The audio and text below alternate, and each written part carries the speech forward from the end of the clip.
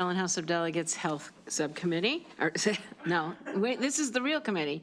It looks a little sub right now because a lot of our members are in other hearings or coming back from subcommittee meetings that they've been in. So I ask for your indulgence and thank you for your patience as we're getting started a little bit late.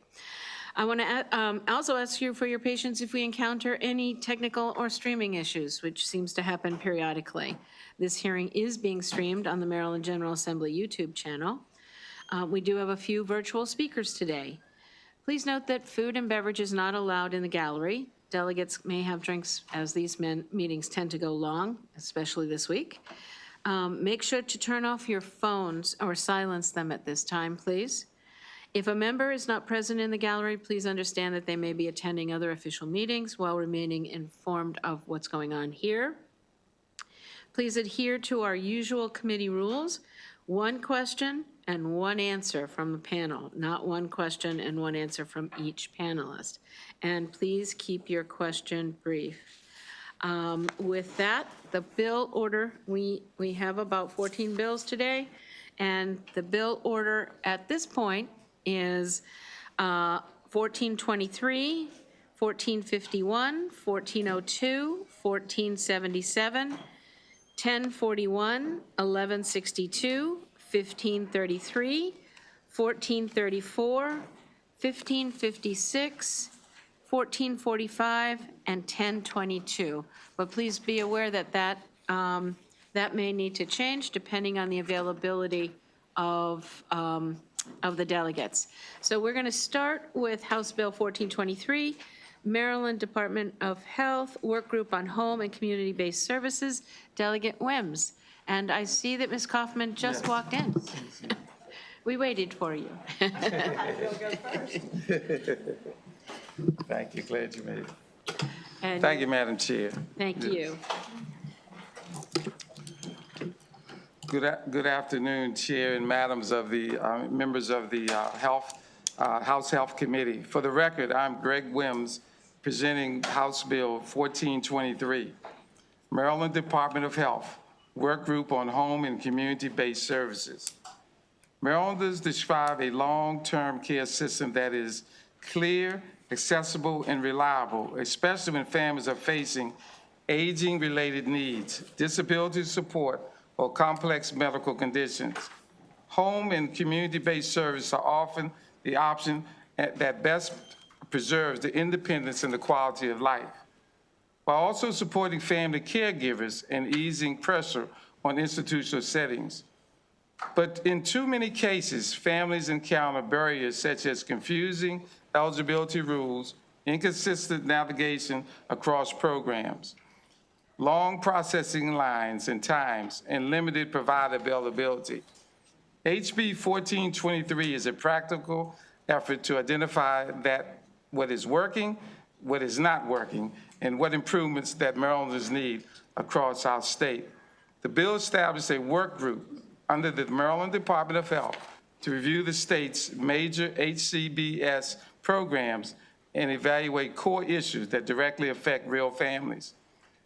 Just as importantly, HB 1423 ensures the work group has the right perspectives. Included in the work group are state leaders and agencies, as well as stakeholders with direct experience with HCBS systems. The structure is designed to produce recommendations that are not only thoughtful, but also feasible to implement within the existing system. There is also a sponsor amendment to the bill, which adds 3 individuals to the work group membership. The amendments would add the Secretary of Disabilities or their designee, 1 representative of a cross-disability advocacy organization, and 1 individual or family member who has direct care. I would like to thank the Department of Disabilities for bringing these amendments to me and working with my office to make sure we have better representation on the work group. HB 1423 is also time limited and outcome focused. It established a clear reporting timeline and includes a sunset provision so the work group remains targeted and delivers concrete recommendations. For these reasons, I respectfully request a favorable report on House Bill 1423. and I have my expert panel of one with me. Thank you thank you very much. For the record, my name is Dana Kaufman. I'm here on behalf of two organizations, the Maryland National Capital Home Care Association and the Maryland Medical Adult Daycare Associations. As you know, the preferred option for individuals who need long-term care services and support is home and community-based services. It's staying in their homes or in and going to centers that, again, they can stay in their home. Unfortunately, the issue really has dated back a couple years now, where being able to get clients eligible and enrolled in those services is becoming more and more difficult.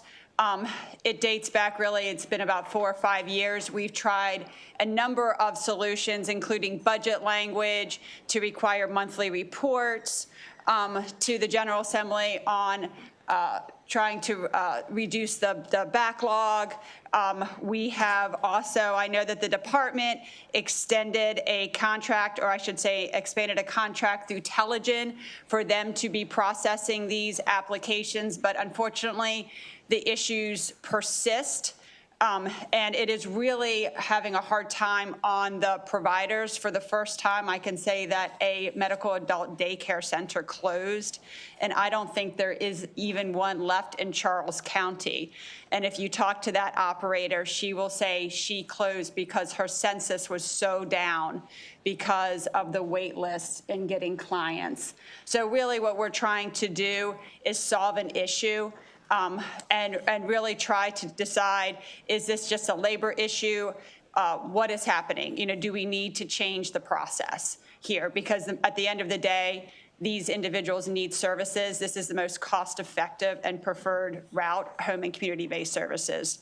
So that is the purpose of the bill, and we thank you for your support. Thank you. And I will look to the committee for questions. I don't see any questions, but I have one, Delegate.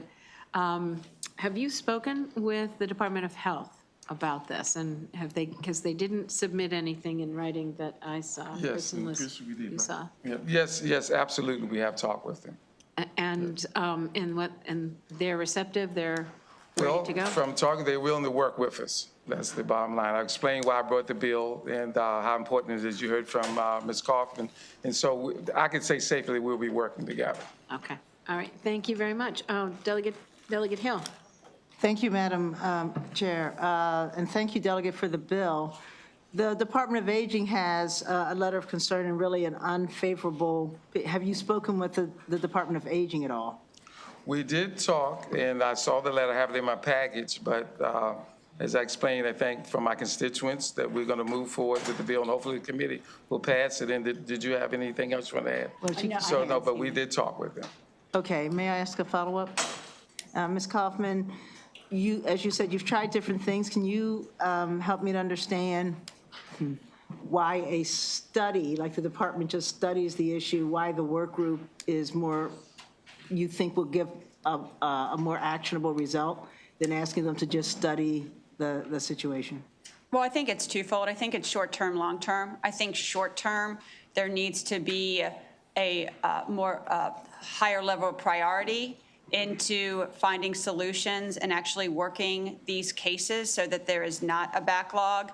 But I think the longer term, which the work group can take a look at, is does our process work? What's wrong with it? How do we update it? Is it the forms? Is it electronic? What do we need to do moving forward, especially with our aging population? Okay, all right, thank you, Madam Chair.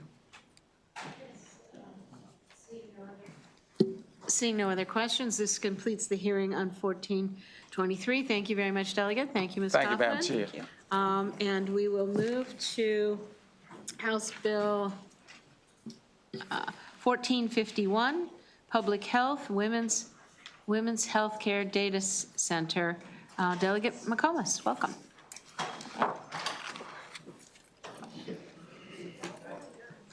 Thank you, Madam Chair. Do you have Darlene McLaughlin here? No, she's not here. Okay. So, Thank you. You may start. all right. This is testimony in HB 1451, and it is cross-filed by Senator Carosa over in Finance. I got to hear her hearing, and I was very, very impressed. I'm not going to be able to outdo her hearing by any stretch of the imagination, but they did a really good job, and she did a great job explaining the bill. At the time of soaring healthcare costs that impact patients, employers, and state budgets, 47 states voluntarily report key women's health care data in a concerted effort to develop cost containment strategies. HB 1451 is the first step in data compilation to identify the cost drivers related to prenatal care, birth, postpartum care, abortion, menopausal care, and mental health services related to women's health. By generating reliable, comprehensive spending data, policymakers are given the evidence-based information needed to make public health decisions. HB 1451 promotes fiscal transparency for public health purposes, limiting the data collection for analysis by policymakers. The bill does not authorize the disclosure of patient-identifying information or provider-specific clinical records. Maryland's SHIELD laws that prohibit the disclosure of sensitive reproductive health information are not undermined in any way. HB 1451 does not alter or override the patient's constitutional right to reproductive freedom established in Maryland in November of 2024.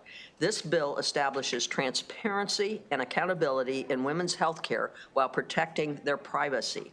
HB 1451 specifically states that entities reporting to Maryland Department of Health shall anonymize and de-identify patient data as necessary to comply with the applicable laws. Collection of data pertaining to Medicaid funding for abortion ensures accountability and a compliance with state and federal regulations. This data is critical in determining the financial and societal impact of such procedures. Protected by federal and state privacy laws, the collection of this data will not in any way restrict or deter access to these procedures. The United States is the only first world country in a consistently rising maternal mortality rate as recorded in the past 2 decades.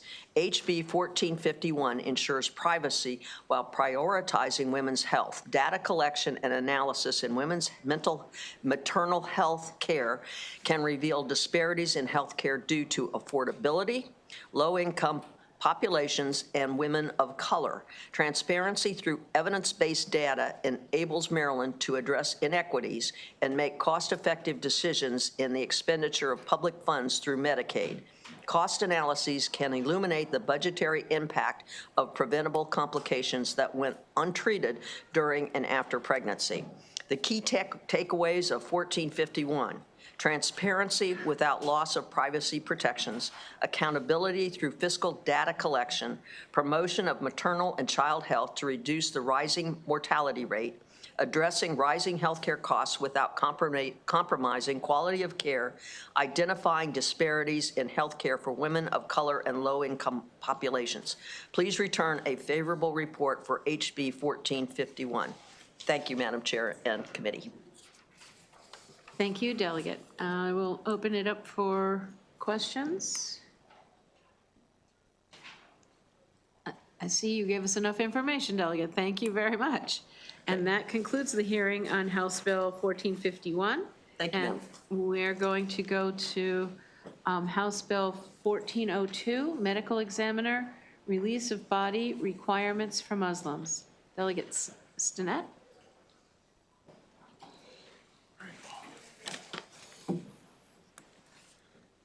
All right.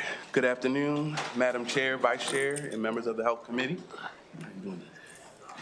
For the record, I am Kareem Amin, Chief of Staff, and I'm speaking on behalf of Delegate Sean Stinnett, the primary sponsor and strong supporter of HB 1402. All right.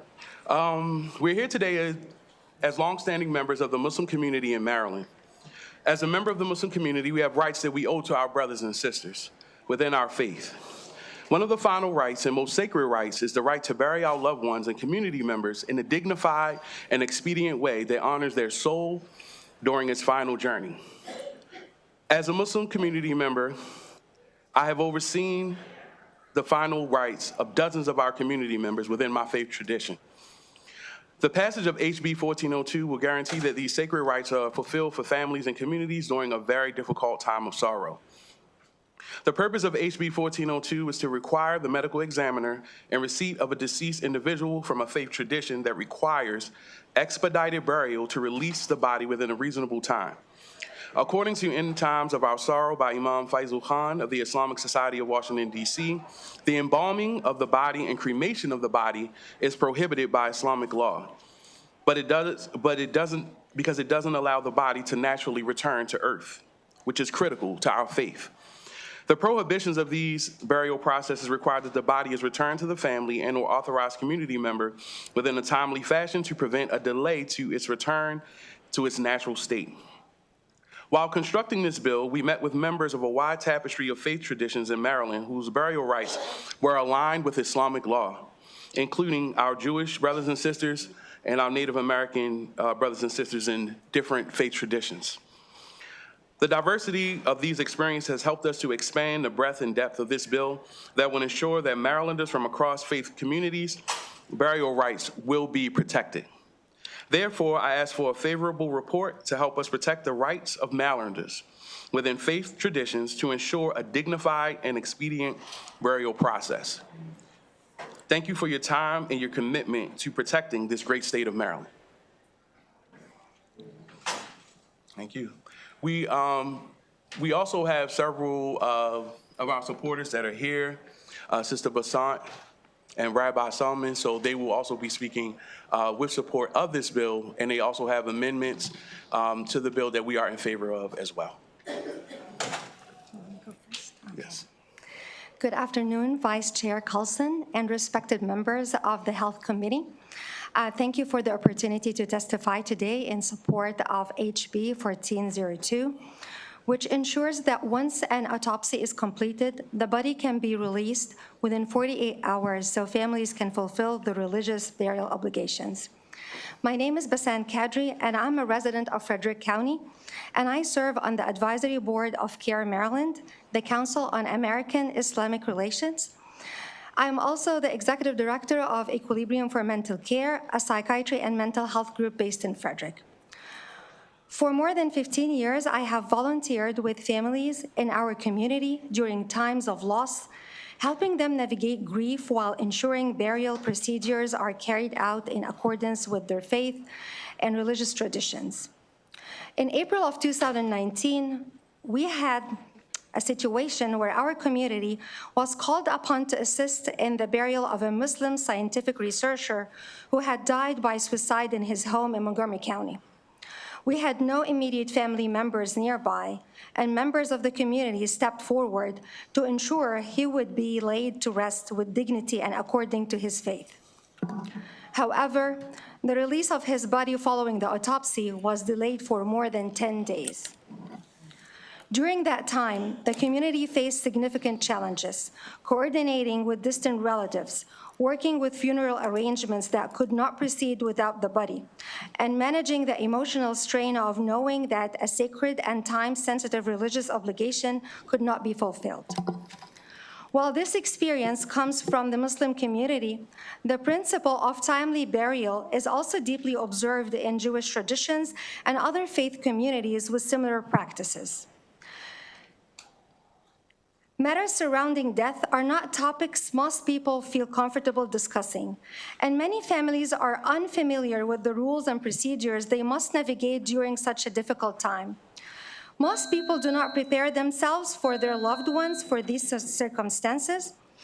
So HB 1402 provides a clear and compassionate solution by ensuring timely release once an autopsy is completed. This bill allows families to honor their loved ones with dignity while respecting the important work of the Maryland OCME Office of the Chief Medical Examiner. Thank you for your time and your consideration. Good afternoon, Madam Vice Chair, distinguished members of the Health Committee. I thank you for the opportunity to address you today. For the record, my name is Rabbi Ariel Sadwin. I'm the Executive Director of Aguda Maryland, representing Orthodox Jewish communities across the state. I've also served since 2008 as the liaison for the Office of the Chief Medical Examiner of Maryland. Back in 2008, when I began working with the medical examiner, we established a list of important protocols that the OCME adopted for use in cases that a Jewish decedent was in ME custody in need of a death investigation. Soon after, we discovered that the policies that were of importance to the Jewish faith were also shared and relevant to our friends in the Muslim community and those from the Native American community. I've recently been made aware that the Amish community also exercises similar practices. One of the items in the protocol is seeking the immediate release of the decedent for burial. The importance of interring a lifeless body in earth as soon as the soul departs is an item that is indeed sacred and sincerely held by the Jewish faith as well as the Muslim, Native American, and Amish communities. I thank Delegate Stinnett for bringing this bill forward and for the OCME and Dr. Dean for nearly 2 decades of collaboration and accommodation with the faith community. As such, I request a favorable report on House Bill 1402 to allow all faiths who request the expedited release of their adherents to be accommodated and supported by Maryland law. Thank you very much. Thank you. Is Sinab Chaudhry here? Okay, so let the record show not present. I'll open it up for questions. Delegate Hill. Thank you, Madam Chair, and thank you very much for the bill and representing Delegate Stinnett. So I'm reading the fiscal note, and the information we're getting is that bodies are generally released within 24 hours. We also have a secular Maryland amendment that says that the language should be changed to not specify Muslims, but to the rabbi's testimony, that should also say that on receipt of notice that a deceased individual requested a prompt burial, it shall be released within the time frame. So I guess what I'm asking, what is the current practice if the coroner tells me bodies are released within 24 hours, so why do we need this legislation, and would you be okay with the amendment? You want to talk about your exception? Yeah, sure. Thank you, Delegate, for the question. Usually, if the autopsy is like for tissue sampling or just examining body organs, it will be released between 24 to 48 hours. But if there is any extensive testing, like any toxicology, histology, or DNA analysis, it would take from days to weeks. So what we're asking here is that under the umbrella of autopsy, if we can just have, these people who are having these, religious beliefs to be expedited throughout the process. Okay, Yes. thank you. Thank you. Thank you, Madam Chair. Again, for the woman in red, you gave an example of the body being held for 10 days. So what was the anomaly there, since it does say 24 hours is the typical turnaround time? Thank you, Delegate, for the question. I think, there was a medical part here that was not revealed to community members since we're not family. However, since he is somebody who committed suicide, so it took longer. I think he was under the second category where the autopsy was taking longer for more toxicology testing. And this is the time when we were having difficulty releasing the body. Thank you. You're welcome. So, Rabbi, you've been here at both ends of the life cycle, this Yeah. 90 days, or as we say, the whole Megillah, beginning, birth, and here at death, just that the state should recognize that our citizens have religious beliefs that the state should assist in their following. Is that correct? That is correct. We have found in instances, oftentimes, it's a matter that the authorities, that the medical examiner, are not familiar with the wishes of the decedent. Sometimes the decedent arrives and there isn't any communication with family members. So with this bill passing, I think it would also help foster better communication, having, like I have a role as liaison. If I'm aware of a decedent from our community, I'm in touch immediately. It would be a similar thing that would be very helpful to have from the other communities, and a willingness from the medical examiner to engage in a more official capacity to have those streams of communication fluid, so that way they can be aware if there is such a request, because oftentimes they're not even aware. Thank you. Seeing no other questions, I do have a question. I'm totally supportive of the bill. I'm wondering about if you spoke about a couple of circumstances where you couldn't have the family or the family couldn't be there. Who then receives the body? That's an excellent question. And so we actually had a meeting with the medical examiners, and we talked to them about having the next of kin and then also having approved liaisons from the individual faith-based communities to be connected to the medical examiner so that they will understand the process of release. Because within our faith traditions, it is a right, first of the family, then a right of the community to be able to receive the body and to bury. Okay, great, thank you. Thank you. Seeing no other questions, this completes the hearing on 1402. Thank you very much for Thank you your very time much. and your testimony. And welcome Delegate Stinnett to the Health Committee. We are going to House Bill 1477, Public Health. Okay. Ibogaine Clinical, what is it? Ibogaine Clinical Research Grant Program Establishment, Veterans Mental Health Innovations Act. Delegate Odom. All right. And I have joining me Mr. Jeff Lawrence. Zach Federico.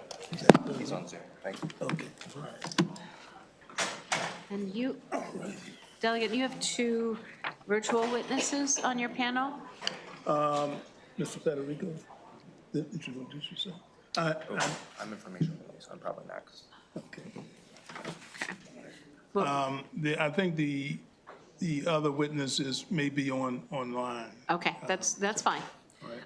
So we will take you and your panel first, and then we'll take questions. Okay. Thank you very much. Thank you. All right. You may get started. Thank you, Vice Chair Cullison and members of the Health Committee.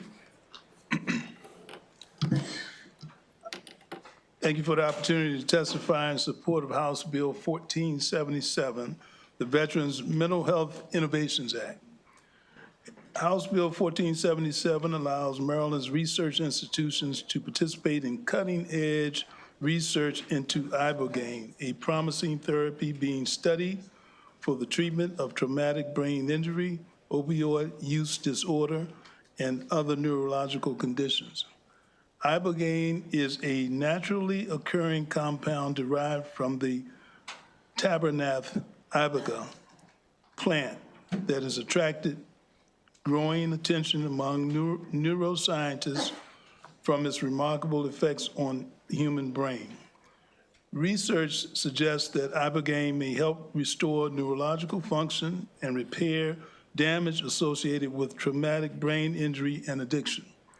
Recent research conducted by scientists of Stanford Medicine followed special operations veterans who traveled abroad to receive ibogaine treatment. The results were striking. Participants experienced dramatic reductions in symptoms associated with traumatic brain injury, including major improvements in PTSD, depression, and anxiety. Ibogaine has also shown promise in the treatment of opioid use disorder. Studies have shown that patients receiving ibogaine treatment often experience rapid resolution of opioid withdrawal symptoms and significant reductions in drug-seeking behavior. While these results are encouraging, most research to date has taken place outside the United States because ibogaine is currently classified as a Schedule I substance. However, federal law allows clinical trials involving Schedule I substances under FDA supervision. House Bill 1477 would allow Maryland to participate in those federally regulated trials and contribute to the scientific evolution of this therapy. The bill establishes a grant program administered by the Maryland Department of Health to support FDA-approved clinical trials conducted by qualified Maryland research institutions.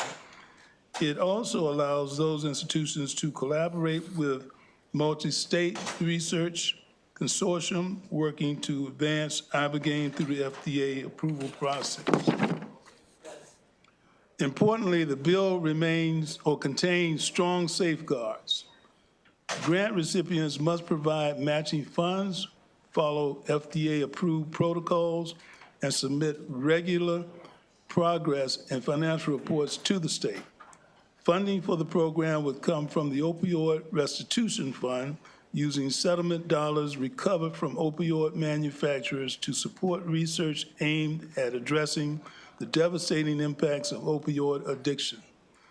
For veterans living with traumatic brain injuries and for individuals struggling with opioid addiction, the promise of new treatment options cannot come soon enough. HB 1477 positions Maryland to continue or contribute to the rigorous research necessary to determine whether ibogaine can become a safe and effective therapy. For these reasons, I respectfully urge the committee to issue a favorable report on House Bill 1477, and thank each and every one of you for your consideration. Thank you. Is Jeffrey Lawrence here? Jeffrey Lawrence? Okay. Let the record show we called him. He was not here. So do we have two virtual witnesses? We have Dylan Hager. Yes. Yeah.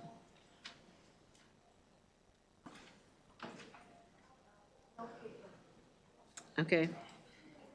Caitlin Becker is not present in the waiting room, but we have Dylan Hager. If you would go ahead, please.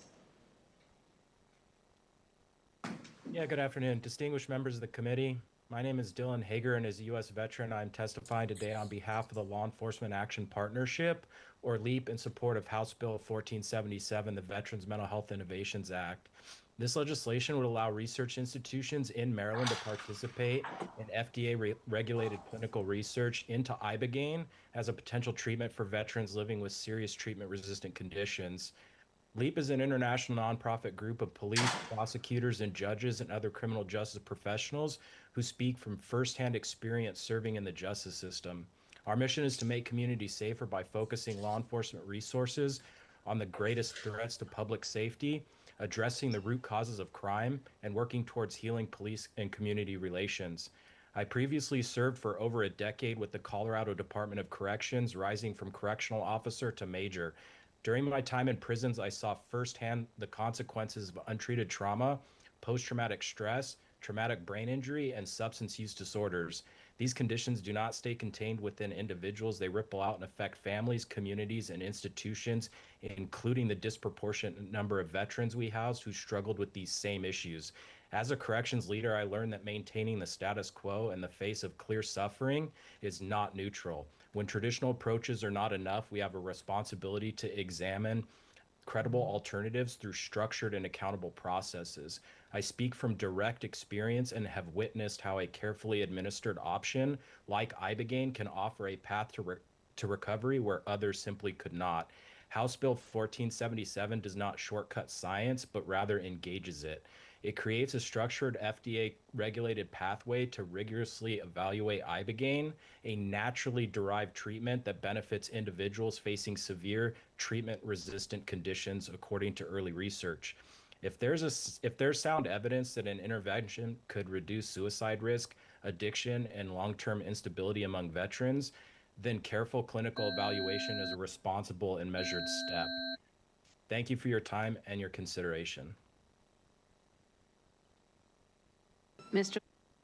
You want to go ahead?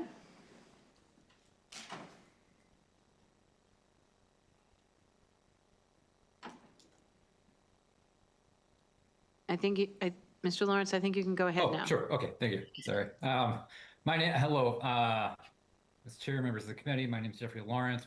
I'm research director at the Reason Foundation. We are a nonprofit public policy think tank.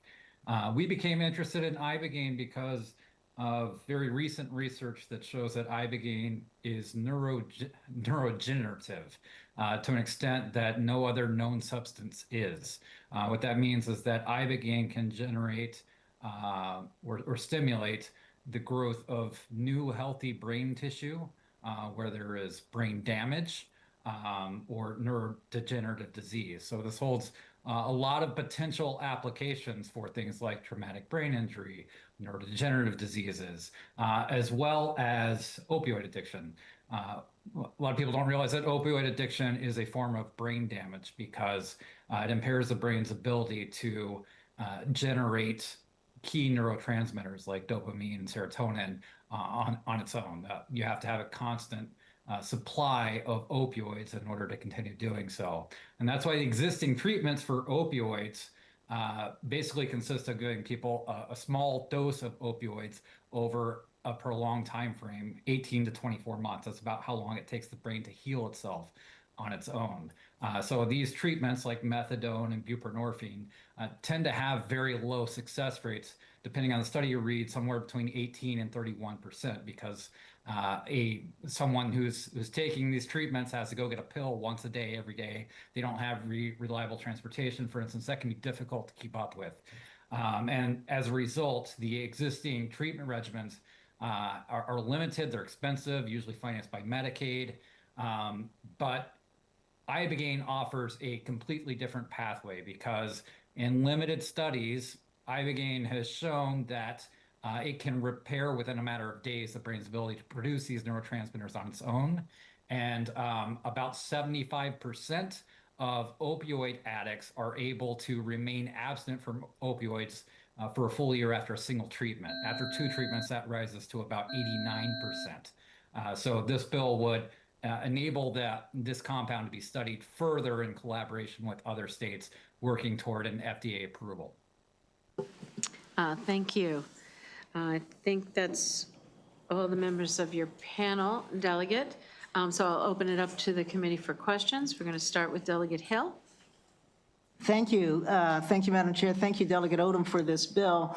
I've introduced, feels like decades ago, legislation to allow for research with Ibogaine here in the state, and we've even got some budgetary language. There are several problems with the bill, and I don't know if you're aware of the letter from the Special Secretary of Overdose Response and from the Office of the Attorney General having to do with the use of the opioid restitution fund. And if you are willing to work with them and with us to try and come up with some language that will allow it to fall appropriately within the boundaries of how that those funds are to be used? Oh, I am absolutely willing to work with those entities you mentioned to try to move things forward to get the proper research and treatment. Okay, may I ask one more? Yes. Okay, so the other issue with Ibogaine is that there are limited licenses available, and I don't know if you have information that has changed recently, so that when we were looking at this some years back, the licenses to do Ibogaine research had been issued in the 1990s. And there were none since then because it had been moved, actually from the 1970s, it had been moved to Schedule I, so there were no federal licenses. So there were very few people in the state who were willing to do this research. Do you know if the feds have changed their position? My understanding is that it's still tightly scheduled, and so new licenses aren't available for research. Do you have any information on that or the number of people in the state who are available to do this research?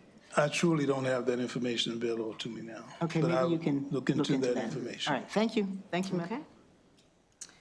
Seeing no further questions, thank you very much, Delegate Odom. I do have a individual who wants to provide information. That's Zachary Federico.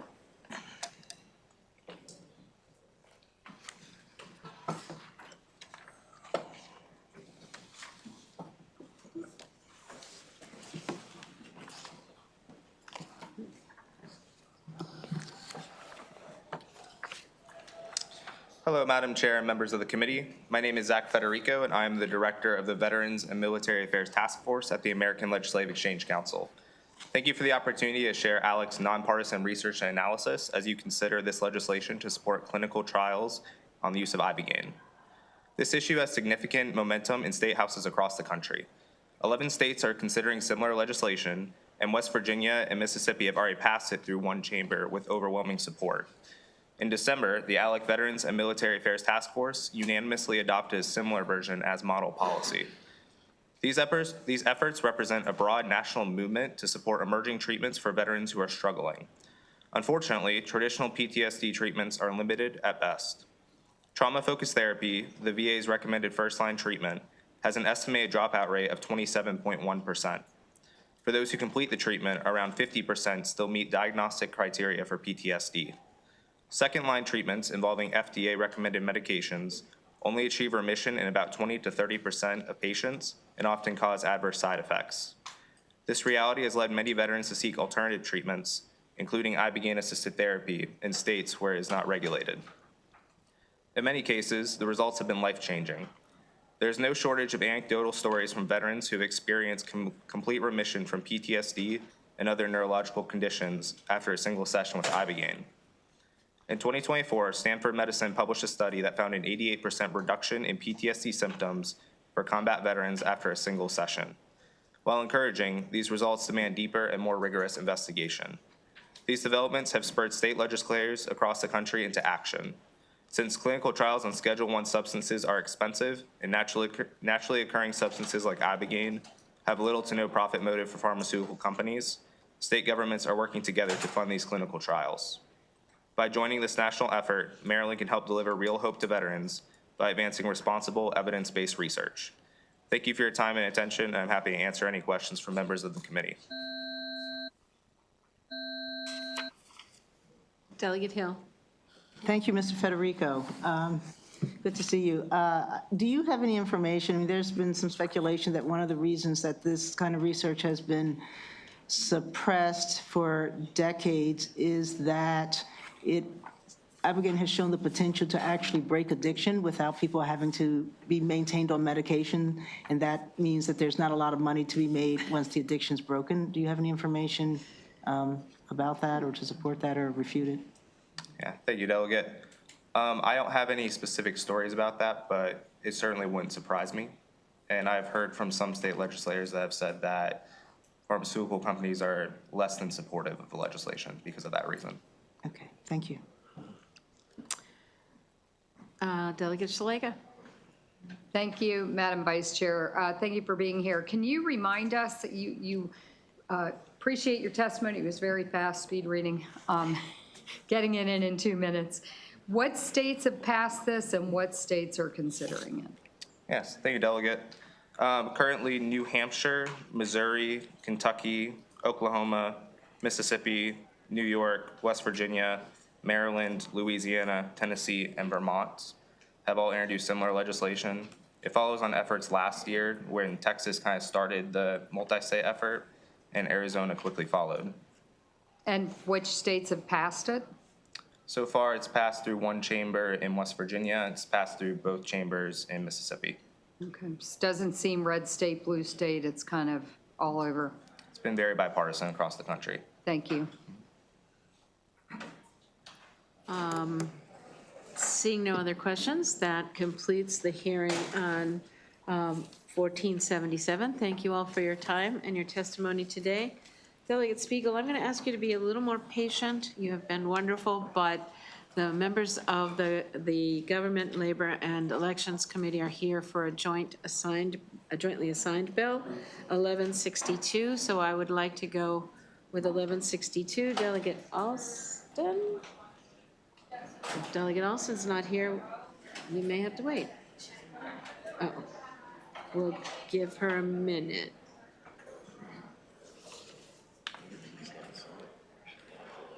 Really, it's beautiful out there. I apologize for the delay.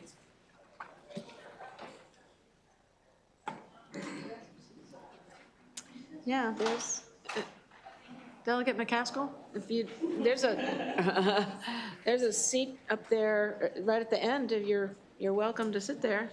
Yeah, and she's fine. Delegate Crutchfield is okay back there? Okay. I'm not jointly, but I just, Oh. I'm just here to testify when I'm ever comfortable, but Yeah, it's a much comfortable seat. There's a seat over there next to Delegate Riley. Delegate McCaskill, you can have a seat there. No, well, you can stay. We are. Yeah. Delegate Alston is approaching the table, so we are going to hear a correctional services medication-assisted treatment funding. And as I mentioned, no, Delegate Alston, sorry. I was so excited. Oh, sorry. Like kerfuffle. Yeah. You spoke so soft, but you know. Oh, I apologize, Delegate. So Delegate Alston, is your panel here, Christopher Klein and Sarah Sample? Yes. Yes. Seem to be full at the table. Please go ahead. All right. Good afternoon, colleagues. I'm here today to ask for your favorable report of HB 1162. In the interest of time and efficiency, I am going to allow Sarah to present the bill because she is the expert in the subject, and I'm here to answer any questions that you all may have about more technical parts of the bill. So she's going to be presenting as me. As the sponsor. As the sponsor. Thank you. Yep. And we'll also be here to answer questions. So, thank you to the chair, members of the committee for having me. My name is Sarah Sample. I'm here on behalf of the Maryland Association of Counties, and we support this bill. This has been a MACO initiative for a number of years now. I'd say we're coming on 3. And thank you so much to the sponsor for bringing this. We've had a lot of great sponsors in the past as well. Some of you might remember that this was the current speaker's bill from last year. So I'll just dive in with a little bit of backstory before I go into what the bill does. So, about 7 years ago, the General Assembly required us locally to provide these programs of medication-assisted treatment in the local detention centers. And then when that bill was passed, it also required the state to pay for these programs via grant funds. So after about 7 years, the process has not been working. It's been fairly inefficient. The money is not coming through consistent with the cost of the programs. And we also have an AG's opinion that confirms this. So as far as what the bill does, it basically directs state compliance more specifically than the prior bill that passed from 2019 does. And so it identifies about 4 different buckets of funding that have more than enough money, and it's money that is specific for these purposes, medication-assisted treatment. So basically what the bill is doing is it identifies those buckets, we have to apply locally, and then the state chooses which bucket they want the funds to come from. There's nothing that requires it to come from the general fund, and if money came from the opioid restitution fund, the state's discretionary portion, that would be entirely the state's prerogative because they've got the 4 buckets, they've got enough money, they decide how they want it to be funded. For a little bit of context in terms of our working with the state, last year we all sat at the table together and we were all in agreement that what this bill does is the right way to move forward. It took a lot of really hard work between the state and the locals, and I can say that unfortunately, and I think you might hear more about this later, the state has walked away from that agreement, but you'll hear more from them, so I'm not going to try to take any of their words out of context. But I think the important thing to recognize here is that these are some of the most vulnerable victims of the opioid crisis, and these resources are really doing life-saving work in the detention centers when they are able to come through. So I think at the end of the day, it's really about accountability and compliance. You know, this is one of 4 state obligations that are missed in our detention centers, and we are just asking them to please pick up one of these bags rather than having it fall on the local governments. And so I would close by just saying the General Assembly passes laws, and if you want the state to comply with them, I think this is a really reasonable and practical way that we can make this work. And everyone agreed to that last year, but I'll let others come behind me and share more thoughts. Thank you. Good afternoon, Madam Vice Chair and members of the Health Committee. My name is Christopher Klein. I'm the president of the Maryland Correctional Administrators Association and the superintendent for the Anne Arundel County Department of Detention Facilities. I'm here today in both capacities to testify in strong support of HB 1162. In 2019, the General Assembly passed HB 116. That law was a mandate. Local detention centers were required to fully implement medication-assisted treatment programs by January 2023. We did our part. We met that deadline. We are providing the services. However, that same law is equally clear on another point. Funding for the program shall be provided in the state budget. That never happened. An Attorney General's opinion dated in September 8th, 2023 confirmed that our obligation to provide these services is legally contingent on the state providing the necessary funding. Yet years later, we are still waiting. The state has mandated a service but neglected the bill. Frankly, the existing law should simply be enforced. But since it hasn't been, we support the route proposed in HB 1162. While it's not ideal for local jurisdictions to try and piecemeal funding for these critical life-saving programs, we will make that concession. provided that there's a guarantee that we receive the reimbursement required by law. This legislation at face value identifies a clear funding source. It ends the era of state neglect. If anyone out there in this room believes that these programs are not worth the investment, then I invite you to do two things. One, amend the law and remove the mandate to provide MAT. Second, schedule an appointment at my facility to personally break the news to the 150-plus individuals that are currently receiving this treatment. The financial cost of medication-assisted treatment is real, but the human cost of losing more citizens to opioid use disorder is much higher. I urge a favorable report on 1162, but I leave you with this. A law is only as good as the enforcement. It's time for the state to honor its commitment. Thank you. Thank you. I'll open it up for questions from the committee. Delegate Wu. Thank you, Madam Vice Chair. So you said there's a law passed, as the state put the money there, but the state didn't follow the law. What's the mechanism to prepare the state to follow the law? Could you restate the question? You said we passed, the General Assembly passed a law to ask the state to put the money there. The state didn't follow the law. So what's the mechanism to prepare, ask the state to put the money there? Do you mean from the bill? Like what directs the bill to achieve that? Well, so this bill clarifies more specifically the buckets that money should be coming from. And so you can't have agencies that sort of point fingers at each other like, well, you're supposed to do it or you're supposed to do it. So it sort of clears that piece of it up a little bit. As far as how else to ensure compliance, I mean, I think, when I mentioned earlier that there are 4 missed obligations that the state has in local detention centers. This is just one of them. There's another one, which is the mental health transfer backlog, where you have MDH leaving hundreds of individuals in our facilities for hundreds of days when they should be patients and not inmates. And the way that they're trying to force compliance on that is, we've got a case in front of the Supreme Court right now that's trying to allow them to be sanctioned for not complying. So there are other mechanisms, just we're hoping that we can work this one out this way. Thank you. Yep.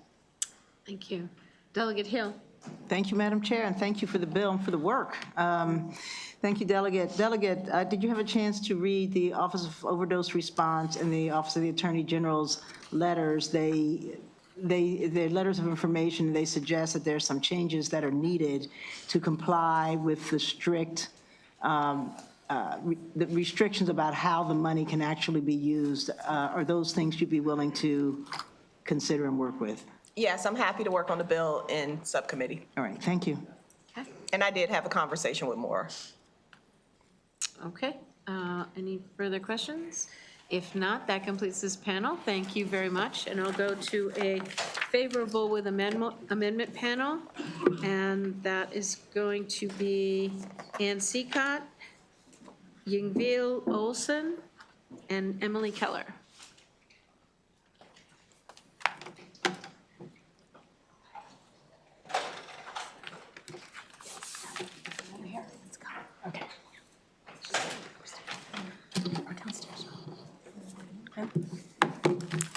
Just start when you're ready. Thank you.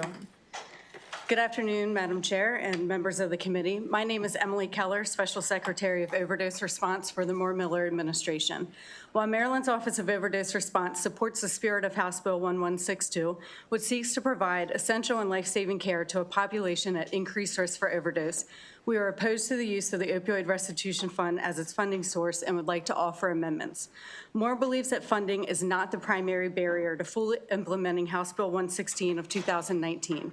70% of opioid settlement funds are distributed locally, and $20 million in grants from state agencies is already available to local jurisdictions to support substance use treatments in local detention facilities. We recognize there are significant process and coordination issues that impede the ability of some local jurisdictions to build and sustain these programs. For this reasons, we suggest amending House Bill 1162 to eliminate all mentions of the ORF, including a requirement for MDH, Moore, GOCAP, MACO, and Maryland Correctional Administrators Association to convene a work group to identify common barriers and propose solutions. Moore is prepared to staff the work group with our current existing resources. As written, House Bill 1162 requires counties to demonstrate an attempt to obtain one grant from either BHA, GOCAP, or more. If a county is not funded or does not have all of its expenses covered by a grant, the remaining expense would be reimbursed by the state allocation portion of the ORF, which would risk depleting the fund within 3 fiscal years. This is not a sustainable solution. Furthermore, utilizing ORF for this purpose when other funding sources are available could be interpreted as supplantation, which is prohibited under state statute. In addition, every expenditure must align with allowable uses under the settlement agreement and requires very careful oversight and reporting. More respectfully urges a favorable report with the proposed amendments to ensure Maryland's local detention centers can meet the standard of care for individuals with opioid use disorder in a fiscally responsible and sustainable manner. Thank you. Great. Well, good afternoon, distinguished committee chair and committee members. My name is Dr. Ingvild Olsen, and I'm here representing the Maryland Association for the Treatment of Opioid Dependence, or MATOD, to speak to you today about House Bill 1162. And while MATOD strongly supports the provision and funding of opiate use disorder treatment with evidence-based MAT in correctional settings, I'm here to ask for your support with an amendment to turn this bill into a time-limited work group to provide recommendations on 3 things: how to best streamline existing federal, state, and ORF funding, building on models already established in Maryland, and with an eye to reducing administrative burdens on local jurisdictions. Number 2, how to best braid funds, including local funding, to adequately support each county's jail or detention center in providing MAT to those in their care. And 3, consideration of factors for the future sustainability of MAT services, especially in the context of looming Medicaid changes, a changing drug supply, and broader community-based SUD treatment needs. So MATOD supports this moving in this direction for 3 reasons. First, MATOD is concerned that relying primarily on the state's portion of opioid restitution's funding to support the provision of MAT in local correctional facilities will undoubtedly result in shifts away from funds for community-based services. Providing MAT in corrections is critical, but correctional facilities exist in a larger SUD treatment system. The community is where most people with OUD will spend most of their lifetimes, so should be where the lion's share of the funding is focused. Second, MATOD is also concerned about the longevity of the ORF dollars. The agreements for these funds go through 2038. If large portions of these funds are funneled each year to support local correctional facilities, the estimate is that funds will run out in fiscal year 2029. That's 3 years from now. So figuring out how to better streamline processes for getting dollars from existing funding sources to local jurisdictions and braiding it with their own local ORF funds seems like the better long-term path. I have actually heard from ORF managers in other states that they are shifting away from using these funds for operations and leaning into capacity and infrastructure building given their limited time frame. And finally, looming Medicaid changes and the evolving drug supply raise significant questions about what other opioid-related services might be needed in the next several years, both within and outside of carceral settings. So taking a step back and having a work group really consider all of these recommendations for how best to maximize funding for MAT in correctional facilities aligns with the thoughtful and deliberate way Maryland has always approached the ORF funds. So we therefore urge you to consider supporting this bill with an amendment to establish the work group as mentioned. Thank you so much, Madam Chair, members of the committee. I'm Ann Seacott, testifying today on behalf of the Maryland chapter of the National Council on Alcoholism and Drug Dependence. You've heard, I'm going to guess because I was downstairs, I'm sorry, really the reasons why we absolutely support this program. We were there at the beginning when it was created in 2019. We absolutely have always believed and have always said that these services need to be built into the healthcare contracts at the local level. Substance use treatment is not optional. It is not a luxury. It is not an add-on. It is healthcare. Baltimore County just issued an RFP a few weeks ago for its new healthcare contract and included these services in that RFP. They are absolutely doing the right thing, and the rest of the state needs to get there. We already know there's about $20 million or so being spent by the state to help the locals get these programs up and running. We really believe that there could absolutely be ways to streamline some of that and make it easier for the locals to access that money. We do not support at all this be an ongoing funding source to, to make locals whole, and that being from the opioid restitution fund. That's not what the fund was set up for. So we ask for you to really seriously consider having the parties come together, really work it out in terms of the funding, where and how, where the funding would come from, how the funding can be streamlined. We want there to be sharing of best practices because this has been up and running for a few years. Some counties are doing it. Some are doing it better than others. Well, let's get the good, all the folks together and talk about the good things that are happening. And then taking the lead, perhaps from Baltimore County, really make a plan for how locals will build this into their local healthcare contracts. Thank you very much. Looking for questions from the committee. I have a question. Thank you. So I'm not sure that you heard much of Dr. Olson's testimony, but she was advocating for a work group. And is this something that Yes. you all would see moving in the direction of what you're speaking towards? Absolutely, absolutely. My understanding is the funding is not readily available now, so there really needs to be some long-term planning, short and long-term planning. $20 million is coming right now from the state to fund the locals. So what we understand is that some of the counties are getting more than they need, some are getting less than what they need. There's a mismatch. So figuring out how to make that happen in a way that isn't overly burdensome to the locals, and again, with the end goal of working things into the to the healthcare contracts, I think that that's certainly very possible, bringing the stakeholders together. Okay, great, thank you. Delegate Alston. Thank you, Madam Chair. Could someone please speak to the informal work group that our current speaker put together over the interim and how you all came to consensus, and then that is now not the case with this bill? Can you tell us what happened? I can. Last year, while we were working on this bill, we had started working together to come up with an alternative. Our initial plan had fallen apart, so we moved quickly to come up with an alternative last year. Since then, we've discovered a lot of things. One of them, it was the amount of funding and technical assistance that we are providing to the jails already. The self-reported fiscal note last year was $11 million, in which we are providing around $20 million, so the fiscal note was almost doubled. We also received legal advice regarding supplantation, reporting, and discretionary funding, and realizing that if the ORF were the fallback for this funding, it would be depleted in three years. So because of those conversations, because of the legal advice regarding supplantation, and seeing just how much is being funded, we no longer think that this is the right path. That's why we think a work group is important, so we can find out the funding is there. That's not the problem. What is exactly the problem, and how do we streamline the processes to make it easier for the jails? You need a follow-up, or you, okay?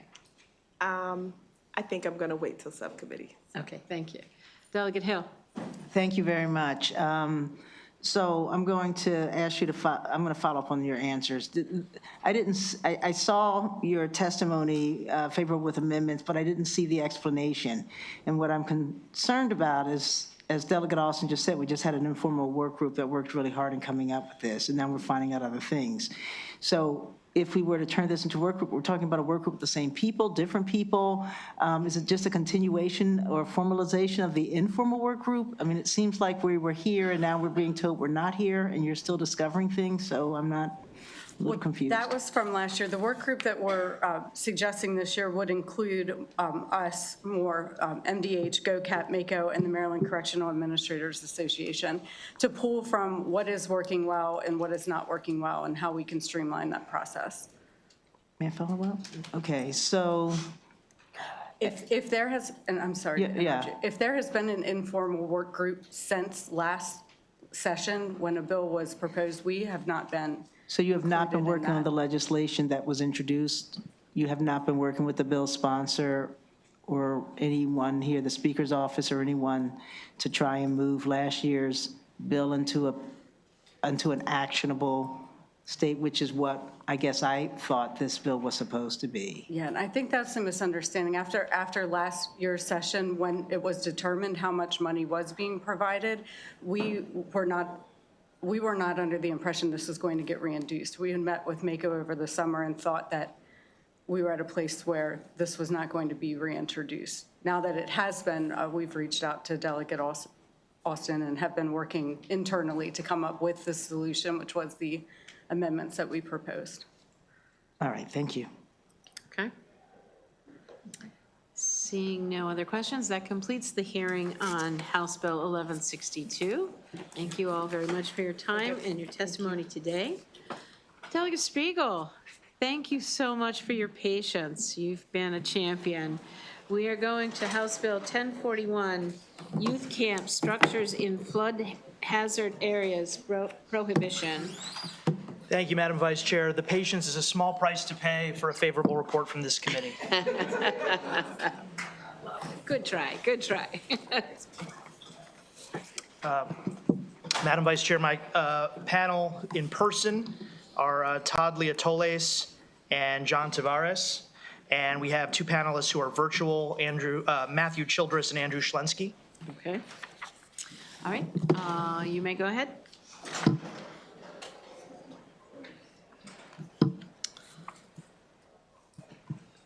Thank you, and again, good afternoon, Vice Chair Cullison, members of the committee. For the record, Delegate Ryan Spiegel on behalf of House Bill 1041. In the early morning of July 4th, 2025, a powerful storm caused the Guadalupe River to jump its banks at Camp Mystic in Texas. Flash floods breached cabins. Counselors and staff risked their lives navigating rapidly rising floodwaters to try to bring their campers to safety. But heartbreakingly, 25 young campers and 2 counselors who were trapped in their sleeping cabins lost their lives. Now, I send my children to sleepaway camp every summer, and I was utterly shaken by the horrific disaster at Camp Mystic, as I know countless others around the nation were as well. Perhaps this catastrophe could have been prevented. Reporting revealed that evacuations did not begin until long after the flash flood warning had been issued. It also came to light that cellular alerts of the flash flood were never received. Maybe the buildings that were inundated should not have been so close to a potentially dangerous river in the first place. Several camp structures were located within the 100-year flood event zone. Federal authorities and camp officials understood that many buildings were susceptible to life-threatening floods long before this 2025 tragedy occurred. Maryland is no stranger to devastating floods. From Westernport to Ellicott City, from Annapolis to the Eastern Shore. And if some good can come out of the Texas tragedy to help prevent it from happening elsewhere and to help save the lives of our children, then we must act. House Bill 1041 prohibits the Maryland Department of Health, which is the state agency that regulates and inspects and licenses camps, from granting or renewing operating permits or accepting outside accreditations for camps if camper sleeping structures are located within the 100-year flood zone. This is similar to new legislation recently passed in Texas in the wake of the tragedy there. And it will ensure that campers and counselors are housed in safe areas beyond the reach of potentially life-threatening floods. This bill is also reasonably limited to exclude day camps and certain other camping facilities, as it applies to only those structures that are sleeping quarters in longer-term overnight camps regulated by MDH. And the fiscal note, I might add, is basically zero. And MDH, in consultation with us, has indicated they can implement this bill without additional resources. The American Camp Association has expressed support for this concept and has proposed an amendment to clarify that the bill applies specifically to zones susceptible to rapidly rising or rushing water to account for camps located near lakes or other bodies of water that don't pose the same danger. And I am fully amenable to that, and I have accepted it as a friendly amendment. The tragedy in Texas was profound, shocking, and a parent's worst nightmare. So to honor the memories of those who simply wanted to have fun at their summer camp, to keep our children safe, and to make sure a disaster of this nature never happens in Maryland, I respectfully request a favorable report. Thank you. Sure. Thank you, Madam Vice Chair and members. My name is Todd Ladiolis, and I'm here testifying in support of HB 1041 on behalf of an organization called the Campaign for Camp Safety. The Campaign for Camp Safety was launched by a coalition of the parents of 25 campers and 2 counselors known as the Heavens 27, who died while in the care of Camp Mystic in Texas on July 2025 during the devastating flooding that you just heard about. We honor them by seeking to preserve the American tradition of summer camp while also preventing avoidable harm to children.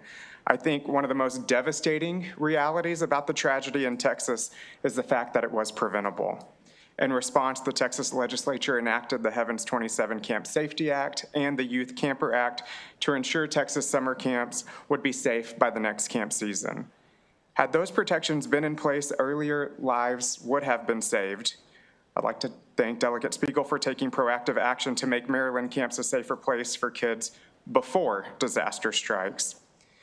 This bill takes a focused, practical step. It prohibits the Maryland Department of Health from licensing youth camps if camper housing structures are located in a flood hazard area. This mirrors reforms that we saw in Texas, prohibiting licensure for camps with cabins in a floodplain. Maryland already maintains a relatively strong regulatory framework compared to the nation for its youth camps, but as recent events have shown, licensure alone is not enough to guarantee robust emergency preparedness. Texas also had a long-standing camp regulatory system, but gaps in planning, coordination, and oversight proved devastating. Our state learned in the hardest possible way that checking boxes on a paper is not the same as readiness in practice. I respectfully urge a favorable report on HB 1041. I would also encourage you to consider additional safeguards that protect children, such as strong emergency action planning, safety alert systems, parental empowerment, and proper training, because taking proactive steps now will protect precious lives later. Thank you, and I'm happy to answer any questions. And Matthew, who's on Zoom, is also connected to the Heavens 27 families. Good afternoon. I'm John Tavares, the State Policy Director with the American Flood Coalition. We are a nonpartisan, nonprofit coalition of more than 500 local and state elected officials, municipalities, civic and military groups, and businesses working together to advance solutions at all levels of government. We appreciate the opportunity to be here today to speak in support of House Bill 1041, which will keep campers in Maryland safer from flood disasters.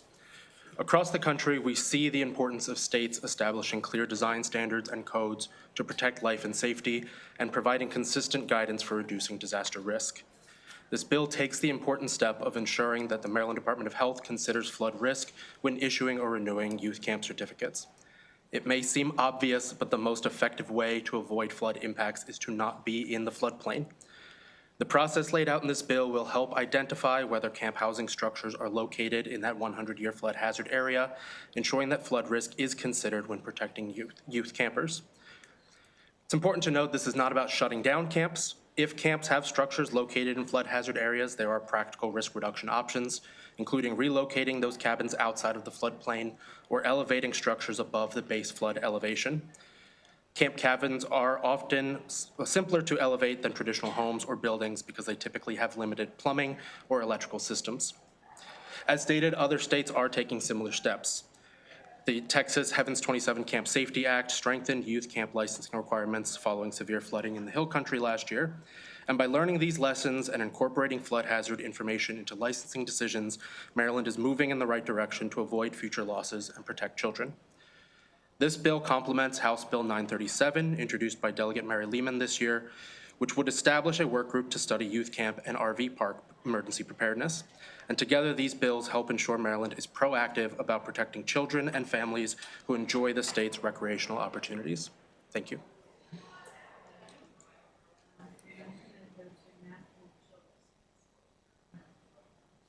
Mr. Childress, you can go ahead. Thanks. Thank you, Madam Chair, the committee, and Delegate Spiegel for having me. I'm Matthew Childress. I'm the father of Chloe Madeline Childress. Chloe was 18 years old when she died as a hero. She was a counselor attempting to save a cabin of 13 8-year-old girls on July 4th, 2025. She was one of 27 counselor and camper victims in the floods that hit Central Texas, which is the largest mass child death incident in the United States in nearly 100 years. They were not killed by Mother Nature, but by complacency, the lack of proper laws, regulatory enforcement, and ultimately by poor human decision-making. I am a Texan, but today I come as an honorary Marylander with the goal to help you all save children's lives in the future. Most importantly, I'm just a dad that lost his firstborn, his hero, and his sweet pea. Camps are wonderful places that have brought happiness and joy for generations, my family included. HB 1041 lays the foundation that camps can continue to live on forever with the right safety measures in place. In this bill, there are logical, nonpartisan changes to ensure continued flow of new kids into camps for years to come. HB 1041 is a meaningful and practical first step for these actions. Increased licensing oversight, emergency preparedness, most importantly, education. Educating yourselves, but also parents on what they need to see from camps to ensure their children are safe. Lastly, from our experience, additional measures should be considered longer term. Safety alert systems, emergency action planning with local first responders, and more extensive staff training measures. All of these would have saved my daughter's life. The time to act is now. Maryland cannot wait for another catastrophic event like what happened in Texas. I give you all permission to leverage our pain, leverage our suffering, leverage our trauma, leverage this tragedy before it has a chance to happen in your state. So now is the time to act and support House Bill 1041 for my daughter, Chloe Madeline Childress, the rest of Heavens 27, and the millions of campers and parents in the future, so it does not happen again. Thank you all for your support. Thank you. Mr. Schlensky? There we go. Thank you, Madam Chair and members of the committee. Thank you for the opportunity to provide testimony on House Bill 1041. I would like to begin by thanking Delegate Spiegel and Lehman for their leadership in bringing forward this really important conversation about camper safety and for their open dialogue on this matter. I would also like to say that as a camp director myself, my heart breaks for Matt and the Heavens 27 families and their wider communities. And I'm personally determined to work to ensure that every camper comes home safely from their camp experiences. My name is Andy Schlensky, and I serve as a board member and the Government Relations Chair of the American Camp Association, ACA. ACA is a national youth-serving nonprofit organization dedicated to enriching the lives of children through the camp experience and supporting camps in providing safe, high-quality programs. The ACA believes that the physical and emotional safety of campers and staff is fundamental to every camp experience. ACA supports camps through well-established standards, accreditation, and educational resources that promote continuous improvement and proactive safety practices to ensure that these kinds of things never happen again. Protecting children and staff from potential flood hazards is such an important goal. And it's so unfortunate that we have to be talking about this because we learned the hard way this summer. Camps share this commitment to ensuring that the facilities and the operations are designed with safety as the highest priority, and protecting children and staff from potential flood hazards needs to be addressed in Maryland and all states. The American Camp Association respectfully recommends several targeted amendments that would preserve the bill's intent while allowing for safety-based implementation. As Representative Spiegel mentioned, we recommend clarifying that the restriction should focus on riverine floodways or active river flood corridors, which is a FEMA distinction regarding where floodwaters move with greater velocity and present high risk. It is important to distinguish these areas from the broader FEMA mapped floodplain, which may include locations with significantly lower risk profiles, such as along the Atlantic coast. Many camps are located near lakes, reservoirs, other still bodies of water that provide valuable opportunities for swimming, boating, environmental education, and outdoor recreation, and these environments may fall within those mapped floodplains. Thank you for the American Camp Association looks forward to working with the bill sponsors, the Department of Health, and the committee to ensure that the final legislation protects campers and makes sure that every camper comes home safely. Thank you. And thank you, Mr. Childress, for visiting us from Texas and bringing us your personal story. And we're very sorry for your loss. That completes this panel. I'm going to open it up to questions. Delegate Hutchinson. Thank you, Madam Chair. So the question's for the delegate, but before I begin, Mr. Childress, thank you so much for joining us. It's very meaningful and advocating on behalf of your daughter. That was a tragedy that hit all of us up here in Maryland.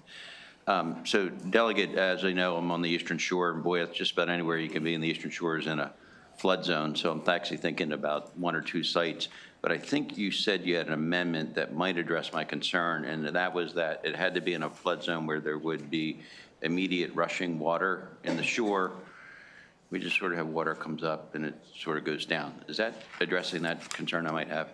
Thank you for the question, Delegate. That's right. And that was one of the key amendments that Mr. Schlensky was talking about, that the American Camp Association, when we consulted with them about this bill, raised to our attention.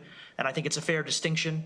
You know, there are going to be a lot of camps out there where they have facilities near a lake, for example. And as I understand it, I'm no expert on flooding, and you know, maybe Mr. Tavares can weigh in, but that the risks in that sort of situation are very different than the risks of, I think, what Mr. Schlensky called riverine flooding risks, which is a new word that I learned in this process. And so the idea here, of course, is to account for those kinds of threats like the one that we saw at Camp Mystic without creating an overburdensome process that would unnecessarily impact camps on the Eastern Shore, for example, that might be near still water. Thank you very much. Thank you.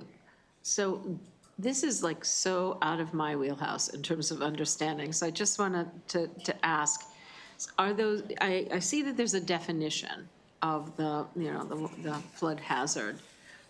Whose responsibility is it to identify those when a camp is being built or being considered? You know, where in that process is that identified? And does it ever change? Thank you, Madam Vice Chair. Well, let me just start by saying that definition might be changed if the committee decides to accept the friendly amendment, which again I support.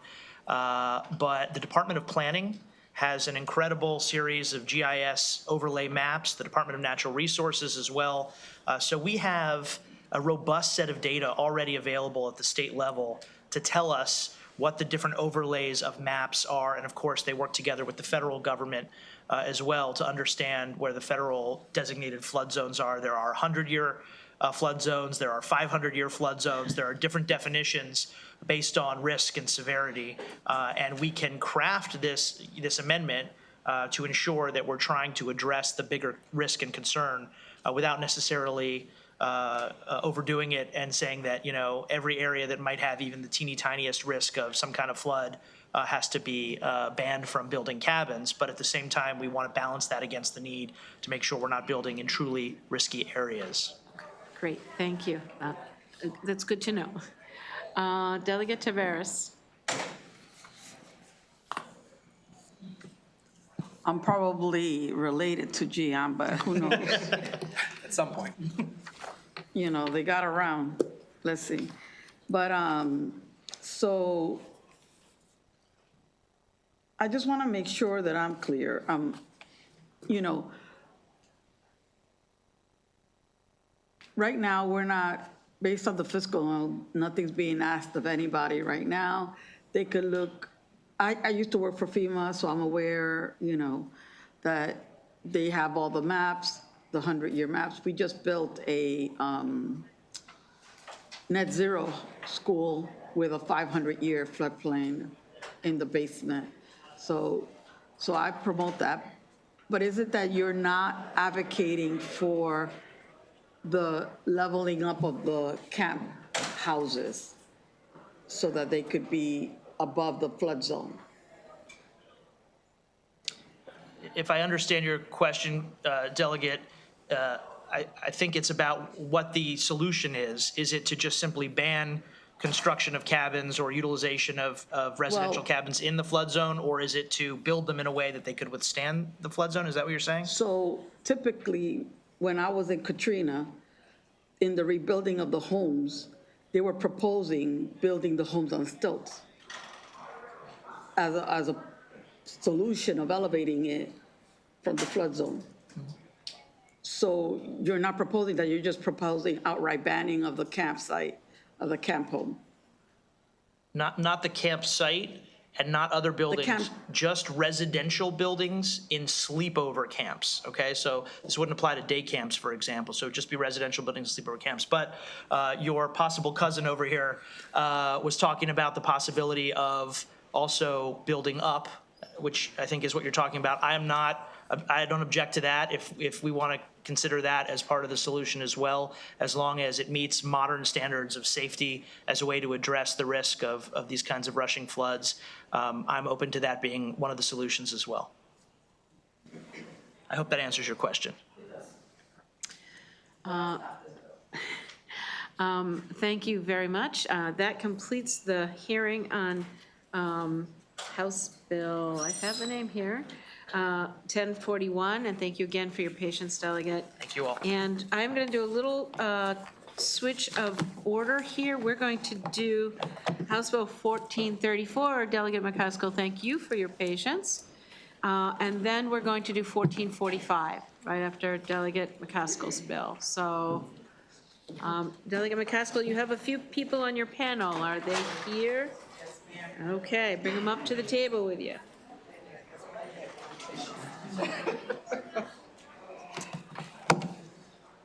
Come on up.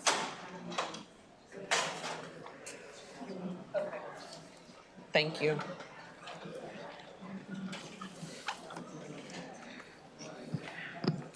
Thank you all. This is House Bill 1434, Maryland Department of Health Caregiver Resource Webpage Establishment. Thank you, Madam Vice Chair, and thank you to the Health Committee. For the record, I am Delegate Alethea McCaskill, Baltimore County District 44B. I'm asking for a favorable report on HB 1434, the Maryland Department of Health Caregiver Resource webpage. 1434 is a part of the LEAD Act, which there are 5 bills, comprehensive bills, and I am a sponsor for 3 of them. It centers on strengthening support for families of children with disabilities, improving access to services, and ensuring that caregivers, siblings, and children can thrive together. This bill responds directly to what caregivers across Maryland have been asking for. 1, clear, accessible, plain language place to find information that they need. Caregivers, whether they are parents of children with disabilities, adults supporting aging parents, or young people caring for family members, are navigating for some of the most complex system in the state. They are often doing so while balancing work, school, medical appointments, and the emotional weight of caregiving. What they consistently report is that finding accurate, up-to-date information is one of their greatest challenges.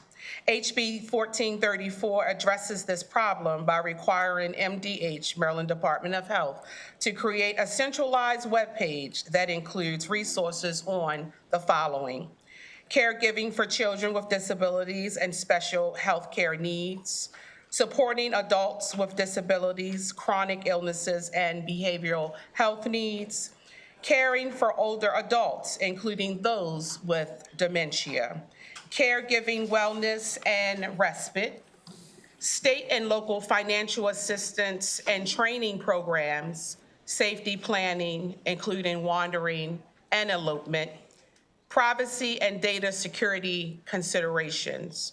This structure mirrors the real needs of Maryland families and ensures that caregivers can find essential information without navigating multiple agencies, outdated documents, or inconsistent guidance. The Maryland Commission on Caregiving, in its written testimony, expressed strong support for HB 1434 and emphasized several key points that I would like to reference. One, the commission serves as the voice of the Maryland family caregiver and is charged with recommending policies that support caregivers and respond to their concerns. Two, Maryland has over 1 million family caregivers, many of whom struggle to navigate fragmented systems of care. Three, the commission notes that developing and maintaining a comprehensive webpage will require ongoing coordination and subject matter expertise. Four, they recommend that the commission itself take on the responsibility to ensure the resource remains current, relevant, and responsive to caregivers' needs. These recommendations strengthen the bill by ensuring that the webpage is not only created, but maintained with the expertise and lived experience perspective that caregivers deserve. Why centralization matters? Caregivers repeatedly tell us that the hardest part is not caregiving itself, it is often the bureaucracy. It is the hours spent searching for answers, the confusion about where to start, and the fear of missing a resource that could help their loved ones. Families struggle to coordinate care, make appointments, and find it frustrating when they need technical assistance while filling out applications for support services. Shifting towards these systems often causes caregivers frustration when navigators are not easily available. House Bill 1434 aims to improve access to information, reduce administrative burdens, and provide consistent and accurate information. Help families navigate transitions across the system and support caregivers at every stage of their journey. This bill does not create new programs or mandate. It simply ensures that the resources Maryland already has are organized, accessible, and easy to find. So in closing, Madam Vice Chair, I ask the committee to consider when or if they have ever needed to navigate a website for resources. I know I have as a child care provider in navigating MSDE's website. Whether the website is user-friendly or not, there is an anxiety of hoping and wishing you find what you need. Now imagine you are doing this while also providing care. HB 1434 will make a meaningful difference for families across Maryland. By incorporating the Maryland Commission on Caregiving recommendations, the state can ensure that this resource is not only created, but sustained with the expertise and oversight that it requires. For these reasons, I respectfully urge a favorable report for HB 1434. Thank you for your consideration. I'll now turn to Mom. All right. Hello, good afternoon, Madam Vice Chair and members of the committee. Thank you so much, Delegate McCaskill. Your leadership on this is very well noted and recognized. I also want to recognize, as Delegate McCaskill said, this is one of 5 bills related to the LEAD Act. In fact, some of the committee members sitting here are championing some of the other ones. So again, thank you.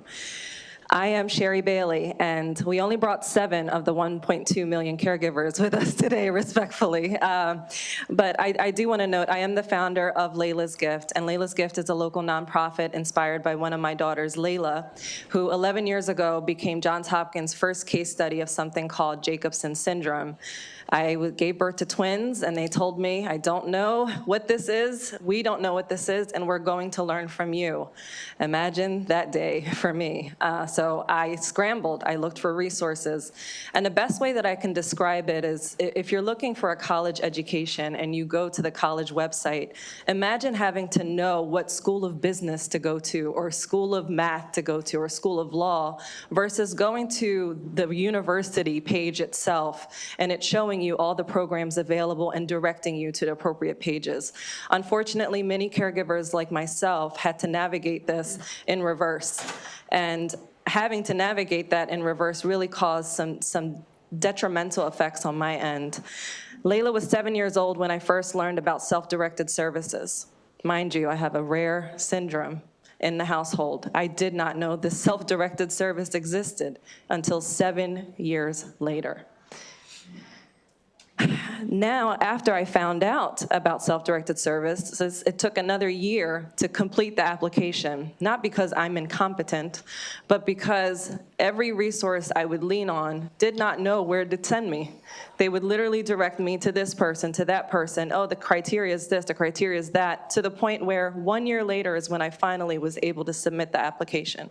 So now 8 years into Layla's syndrome is when I finally connected with the appropriate department. We talk about early intervention, and this is something that we're not able to leverage as caregivers currently with the current infrastructure. So with this in mind, and with the 7 caregivers that are here with you today representing the 1.2 million caregivers in our state, I urge you to please provide a favorable report on House Bill 1434. Thank you.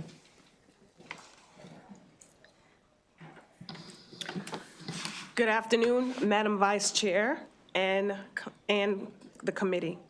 My name is Cassandra Musagnac, and I am CEO and Director of Bravo Kids, Inc., and a parent with a child with disability. I work with families and caregivers who support young children with developmental delays and autism.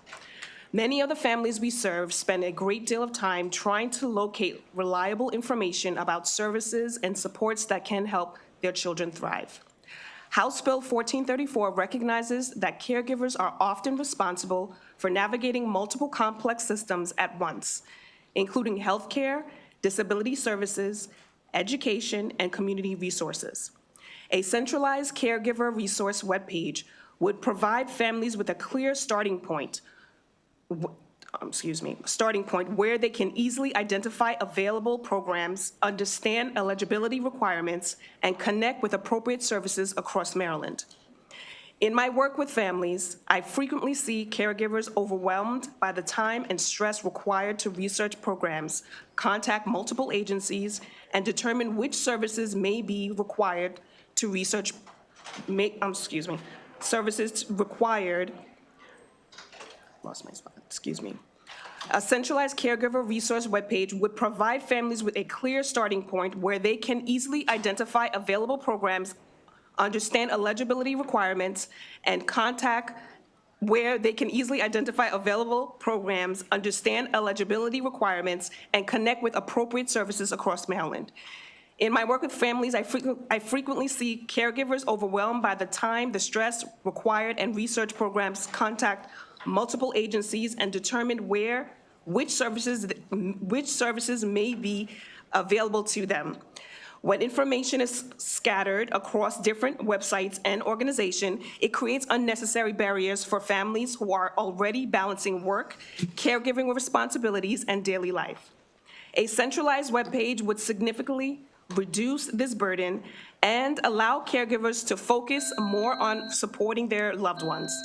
I also speak from personal experience as part of the sandwich generation. At one point, I was navigating the responsibility of caring for both my child with autism and my mother who was living with dementia.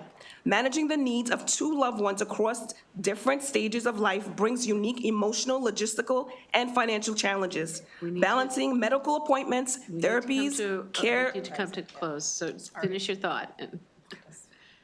That's fine.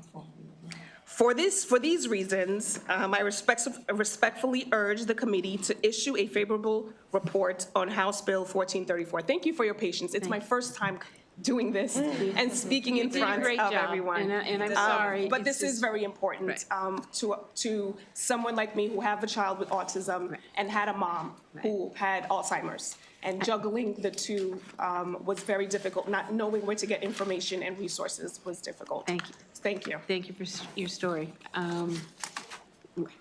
You'll have an opportunity to answer questions in a bit.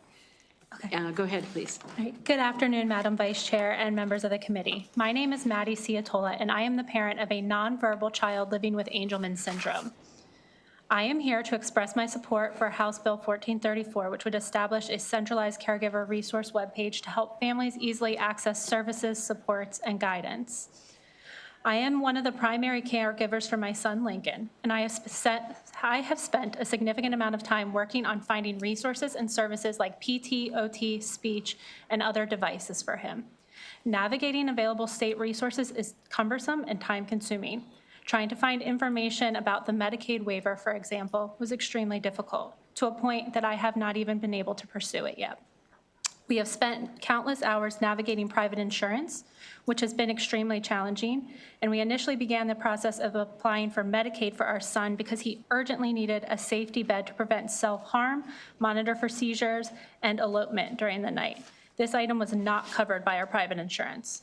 After completing a long and extensive application on the Maryland Health Exchange and answering numerous questions, we were informed that we did not qualify due to our household income, despite his documented disability. We then were directed to multiple websites to research the waiver program and subsequently spent additional time on the phone receiving inconsistent and often conflicting information from several representatives. While I recognize that being able to devote this amount of time to navigating these systems is a privilege, one that I have used fully and still have not been able to receive a final answer. It is also important to acknowledge that the flexibility I have, even while working full-time, is not something many parents of special needs children are able to do while maintaining full-time employment. The time required simply to ensure that a child receives the care and supports they need make maintaining full-time employment extraordinarily difficult, adding an extensive administrative burden to access state resources only makes that goal more unattainable for many families. For these reasons, I respectfully urge that the committee issue a favorable report on House Bill 1434. Thank you for your consideration.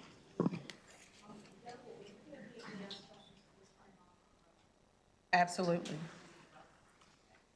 Open it for questions, and I'm going to start with Delegate Kaufman. Yes.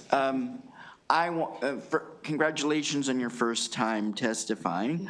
I wanted to ask the lady behind the computer if she could briefly, if she had anything that she wanted to add, because I know you had to speed up your testimony. Pretty much, I just wanted to add, oh, I'm sorry.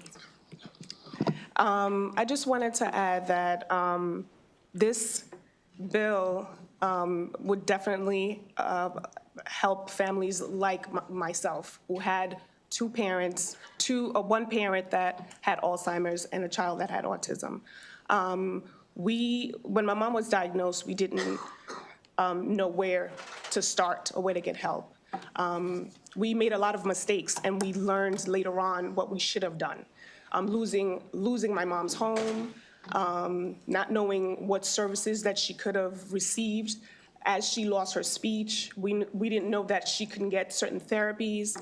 So if we had a resource, if my family and I had a place to go, a resource where we can take the necessary steps appropriately in a timely manner, I feel like her decline would have been slower.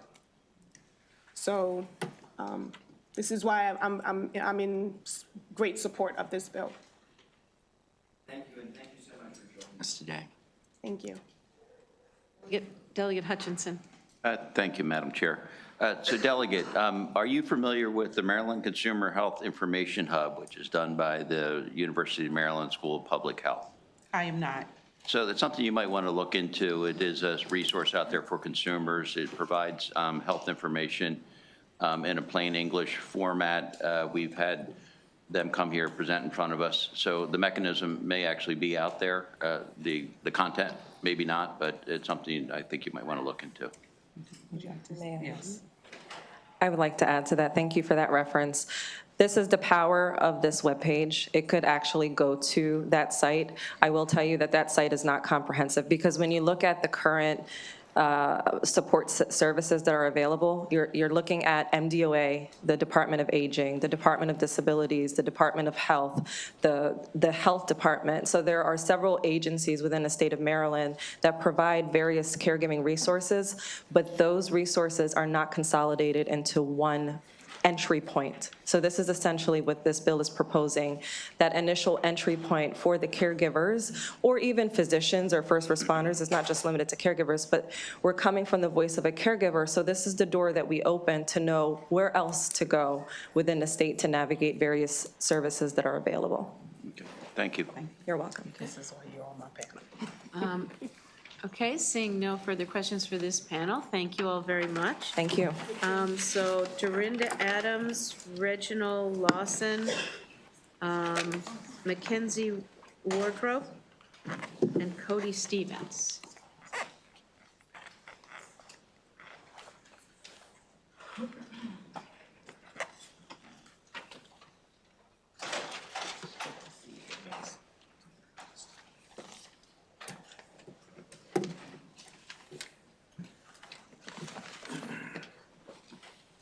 Would you like to go first? Does that really matter? Okay. Pull the mic closer. Thanks. Okay, is this better? That's great, thank you. Hello, Madam Vice Chair and members of the committee. Thank you for the opportunity to speak today. My name is Mackenzie Wardrobe, and I am the mother and full-time caregiver of my 12-year-old daughter, Adelaide, or as we most affectionately call her, Addie. Addie lives with SCN8A epilepsy and multiple complex medical conditions. Because her condition is so rare, navigating services and supports have been incredibly difficult. One example is when we first applied to the REM program, she was initially denied simply because her condition was so rare it had never been processed through the program before. We also still do not have disability because it has been so complex 12 years later. Like many caregivers of medically complex children, I spent countless hours navigating fragmented systems just to try to find basic information about available supports and services. Between managing seizures, medical appointments, therapies, school accommodations, and daily care, I often feel as though I am serving as her case manager, researcher, and advocate, executive function without the benefit of income. Even something as simple as finding information about respite care, disability services, or therapy supports can require hours of searching across multiple agencies and websites, oftentimes with no avail or much non-information or non-answers. For caregivers who are already exhausted and overwhelmed, the lack of a clear starting point makes an incredibly difficult role even harder. The reality is that caregivers are often forced to become experts in complex systems overnight because the person we love needs us simply to survive. A centralized caregiver resource webpage would give families like mine a clear place to begin, helping caregivers quickly identify available programs, understand eligibility requirements, and connect with the right supports. It would also help ensure that the programs that Maryland already funds are easier for families like mine to access and use. Caregivers should not have to spend precious time searching for help when we are already working around the clock caring for the people who depend on us. For these reasons, I respectfully urge the committee to issue a favorable report on House Bill 1434. Thank you for your time and consideration.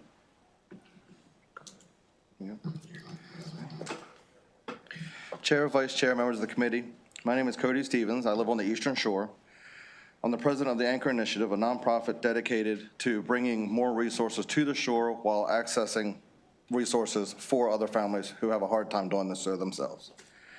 But more importantly, I'm a father of a son with significant disabilities, especially the rare disease polymicrogyria. He also has Lennox-Gastaut syndrome, a severe form of epilepsy, has undergone 2 major brain surgeries, including a hemispherectomy. To make things understandable, we did not even understand what the developmental disabilities was, or disabilities administration was, or self-directed services until our son was getting prepped to disconnect half of his brain. In addition to being Luke's father and caregiver, his mother and I also homeschool him. That means we constantly are searching for therapies, educational supports, caregiver assistance, safety resources to help him learn, grow, and remain safe in our community. What I've learned through this experience and with the nonprofit is that resources are often incredibly difficult and time-consuming to find. The information families need are scattered across multiple agencies, websites, and systems, including state services, while some others may focus on federal programs, others may focus on educational, and so on. For caregivers already balancing all the different needs, such as medical needs, education, daily care, and navigating this maze can be overwhelming. 1434 offers a simple but meaningful solution. By creating a centralized caregiver resource webpage, Maryland can provide one clear place where caregivers can connect these multiple websites into one spot for easily accessible support. The bill requires that this information be presented in plain language and include resources related to caregiving, educational support, safety planning, and available programs across the state, which is also something that can be very difficult to find, again, in plain language. For caregivers like myself and for others, access to clear information means we spend less time searching for help and more time applying it to the people who depend on us. In life connected to a loved one's disability, every second is crucial and every second matters. For this reason, I respectfully ask for a favorable support of House Bill 1434. Thank you for your time.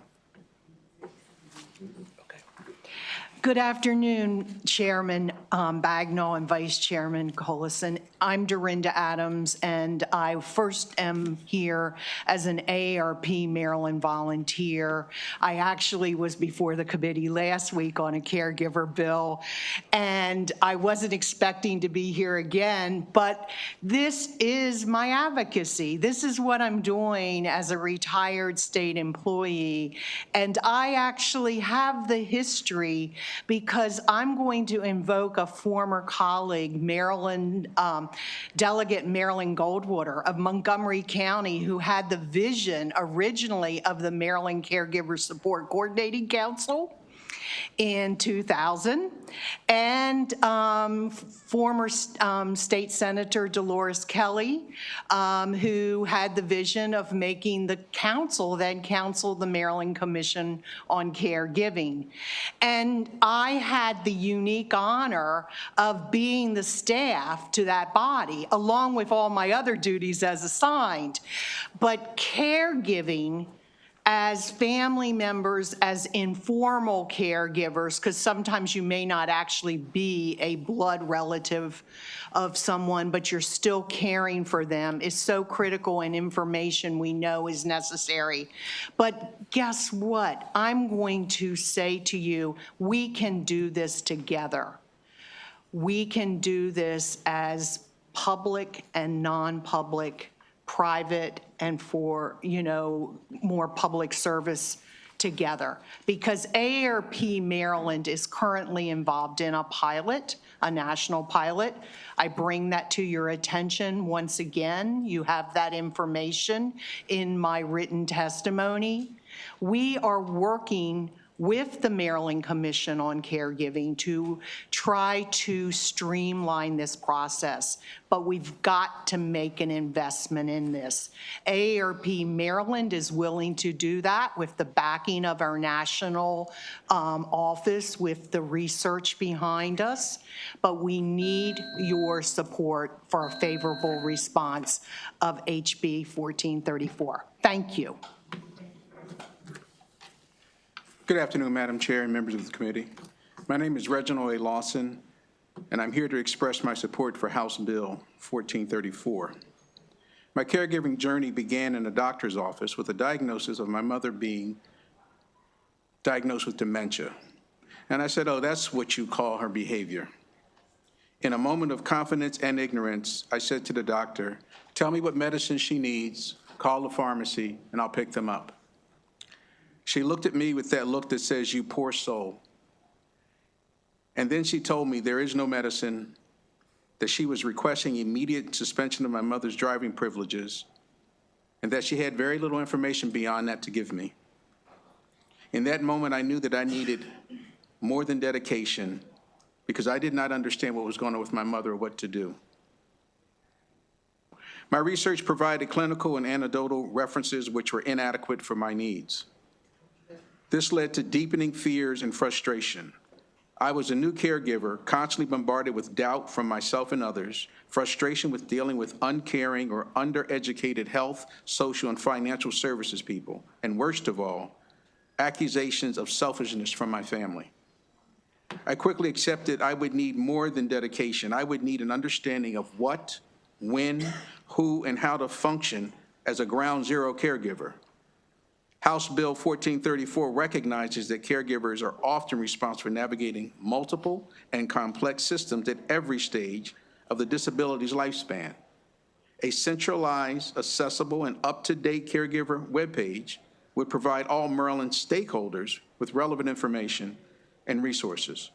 This page will enhance their efficiency, effectiveness, and dare I say, the sanity to do the best that they can. I reflect to this very day that I may have failed my mother because I was not better informed. I was working from fear and frustration and trial and error. For this reason, I humbly urge the committee to issue a favorable report. Thank you all for your testimony. I'm going to open it up to the members. Are there any questions for this panel? Delegate Hill. Thank you very much, and I'm sorry I was in another committee when the sponsor panel was up, but I guess I'll direct it to you at the end. Apparently, the fiscal note says this can be carried out within the current budget and current resources. The governor in December issued a directive instructing the department to establish and maintain a statewide, or the Department of Health to establish and maintain a home health care provider registry. This was in follow-up of a bill that we considered here last year. Do you have any familiarity with that registry and know whether that will at least address a part of or a significant part of what you all are asking for with this bill? Delegate McCaskill, do you want to speak to that? Sure, thank you. Hey. Thank you for letting me be a member of the committee. I am familiar with it, and it doesn't address the direct needs of the caregivers that I'm told by those who need to get served by it most. Yes. Seeing no further questions, thank you all very much for your testimony. And I just want to say, you didn't fail her. Thank you. You're here today making things better for others. So thank you so much for being here. This does actually conclude the bill hearing on House Bill 1434. We are now going to go to House Bill 1445. This is the Maryland Medical Assistance Program and Developmental Disabilities Administration Home and Community-Based Services Eligibility Determinations, Maryland Protecting People with Disabilities Act. Delegate Wallach, if you want to come on up and you can bring your panel and you can begin your testimony when you're ready. Yeah.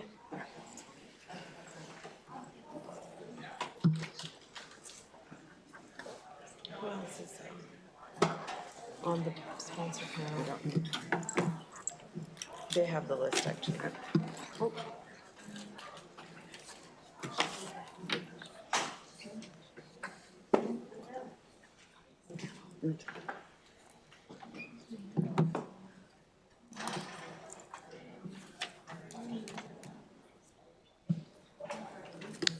Thank you. Good afternoon, Chair Bagnall, Vice Chair Cullison, and esteemed members of the Health Committee. For the record, I'm Delegate Sarah Wallach, here to present House Bill 1445, the Maryland Protecting People with Disabilities Act. Thank you for the opportunity today to testify in support of this bill. This is a critically important issue in Maryland. In 1999, the Supreme Court ruled in Olmstead versus LC that the unjustified institutionalization of people with disabilities constitutes discrimination under the Americans with Disabilities Act. What we're doing today with this bill is putting protections in state statute that already should be afforded to individuals with disabilities per federal law, the ADA and the Olmstead decision. These protections are fundamental in ensuring timely eligibility decisions and in preventing people from being disenrolled or losing services due to administrative delays, errors, or a renewal process that simply is too burdensome for some individuals to navigate on their own. No one should lose the ability to live in their community or be pushed into institutional care because of bureaucratic errors. Maryland has its own painful history with institutionalization that makes this principle especially meaningful. Inclusivity and the protection of vulnerable communities are and have always been part of Maryland's identity.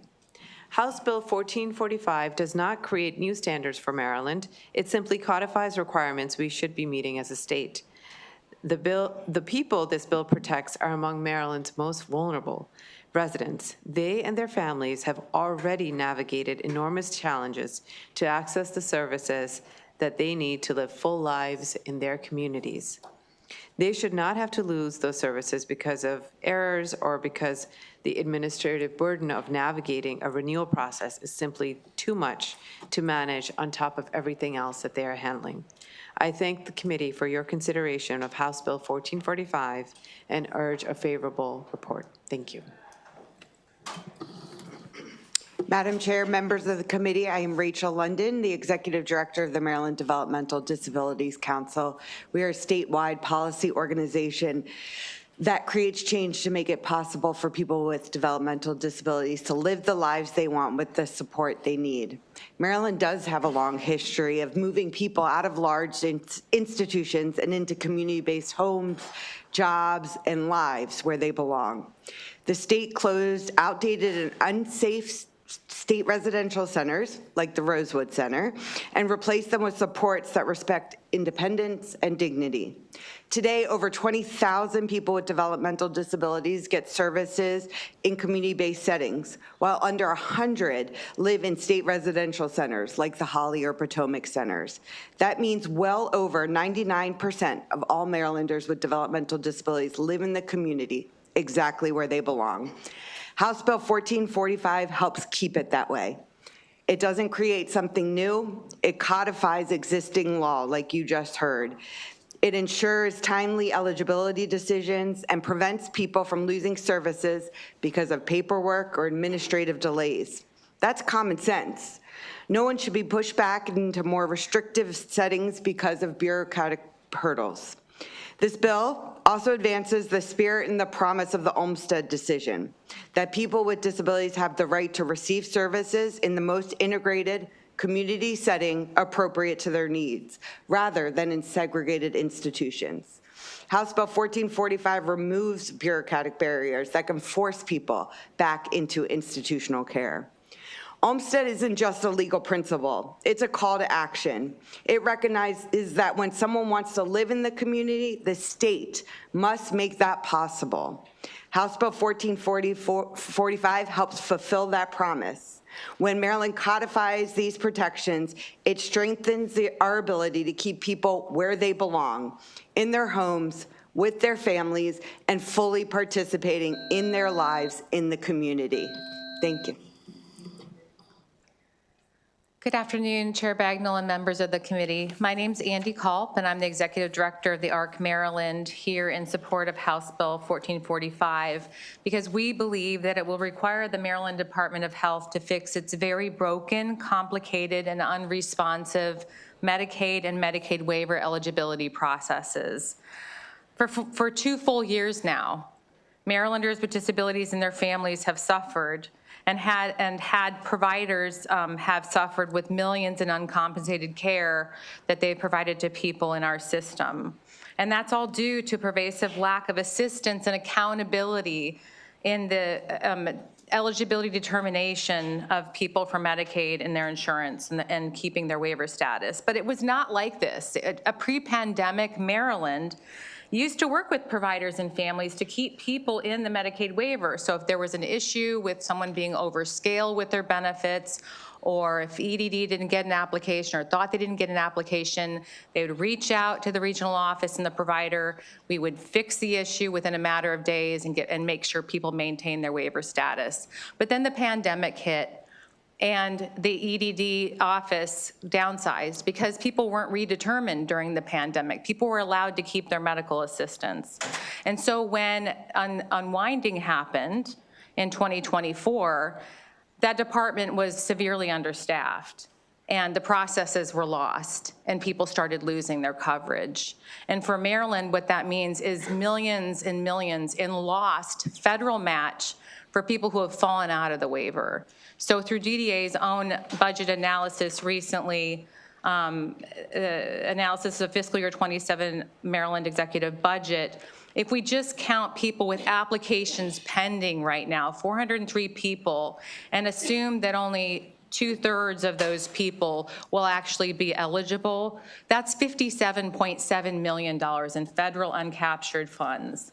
So I say that because I'm asking you to challenge the fiscal and policy note that was presented to you about the expense of this. This will actually be good for Maryland and make sure Marylanders with disabilities, and actually all Marylanders, can maintain critical health insurance. Thank you. We have two more on the sponsor panel, Greg Snyder and Megan Berger.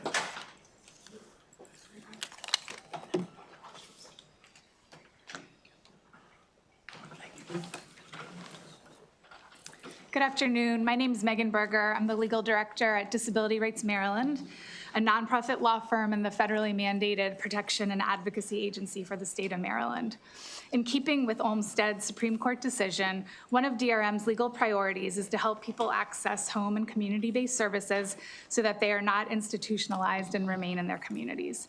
Since January 2024, people have been losing their Medicaid and waiver eligibility at alarming rates.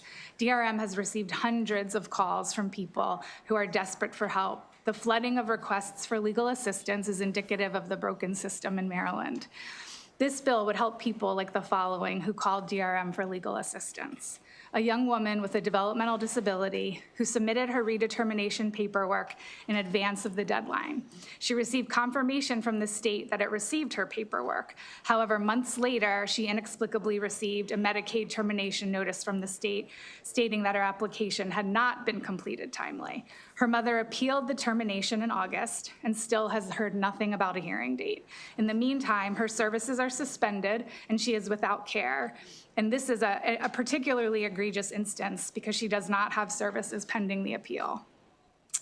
A young man with a developmental disability who was denied home and community-based waiver services because his legal guardian's signature wasn't applied to the signature pages. An older gentleman who was denied Medicaid coverage and lost services. He appealed. A month later, the state sent him another notice and requested additional financial information. 5 months later, the state sent a third notice denying him services for being over the financial asset limit. It was only after DRM's intervention that his Medicaid was approved, waiver services were reinstated, and that was 11 months after the improper denial. The examples above illustrate just how alarming the procedural errors and massive processing delays are, and how individuals are unjustly harmed even when the state has made the procedural error and improperly terminated Medicaid coverage. It's critical that this bill pass to fix these broken pieces of the system in Maryland. And for these reasons, DRM strongly supports House Bill 1445 and urges a favorable report. Thank you. Chair Bagnall, Vice Chair Collison, and members of the Health Committee. My name is Greg Snyder, and I'm the Vice President of Government Relations at the Maryland Association of Community Services, a statewide association representing over 125 community providers that support thousands of Marylanders with developmental disabilities in their homes, workplaces, and communities throughout Maryland. MAC strongly supports HB 1445, or the Maryland Protecting People with Disabilities Act. Maryland is required to follow federal rules governing Medicaid eligibility determinations and renewals. When those rules are not followed and people with developmental disabilities lose Medicaid coverage and DDA waiver eligibility, the consequences can be immediate and serious. People can lose residential supports, day services, employment services, behavioral supports, and access to health care. Unfortunately, this is not an isolated issue, it is systemic. Since January 2024, many people with developmental disabilities have lost Medicaid coverage and their DDA waiver during redeterminations. Even when they are later determined eligible again, some are told that they must wait for a waiver slot to open before services can resume, creating long gaps in services. To better understand the scope of the problem, MAC surveyed community providers across the state. Among just 59 providers, we found that 982 people during that time period experienced an erroneous waiver disenrollment between January 24 and January 2026. 44% were out of the waiver for over 6 months, 39% are still not reinstated, and of those 59 providers, they are currently owed a collective $35.5 million for services that were delivered but never reimbursed while people were erroneously disenrolled. And that represents only a small portion of community providers across Maryland. The statewide impact is undoubtedly far greater. In situations like this, providers are forced to choose between financial solvency and the well-being of the people they support. Every time they choose the well-being of the people they support. We believe this bill addresses a really important specific problem. The state followed federal Medicaid rules, and we ask for a favorable committee report. Thank you all very much for your testimony. I'm going to open it up for questions from the members. Delegate Kaufman, followed by Delegate Hutchinson. Yes, my question is, Well, I think this is a great bill, and I'm a proud co-sponsor. But my question is, the nonpartisan Department of Legislative Services estimates that this is going to cost $670,000. And so my question is, Ms. Culp alluded to it, but it's whoever is best to answer. Could you go into a little bit further detail why you think DLS is wrong and in fact it's going to be much less? I think that we're going to see some cost savings overall once we're able to capture the federal match on what happens when someone loses their Medicaid waiver, and if the person is still funded in services, they'll often go into state-only funding. We're not capturing that 50%. And DDA had a cost containment that they were supposed to implement last fiscal year to get people who were state-only funded back in the waiver. And out of, I think, over 1,000 people, I think only 29 made it through the process in a year. There's still several people pending. So I took the number of people pending that were at least past the eligibility from DDA, they are disabled. And if we assume that just 2/3 of those people were found Medicaid eligible, like DDA thinks, then we're gonna have 57 million in federal captured funds. So yeah, it might cost that much, I don't know. We're gonna have to bump up EDD anyway to comply with HR 1 in the 6-month redeterminations that the general population that gets Medicaid is gonna have to go through. So we're already understaffed, it's only gonna get worse with the implementation of those 6 months redeterminations. Thank you, Madam Chair. Delegate Hutchinson. Chair. So I keep hearing about administrative issues, and so hear me through this is, what do you think the systemic issue there that's creating all these administrative issues? Kind of give me an example of administrative issues, and then what's the effect on the family or the individuals when the waiver is lost because of these administrative issues? Okay, you want to go? Yeah. Just one. Sure. So what we are seeing at Disability Rights Maryland, because we are able to receive people's case files and we're able to take a deeper dive, is that there's a variety of different procedural and administrative errors, but there's processing delays. There are multiple notices. So in one example, I provided a gentleman who was denied services, terminated services. He received 3 separate denial notices, some requesting additional information, and then ultimately the final notice might provide a reason for the denial completely separate from the additional information that's being requested. So that's just one small example. And I think it's notices that are confusing. Some of the notices are deficient. They don't state the clear reason for denial. They don't state the regulation or statute that supports the denial. So folks are left just wondering, why was I denied? How do I fix it? How do I get the state the information that they need so that they can make a determination? And there's really, each case presents a different set of facts, but it's multiple notices, unclear paperwork, processing delays, and just confusion. But what does that, if you look backwards to what do you think is the systemic issue that's creating all this? Is when you go back to the department level, Right. then what's causing I know, that? as Ms. Culp referenced with the Medicaid unwinding and understaffing and loss of institutional knowledge in terms of people who were doing that work, and they were lost during COVID, and understaffing and the processes needing to be updated. And I know the state's working on that, and I know another panel member may be able to speak to that better. What, one question, one answer, sorry. Unless somebody else here wants to follow up with my questions. Thank you, Madam Chair. Delegate Gazzoni. Thank you, Madam Chair. I'm sort of following on, although I don't think it's an exact follow-on, so maybe somebody else needs to do that. I'm curious about It's really in the same space. A couple things. First of all, the IT systems and the adequacy of the IT systems, if you can comment on that a little bit, because my guess is that they're not adequate. But then I'm also curious about like the sort of letters that people receive. Are they coming from different locations in the process? Like different stages, different people, different organizations, that kind of thing? Yeah, let me take that. Yes Nice and to see you, yes. Andy. Yeah, we're seeing people, okay, so what happened before is people would have a single redetermination, usually annually. But then when the unwinding happened, suddenly we see this lack of coordination between DDA and EDD, so, and also HHS. So there could be, a person could undergo 3 determinations in the same year without knowing they had to do this because the 3 agencies aren't really talking, and each of them has a role. Like DDA says, yes, you have a disability. EDD says, yes, you're financially eligible, and those 2 decisions need to come together. But I think they were happening out of sync with each other. So DDA would say, yes, you've been renewed, you've got your Medicaid for another year. And so the person was like, great.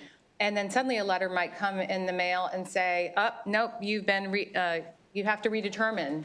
And that was coming from EDD. And so the family might have gone, hey, we just did this, and we have this letter that says we're good for a year, so I'm going to just throw that in the garbage can. You know, so it's been very confusing for people. That's part of the problem. And no, the technology is not great.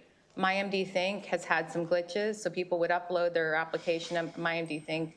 I know that they're working on that, but there has been lots of issues with that. So I hope that answers your question. Can I have just a quick follow-up? Is there parts of this process that are still done via paper and/or faxing? Okay, thank you. Often people complete the application through MyMD Think. They also they attach it to their LTSS as a file, and they certified mail it, and they still get dropped. And to that point too, Delegate, there are many situations in which family members or people with disabilities have to submit the same paperwork over and over again and are continued to be told that they have not received said documents to move the process along. So definitely systems issues as far as programs not talking, and I think there is definitely an opportunity to streamline and make it better for people that need these. Thank you very much. Thank you, Madam Chair. I'm going to remind everyone that it's 1 question, 1 answer. I allowed it because I wanted to hear that answer. So Delegate Hill. Thank you. Thank you for your advocacy. I guess I'm going to address this, Andy, also. So the department, in conversations, not specific to this bill, but to this general problem, has, said that they're really working on figuring out where the multiple problems in the system are and addressing it. This bill has very specific requirements of what the department needs to do. The question I have is, should we be concerned that if a department is actually doing a hard internal assessment in trying to fix things, that passing these specific requirements without having necessarily done the work to know that these are where the problems are will actually extend the time before things get fixed? Is this adding to the problem? So I want to just interject and ask if you have the updated amendments to the bill. I do Because not. We have been working with the department, and that work is ongoing, both to attack the fiscal note, but then also on some of the requirements that you mentioned. So we'll be sure to make sure you have that, but if there's any additional commentary you want to offer. But I'd have to ask a follow-up question for that. May I ask a follow-up question? And I appreciate the fact that you're working with it, because I was wondering why we didn't have any opposition testimony from the department, and you've answered that question. Yes. Did anyone want to add anything to what Delegate Wallach has just said? No? I will. Thanks for the question. I think with the amendments, the bill really just codifies federal law and things that they should be doing. Will it, in the short term, delay, will there be some hiccups? Sure, we know that, right? There are lots of hiccups now, but it will codify what they are supposed to be doing and timelines that they know exist. And I don't want to speak for them, but I think it's fair to say want to meet. So I think there may be some hiccups, but I think we will get there. Thank you. Thank you. I was wondering the same thing. Delegate Shalega. Thank you. And this may have been addressed in the amendments, but I've heard some talk about a grace period when people apply, and administratively, it should have been approved. It wasn't. Does somebody want to opine or weigh in on a grace period, if it's in the amendments or whether it's something we should be doing? The 10-day. You want it? I believe, I'll try to answer that.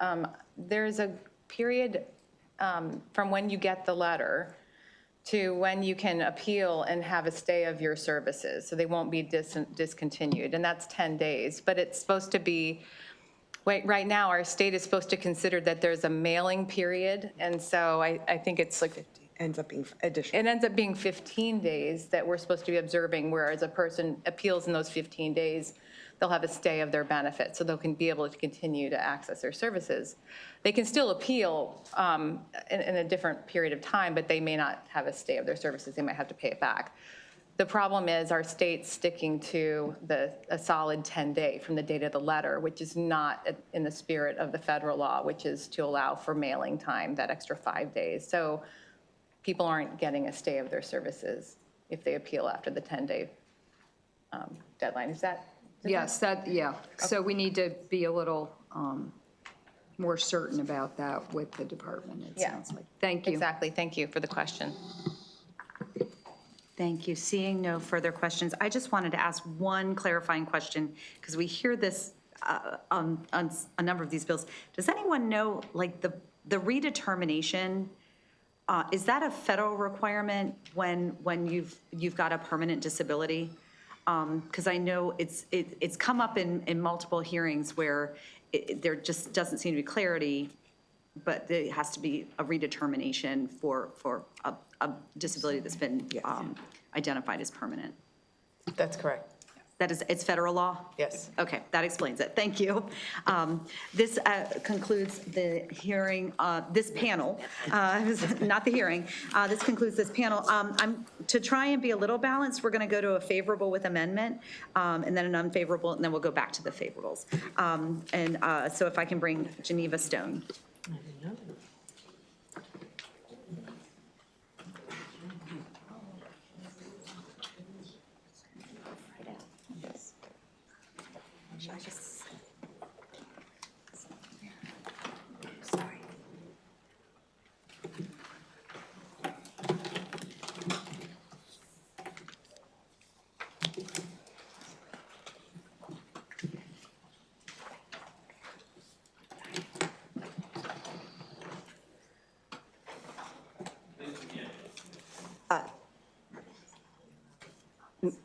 I think it's only you and me. Which of us? Okay, sorry, excuse me. My name is Geneva Stone, and I'm a family caregiver with a child enrolled in a couple of different state Medicaid programs. I'm also the Maryland Volunteer Ambassador for the Rare Action Network, which is the volunteer arm of the National Organization of Rare Disorders. So insofar as this bill protects DDA 1915 CIK waiver participants from procedural disenrollment, I'm wholeheartedly in favor. However, as a family caregiver for a young man enrolled in both the DDA waiver 1915C and the Rare and Expensive Case Management, or REM program 1115 plan, I can't actually determine if HB 1445 would protect my son's Rob's civil rights to community access under Olmstead during an appeals process.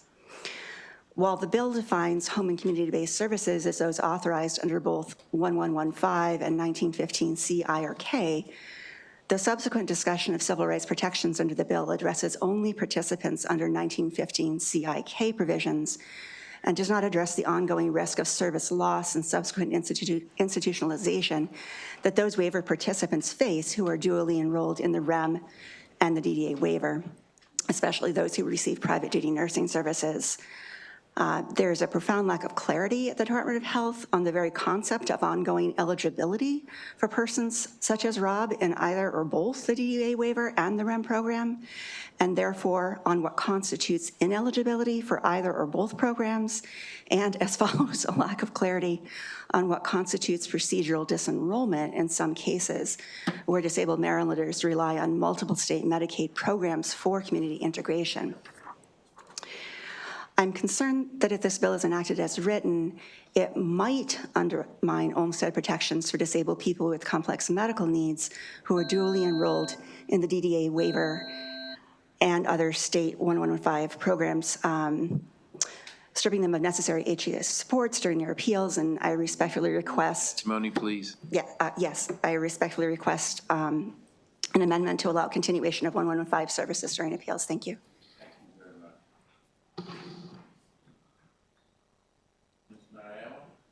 No, it's Diane Creed, C-R-E-E-D.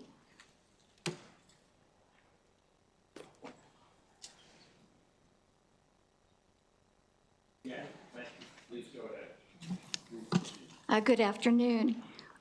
My name is Diane Creed, and my daughter is Larissa. Larissa was a perfectly healthy baby, but at 2 months, I found her in bed not breathing. Larissa survived, but lack of oxygen caused global brain damage. When Larissa was 28, we were blessed to find an amazing group home called the Chester Masonville, Maryland, and I'm on the board of directors. So why am I here today? Because DDA is planning on eliminating all dedicated hours across the board for Larissa and others with significant cognitive and physical disabilities. Because budget cuts look manageable on paper doesn't mean that they are manageable in reality. And the reality is that Larissa and one other woman in her group home are wheelchair-bound, nonverbal, and require assistance with all daily needs. The other 2 women in her group home are able to walk. However, they are nonverbal and at any opportunity will try to leave the home if they're not closely supervised. Larissa is in a good group home, but it works well because it is staffed with 3 highly trained DSPs taking care of Maryland's most vulnerable residents. Reducing dedicated hours is essentially reducing staffing, and it creates risks. Safety risk. If 2 of the DSPs are assisting someone in the shower or transferring someone in a wheelchair, they cannot leave mid-task. That could leave the ambulatory residents unsupervised, increasing the risk of someone walking out the door in a busy street. So there are other risks, such as medication administration, which requires accuracy. Rush conditions increase risk of medication errors. Another risk is workplace risk. Reducing DSPs increases burnout and turnover, ultimately raising recruitment and training costs for providers. If insufficient supervision leads to an accident, the consequences can be severe: emergency care, hospitalizations, investigations, and potential liability. Reducing DSPs may appear to save money, but the real cost of preventable incidents are far greater. The dedicated hours provide the minimum level required to safely care for the well-being of these adults with complex needs.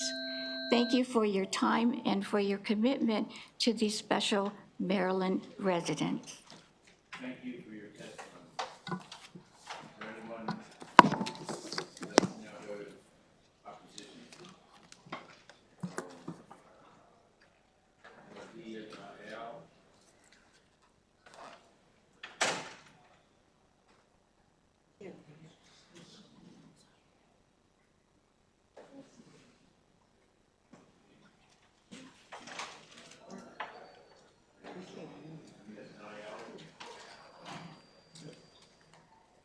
And then we do have people in support.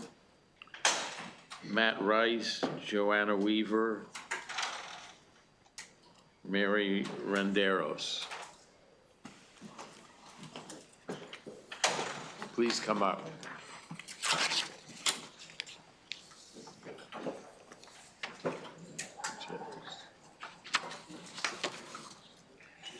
Go down.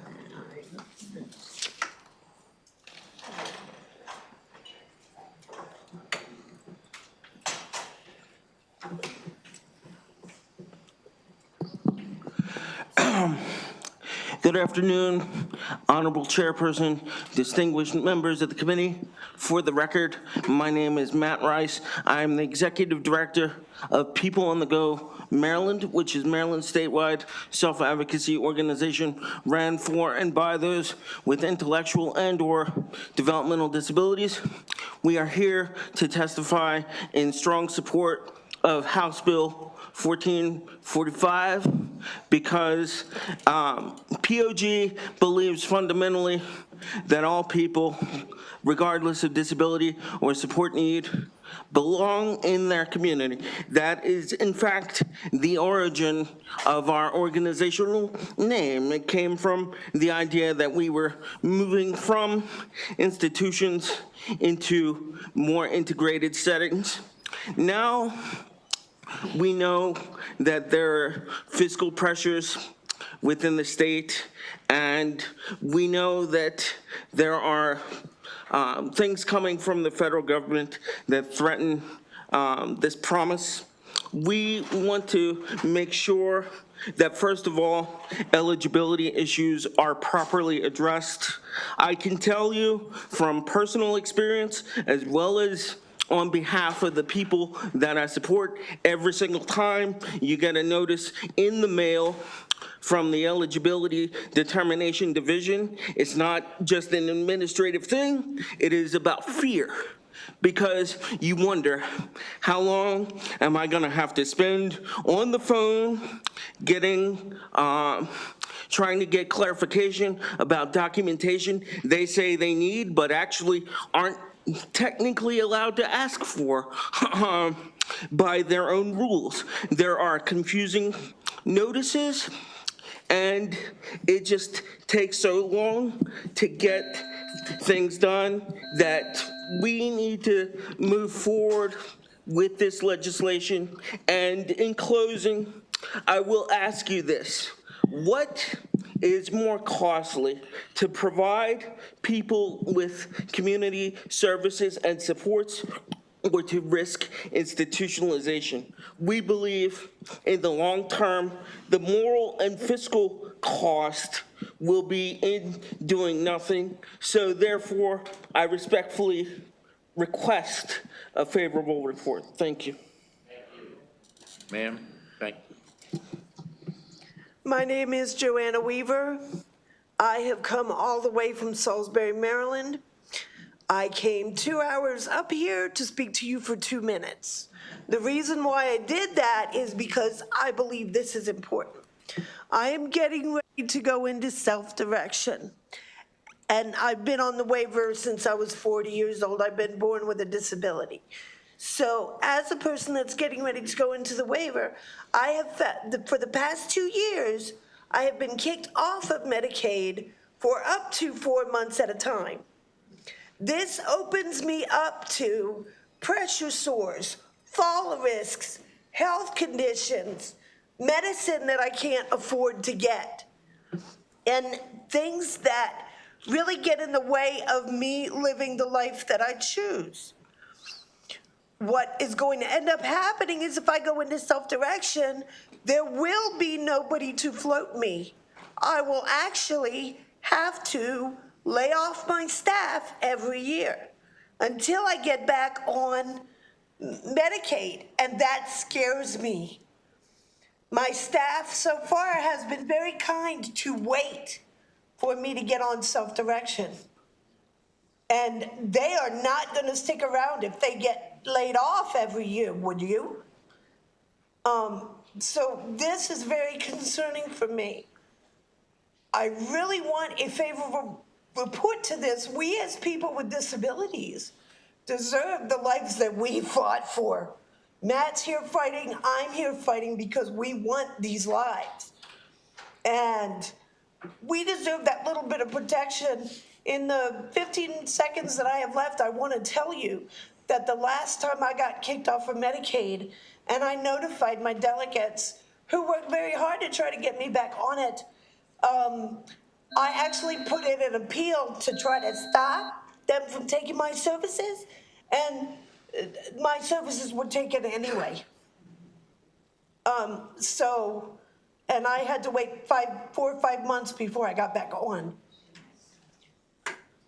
Thank you for your testimony, and I'm sorry that is so challenging.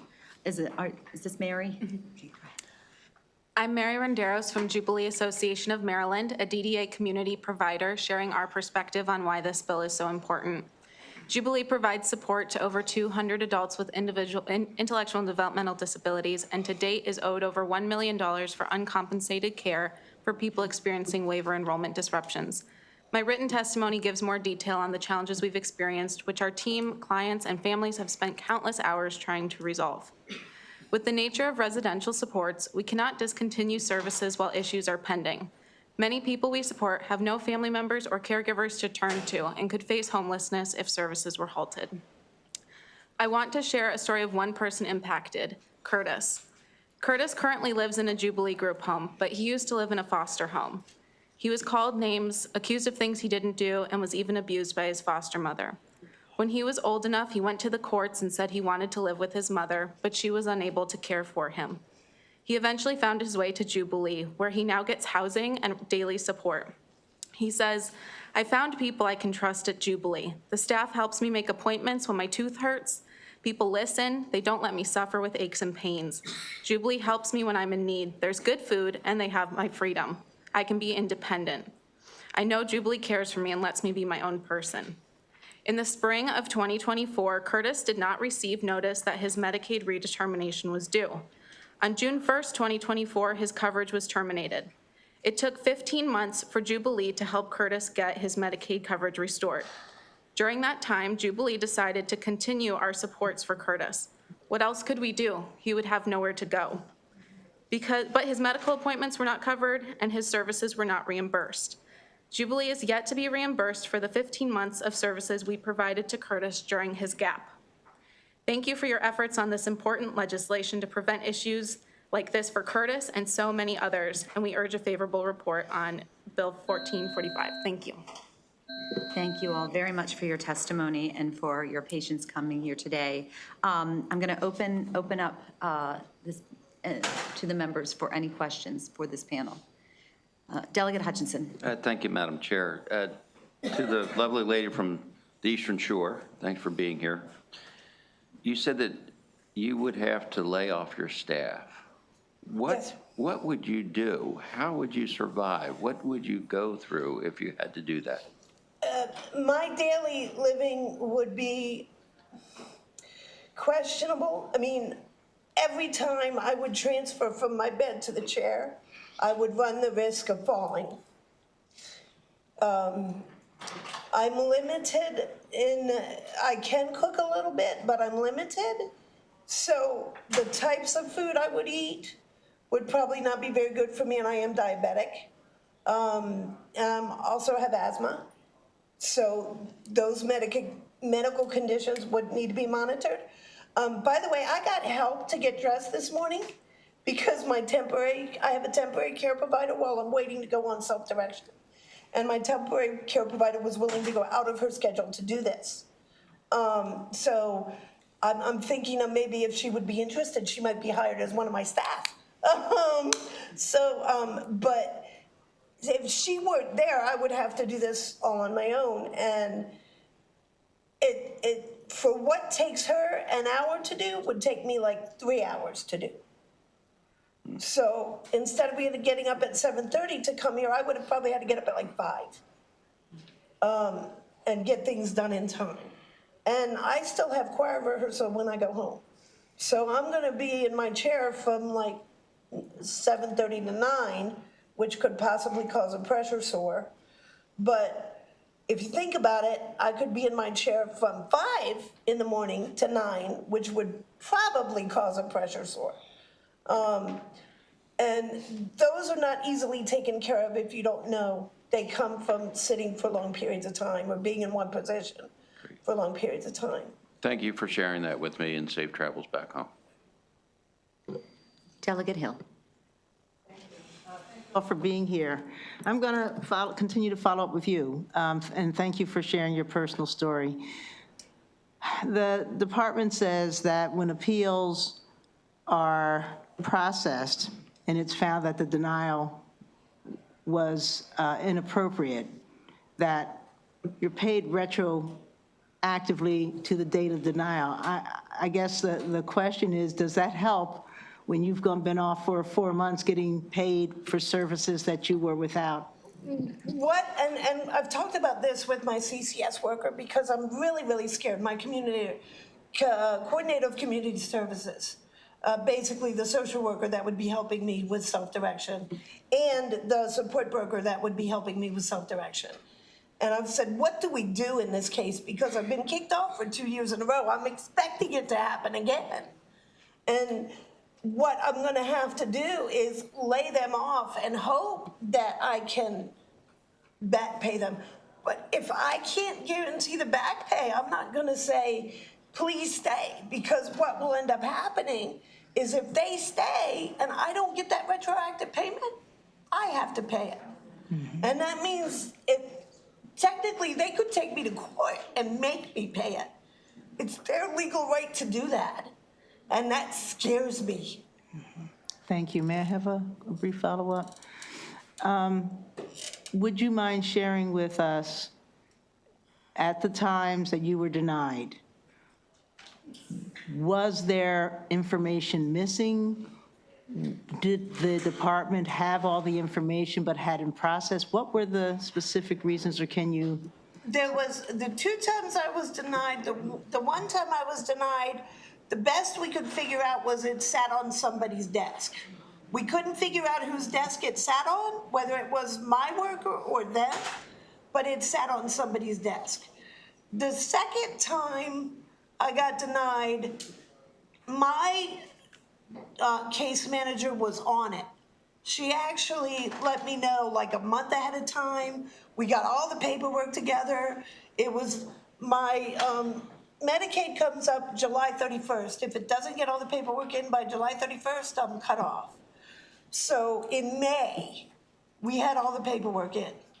By July 31st, I was still cut off. We couldn't figure out why. We still don't know why. We still think it was sitting on somebody's desk, but we're not sure because nobody told us.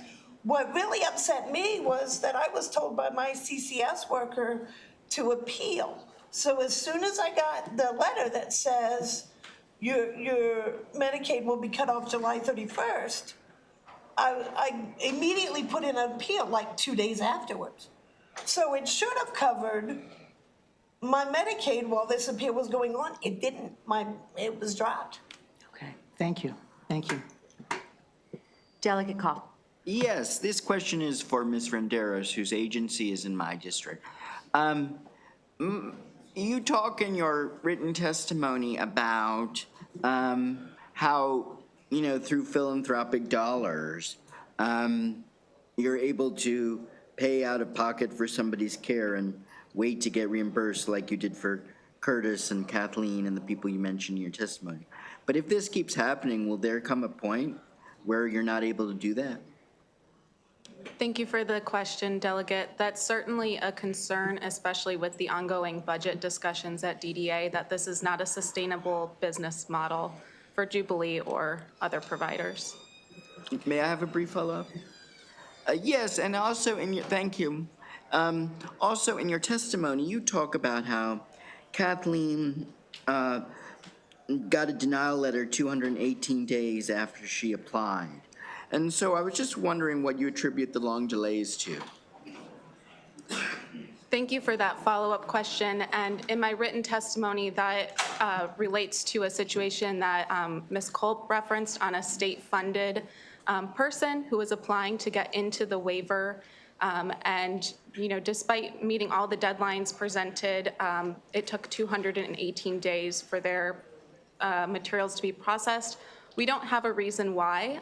Her brother was very involved in her application, and he multiple times called and emailed the department and did not get an answer. So we're not able to have more information on the reason for the delay. Thank you. Very troubling, but thank you all so much for being here. Thank you very much. Seeing no further questions, this concludes this panel. Just for our members' awareness, we have 17 favorable witnesses, and we want to make sure everybody gets their time at the table, so just be strategic as we're calling up panels. Caitlin Zemansky, Diane Creed, Jasmine Thomas, Marlene Hendler.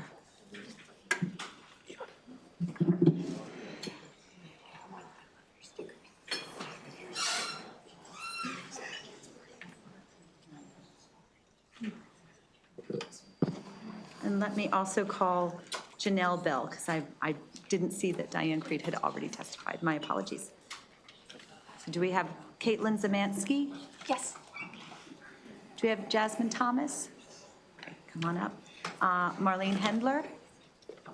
That's me. Okay, perfect. And Janelle Bell? So I'm going to speak on behalf of, we both work at the same agency. All right. Thank you very much. You can come up and begin your testimony.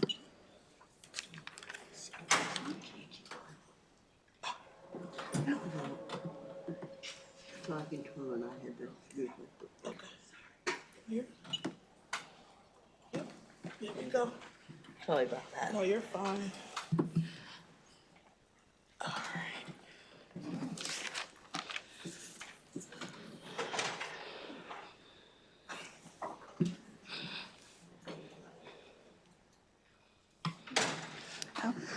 Good afternoon, Madam Chair, Madam Vice Chair, and distinguished members of the committee. My name is Caitlin Zemansky, and I'm here on behalf of Itinerus Baltimore, a DDA provider that supports autistic adults. People with developmental disabilities relying on home and community-based services are among Maryland's most vulnerable residents. Their ability to live and thrive in their communities entirely depends on uninterrupted access to the supports they're eligible to receive. And yet, under current practice, access can be cut off, not because someone no longer qualifies, but because of a missing signature, an unprocessed form, or a delay that was no fault of the recipient.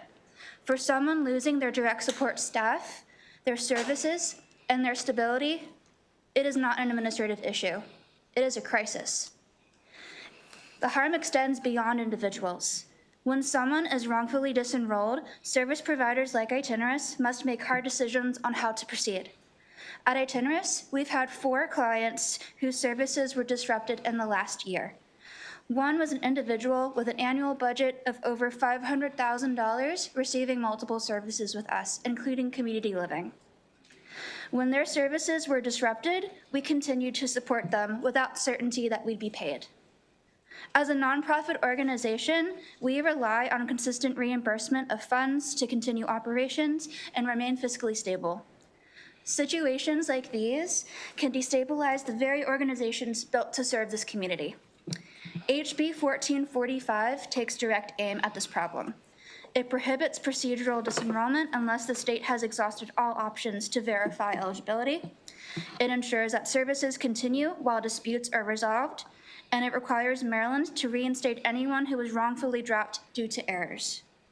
Marylanders should not have to fight bureaucratic errors to keep the services that they need to survive.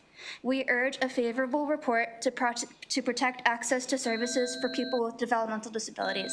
Thank you for your time and for your consideration. All right, good afternoon, Chair, Vice Chair, and members of the committee. My name is Jasmine Thomas, and I am here representing Linwood Center, community provider that supports individuals with intellectual and developmental disabilities. Many of the individuals we support at Linwood have been with us since they transitioned out of school. For many of them, Linwood is just not a provider, it's their home, their daily support system, and in many cases, their extended family. Some of the individuals we serve no longer have active family involvement, which means the stability and care provided by our staff is truly the foundation of their lives. For many of the individuals we support, there is nowhere else to go. Linwood is their home, their support system, and their sense of stability. Because of this, we see firsthand how critical the continuing of services is. When someone loses access to services, even temporarily due to paperwork or administrative issues, it is not a minor disruption. It can mean the loss of daily structure, support of basic needs, and trusted relationships with staff who know them well. For individuals with significant disabilities that we support, these services are what makes it possible to live safely and participate in their communities and maintain the progress that they have worked so hard to achieve. Without legislation like HB 1445, individuals risk being removed from vital services, not because they're no longer eligible, but because of the procedural barriers. When that happens, providers like Linwood are often forced to watch people we care about deeply fall into uncertainty and instability. This bill helps protect vulnerable Marylanders by ensuring that the administrative processes do not interrupt essential supports. On behalf of Linwood Center and the individuals and families we support, I respectfully urge a favorable report on HB 1445. Thank you.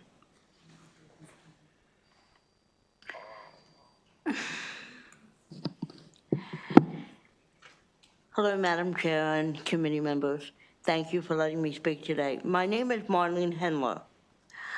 I have cerebral palsy. I was diagnosed at 3 days old. I also have other conditions which make the cerebral palsy seem more severe, but it's a combination of medical issues. Cerebral palsy is caused by lack of oxygen to the brain. And I've had it since the day I was born.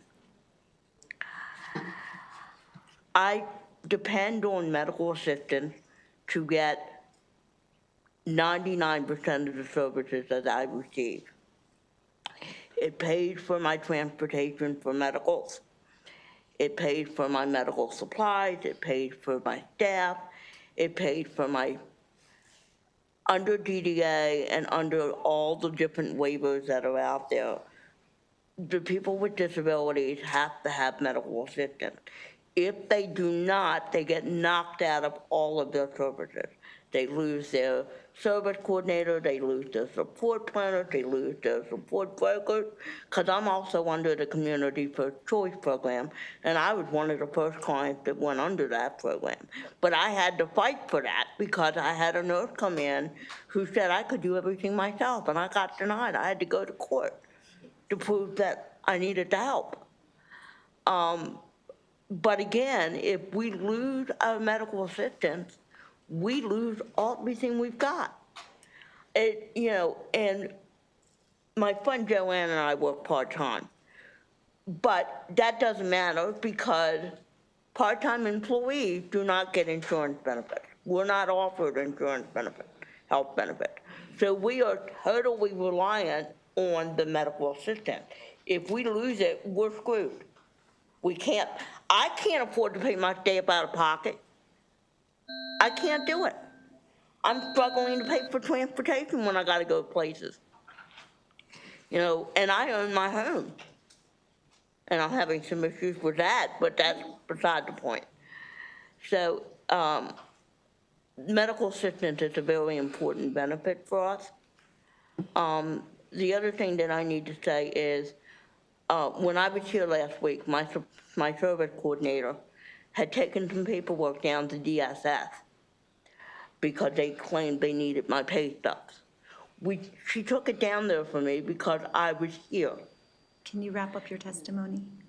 And the point that I wanted to make there, they tried to tell her that we didn't do the recertification paperwork for MA. And we were there 3 weeks earlier and had done it. And she told them they had to look in their system again. Then they realized I had done it. Thank you. Thank you very much for your testimony today. I'm going to open it up to questions from the members. Are there any questions for this panel? Seeing none, Ms. Thomas, can I just confirm, are you here on behalf of all the people of Linwood Center, or are there other people that are testifying? So just.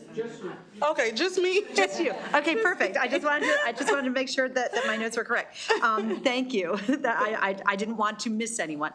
Seeing no further questions, this concludes this panel. This concludes this panel, but we're going to call another panel. Thank you. Thank you very much for your testimony, and thank you for your patience and your. We said you were but you were testifying on behalf of Janelle Bell, or she's here? Yeah, I was doing it for, yep. Okay, perfect. All right, then can I bring Chelsea Ewers, Stacy Beal, Chip Woods? I'm with Linwood. Stacy is with Linwood, so I covered that. Okay, all right. All right, Chip Woods and Karen Johnson.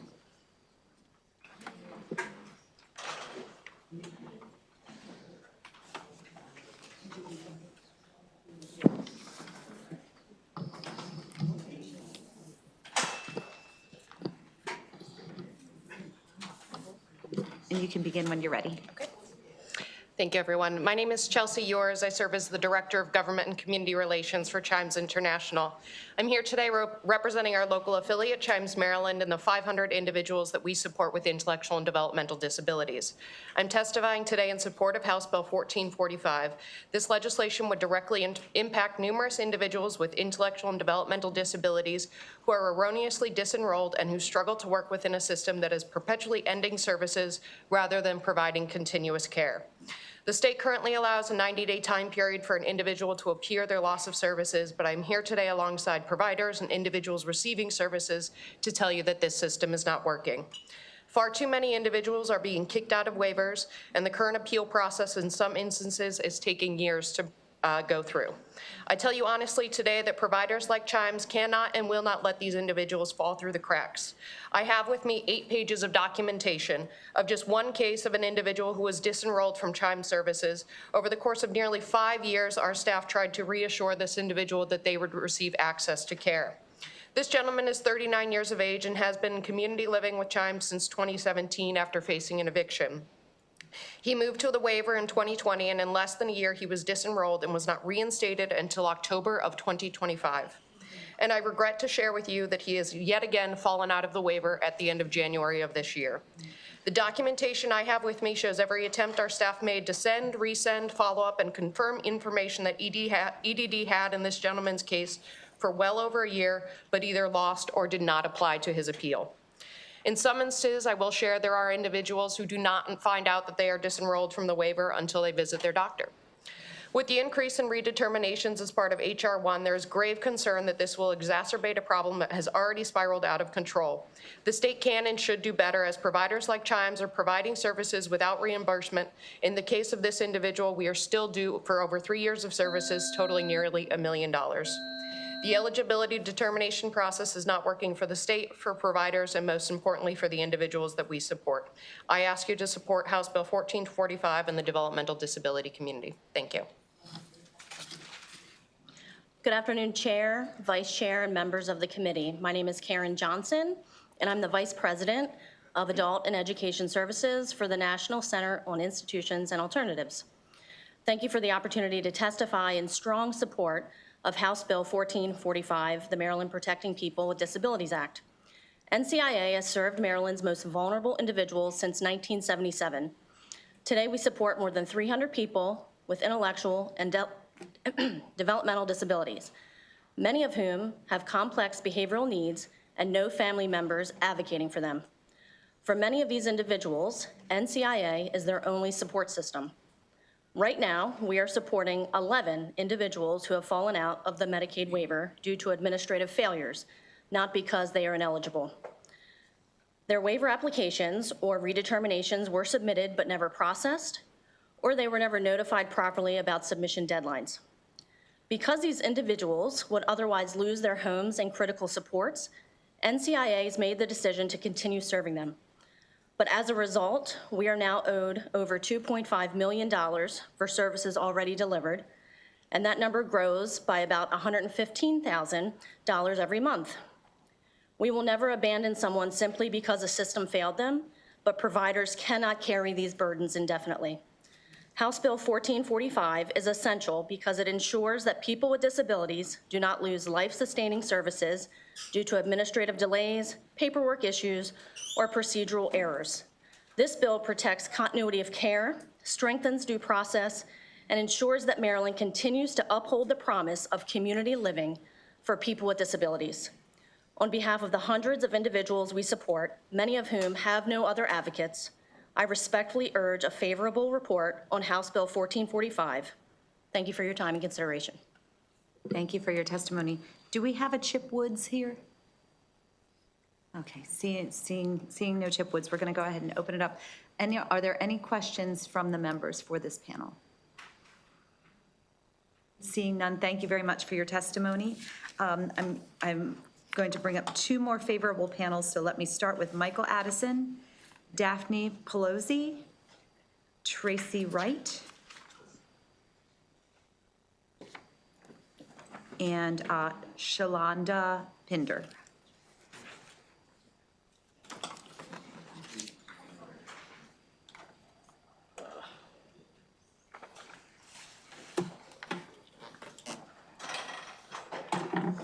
And when you're ready, you can begin your testimony.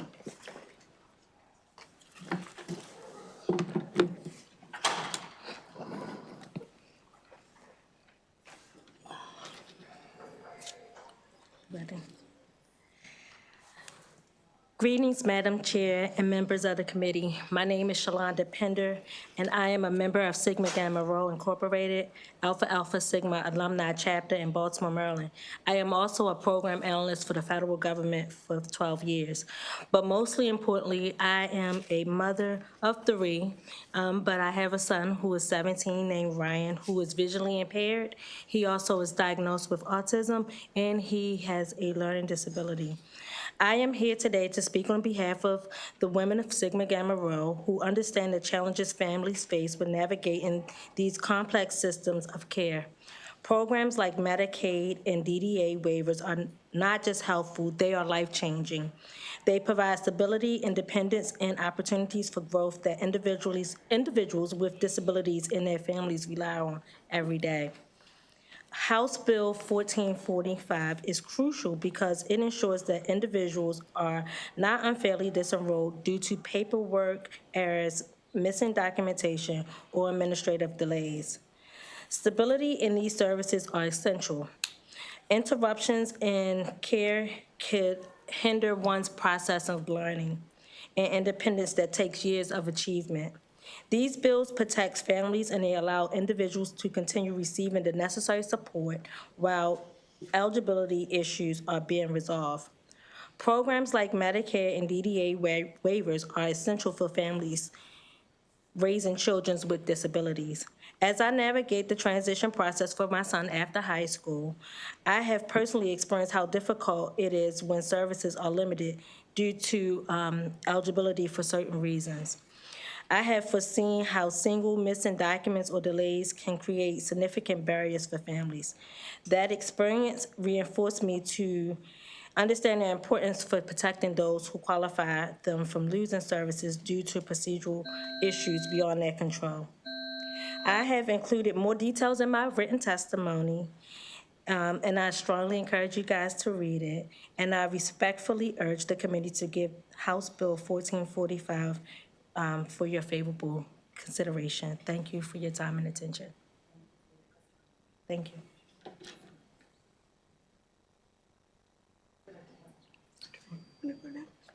Okay. Thank you, Chair Bagnall and Vice Chair Collison and esteemed members of the committee for allowing me to come and speak to you today.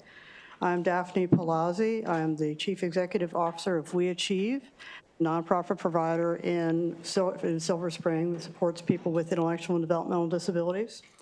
My written testimony has a lot more detail, but I wanted to share just a few important points with you orally. First, 52 Marylanders rely on We Achieve's residential group homes where services are provided around the clock.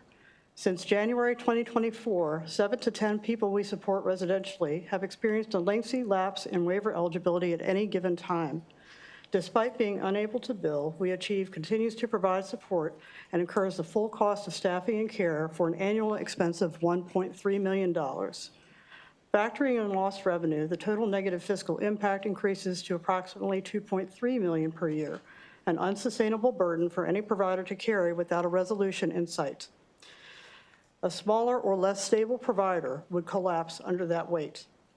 Carrying this payment gap limits our ability to raise DSP wages and remain competitive with self-directed services and wages in neighboring Washington, D.C. A 53-year-old woman began DDA services in 1994 under transitioning youth. Eligibility was established through multiple assessments, including a competency exam, or CE. During her 2023 redetermination process, EDD required a new CE, and she was again deemed disabled. In her 2025 redetermination process, EDD requested additional evidence of mental insufficiency, and she had to complete yet another CE in February 2026. She remains out of the waiver while continuing to receive services from We Achieve. A 67-year-old woman experienced a serious health issue requiring inpatient care. Because the stay exceeded 90 days, she moved from the community waiver to the long-term care waiver. After she returned to our group home, her waiver application was rejected for a missing signature, and she remains out of the waiver today. I believe the vast majority of these cases could be prevented with a low or no-cost solution. It would actually be a cost savings for the state, but I don't have enough time to talk about that here. Perhaps at the conclusion of this panel, you'll get asked about that. Thank you. Ms. Wright. Good afternoon. My name is Tracy Wright. I am Deputy Director and Director of Training at People on the Go Maryland, which is Maryland's statewide self-advocacy group. I'm here today to speak to you about the portion of the bill that addresses Olmstead. I've been a long-time member of People on the Go and have worked with People on the Go in many roles, one of which was I got the privilege of being a mentor to people transitioning into the community from Rosewood Center. I had the privilege of following 13 people into the community as they transitioned from Rosewood for 6 months afterwards. And I'm here today to tell you that they can't go back. We can't falter on our commitment to them. They deserve the right, we all deserve the right to get the supports we need in the community. And most people today, especially transitioning youth, thankfully don't know what going back is. But many of our members of People on the Go and members that are no longer with us have shared stories with me about being hit when they did something incorrectly. When Rosewood was closing, I got an opportunity to speak to staff who said that when Rosewood was at its fullest capacity, the only way they could shower people was with a garden hose, standing everyone up in a line together. We can't have that. Don't do that to Maryland residents.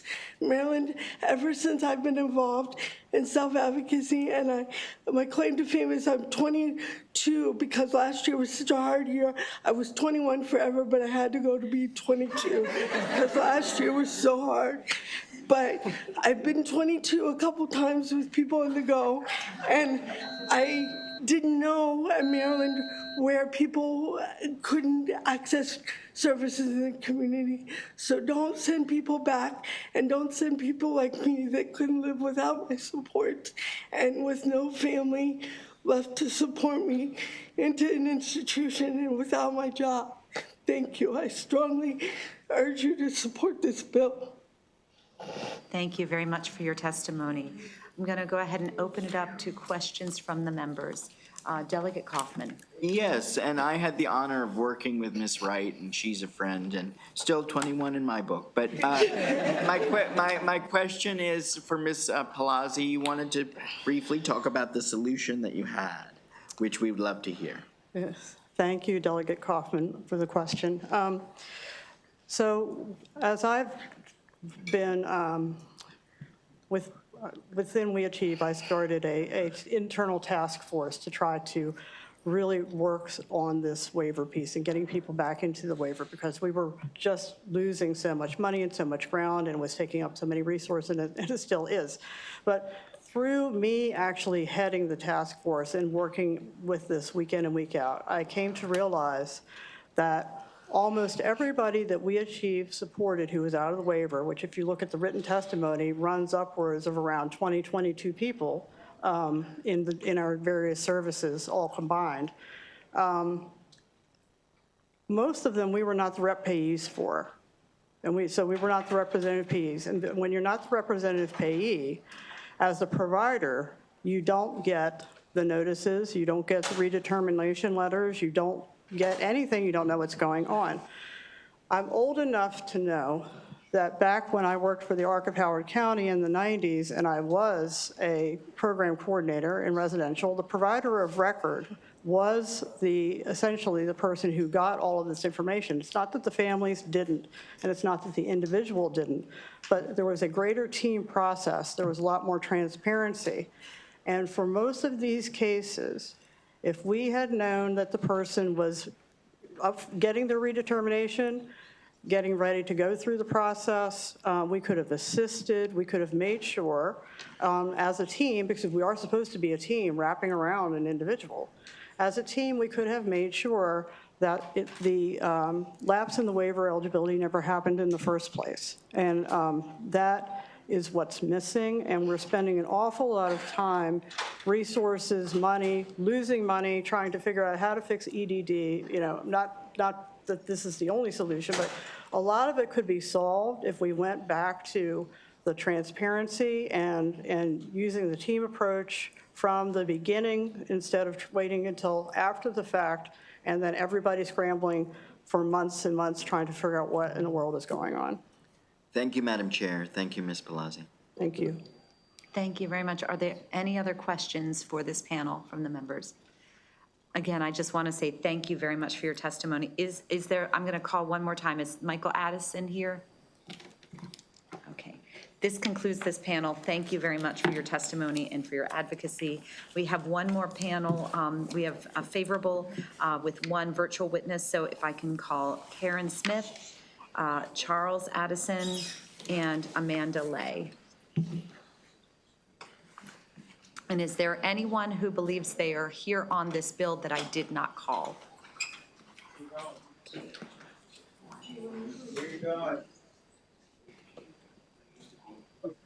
Just one moment, Ms. Lay. Wait, I had one virtual witness. Are you Amanda Lay? Oh, okay. Hi, good afternoon, committee members. It's my pleasure to be here and testify in support of this House bill, and I appreciate your support. When I was 9 months old, I was diagnosed with quadrispastic cerebral palsy. That means that with any physical activity of daily living, I need complete and total support. I'm not able to feed myself. I'm not able to dress myself. Anything that you could do yourself, I need support with. I'm in support of this bill because it's discriminatory and demeaning for people with lifelong disabilities to have to prove every year and certify to get the services they need that they do still have a disability, that their disability is permanent. I believe that people with permanent disabilities, it's a waste of taxpayer time and resources and money and paperwork and services. And people with permanent disabilities should be categorized differently so that our resources as a state are better spent in serving a population that needs services instead of this unnecessary administrative burden. Thank you for your time and attention to this important matter, and I appreciate your support of this bill. Thank you very much for your testimony. I just want to call, do I have Karen Smith or Charles Addison? Come on up and give us your testimony. And Ms. Lay, if you can just stay on, and then we'll open it up for questions at the end of this testimony.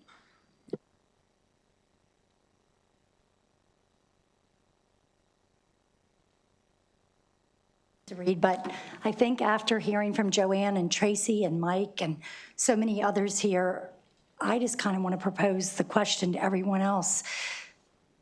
I think you've heard a lot of testimony about the dysfunction of DDA and EDD, and I just, you know, my name is Karen Smith, and I'm a support broker for a number of individuals, just like Joanne, Matt, and Tracy, and I hear it every day. I have families calling me, crying. I have, you know, they've been dropped off the waiver, and it's been happening mostly in the last year and a half. And I just want to propose to all of you, like, when is it going to stop? Like, what are we going to do?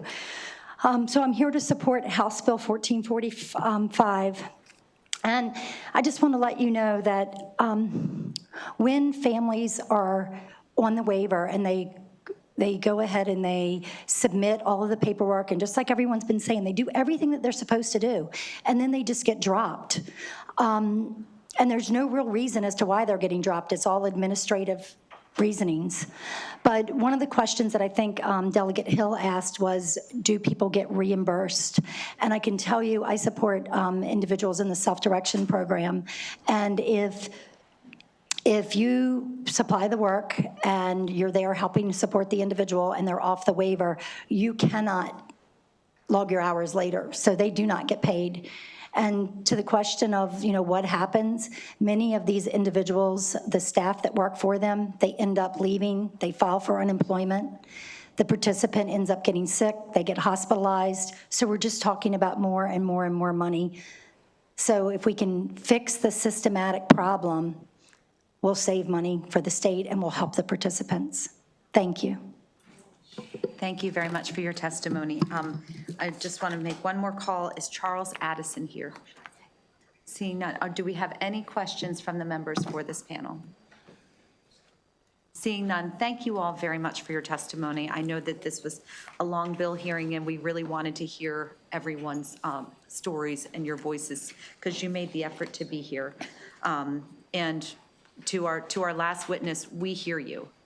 And thank you to the bill sponsor for continuing to work with the department. I understand that we think that we're in a good place to move forward. So, and this committee is committed to working with you. This does conclude the bill hearing on House Bill 1445. We are now going to move to House Bill 1533, which is Public Health Cosmetic Products Enforcement and Penalties for Prohibited, oh, wait, do we not have Alston? Okay, so we will actually go to Delegate Ross, House Bill 1556, because I just looked up and realized the bill sponsor's not here. So it's okay. Which is business regulation, sugary beverage advertisements, warning labels. Delegate Ross, if you want to approach the table, bring your panel, and you can begin your testimony when you're ready.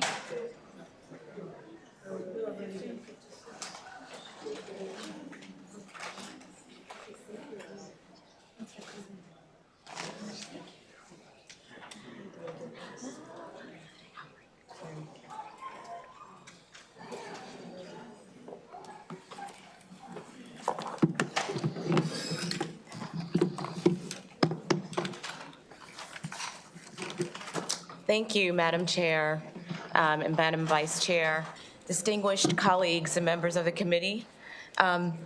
So this bill is about a topic that this committee has tackled before. So it's regarding sugary drinks and how we can responsibly market these products in our state. So it would require a pediatric warning label to be included on any outdoor advertisement for sugary beverages on property that's owned by the county or state or any municipality in Maryland. So the label would warn of obesity, type 2 diabetes, and tooth decay. So these are evidence-based health outcomes associated with sugary beverages.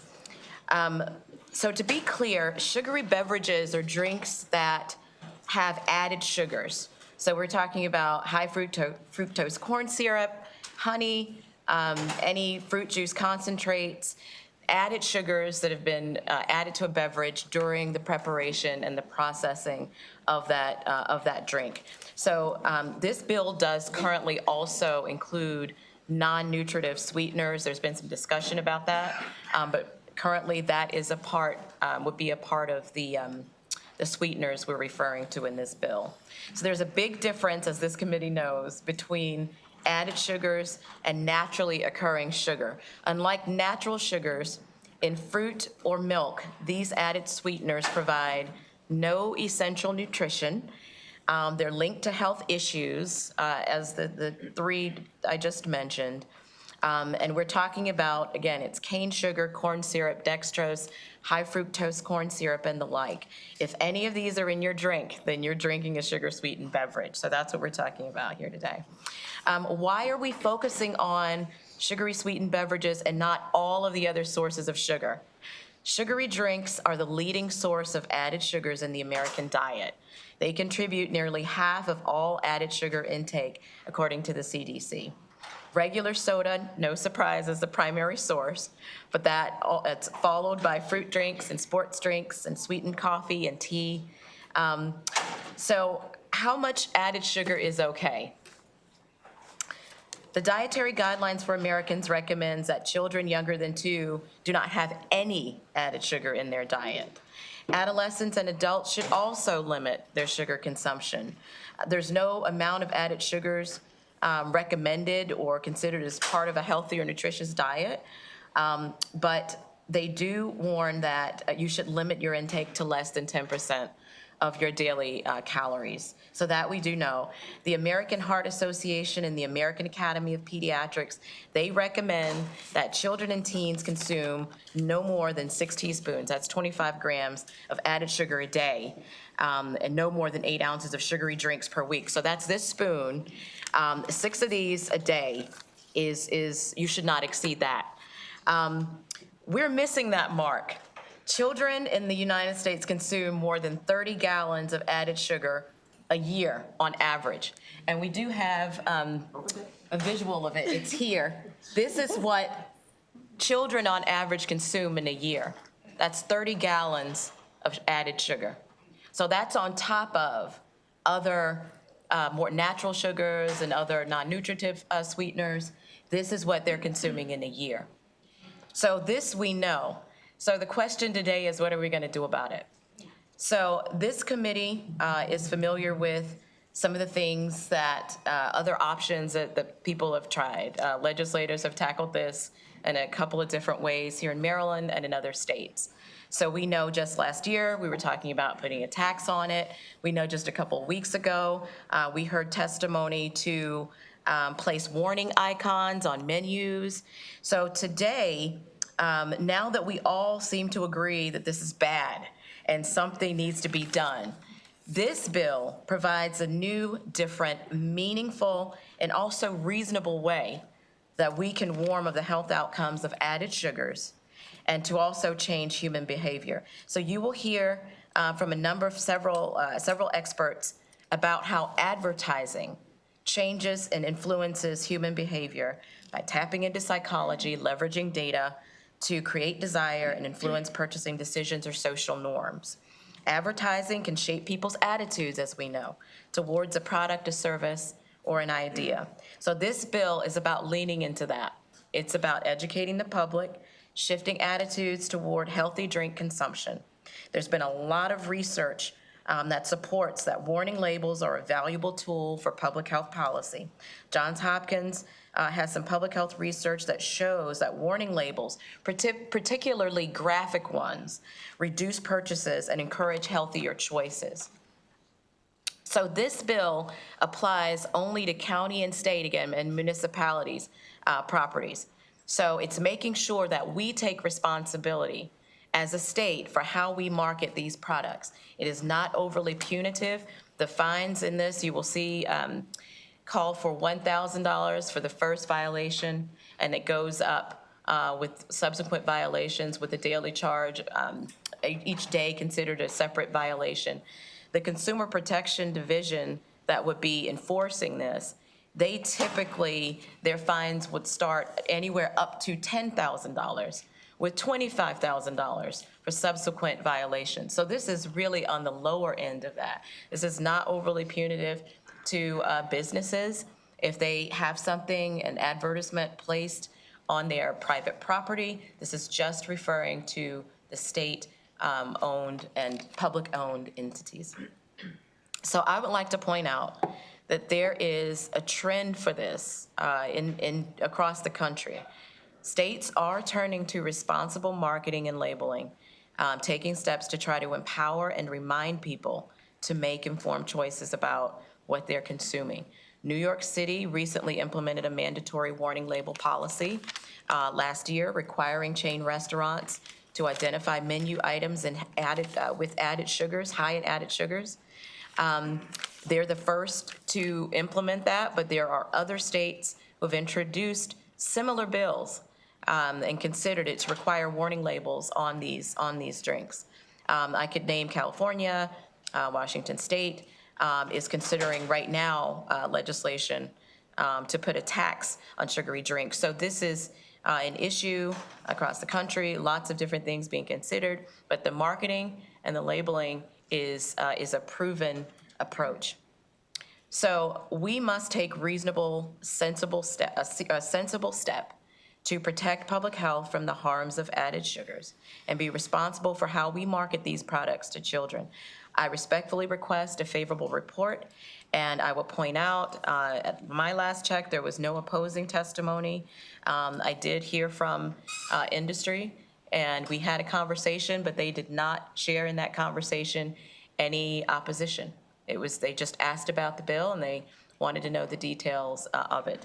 So to right now, as far as I know, there's no opposing testimony. We did reach out to the Department of Health, and they are not opposing this. They're not taking a position, but again, they're not opposing it.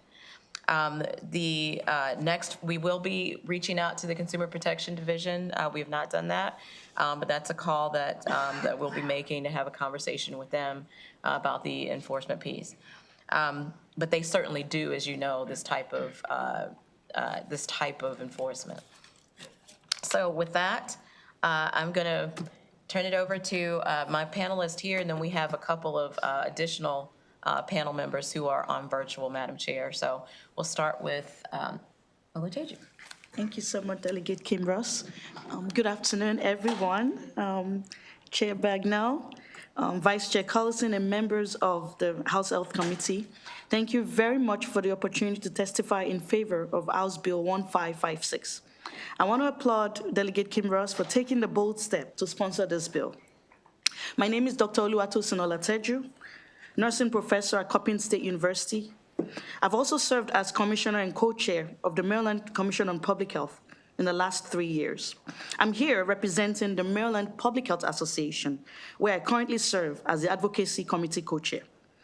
HB 1556 represents a reasonable public health measure that would require advertisements for sugary beverages with added sweetness displayed on property owned by the state or local governments to include a visible warning label stating that these drinks can contribute to obesity, type 2 diabetes, and to decay, and that they are not recommended for children.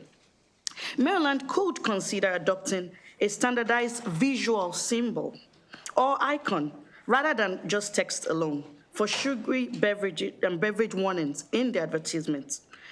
Children, low-income communities, and communities of color are disproportionately exposed to sugary drinks through advertisements.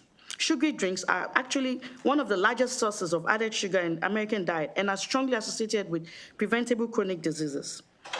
Would also urge an amendment to include cardiovascular diseases, as this is one of the health risks that is mentioned by the CDC. Of course, to include other health risks mentioned in this bill, which include type 2 diabetes and dental issues. Sugary beverage marketing influences the food environment, a key social determinant of health. As a mom of 2 young children, I would appreciate such warning label because it would improve health literacy at the point of advertisement. Policies like this help address structural drivers. Various states have implemented this common sense bill, including California and New York. Other countries have also taken this bold step to implement front of packaging warning labels.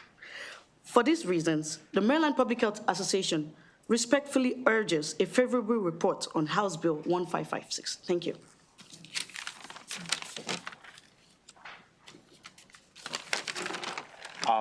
Thank you. Delegate Ross, thank you for inviting me. Thank you both for your testimony. Thank you, Madam Chair and Vice Chair. My name's Hakan Koyman. I'm a pediatric dentist. I've met many of you because we were at a hospital together on this committee talking about dental decay and what we do at the hospital for these children that have decay. I'm not going to revisit that whole visit. I thought it was a great visit. I apologize, I'm here in scrubs. I actually was at work and had to like shoot over here as quick as I could because I was dealing with this very issue, you know, fixing teeth, decay in teeth in kids that are 3, 4, 5, 8, 10 years old, you know, and with that decay, you know, having to fill teeth, put silver crowns on teeth, extract teeth because these kids are in pain. Dental decay is still the #1 disease afflicting children in the United States of America. And sugary sweetened beverages are the main source of that decay. It's the biggest driver. You know, when we talk about type 2 diabetes, this was something that even in the early 90s only made up about less than 5% of new diagnoses. Now, the number of diagnoses that account for new cases of type 2 diabetes are 20% children. I mean, this jump is going up, and the amount of obesity, type 2 diabetes, and dental decay continues to rise. You know, in my office, there's no parent that wants to do the wrong thing for their child. They want to be able to provide the right resources and nutritional items for their kids. Nobody wants to give their kid something that's going to harm them. But a simple thing like this bill, by putting a label on there, will help educate these parents a little bit more. To the delegate's point, you know, 1 can of soda has about 14 teaspoons of sugar in it. And I don't think forget parents, most of us here in this room don't realize the amount of sugar that goes into these things. So I do believe that the passage of HB 1556 will be a first step in our battle against dental disease and these other afflictions. And we as Maryland will be taking a bold step forward and hopefully be a blueprint for other states to continue. So thank you. Thank you. Great, thank you. So Madam Chair, Madam Vice Chair, and members of the committee, thank you for the opportunity to provide testimony in support of House Bill 1556. My name is Tammy Brady, and I'm a pediatric, yes? Oh. Okay. Shall I begin again? Okay. Yes. All right, sure. So Madam Chair, Madam Vice Chair, and members of the committee, thank you for the opportunity to provide testimony in support of House Bill 1556. My name is Tammy Brady, and I'm a pediatric nephrologist at Children's National Hospital, where I serve as the Director of Hypertension and Kidney Health Research and as the Medical Director of the Pediatric Hypertension Program. In my clinical practice, I routinely care for children as young as 8 years of age who already have elevated blood pressure, abnormal cholesterol levels, and insulin resistance. Many of these children consume a significant portion of their daily calories from sugar-sweetened beverages. These beverages provide no nutritional value, and in fact, when children consume sugar-sweetened beverages, these drinks often replace healthier, nutrient-dense foods, leading to diets high in calories but low in nutritional quality. And the health consequences are not theoretical. They are visible every day in our clinics. I have treated teenagers with type 2 diabetes whose daily routine includes multiple bottles of soda, sweet tea, flavored coffee, or energy drinks. I've seen middle school students with fatty liver disease and hypertension whose primary source of hydration was sugar-containing beverages. These children are not choosing these products in isolation. They are growing up in environments saturated with marketing that normalizes and promotes high-sugar beverages as a part of everyday life. HB 1556 simply requires that advertisements placed on government-owned property include a clear warning that drinking beverages with added sugar can contribute to obesity, type 2 diabetes, and tooth decay, and are not recommended for children. As a pediatrician, I am deeply concerned about the trajectory of cardiometabolic disease in our youth. We are diagnosing hypertension and type 2 diabetes at younger and younger ages. If we hope to reverse these trends, we must address the environmental drivers of excessive sugar consumption. Providing clear warning labels on advertisements in public spaces is a practical, evidence-informed step that aligns with what we know about prevention and health promotion. I applaud Delegate Ross for introducing this important legislation and respectfully request a favorable report on House Bill 1556. Thank you for the opportunity to provide testimony.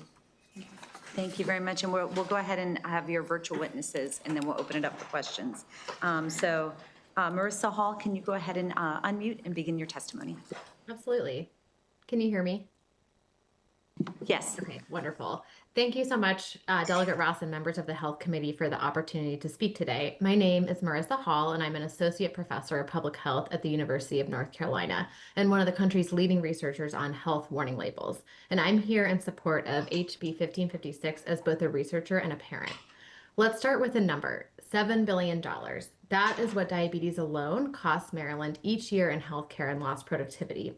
2/3 of adults and 37% of children in Maryland are either overweight or have obesity. These aren't abstract statistics, as you've just heard. These are major proportions of Maryland's population that the committee has the power to help protect. Sugary drinks are a big driver of this problem.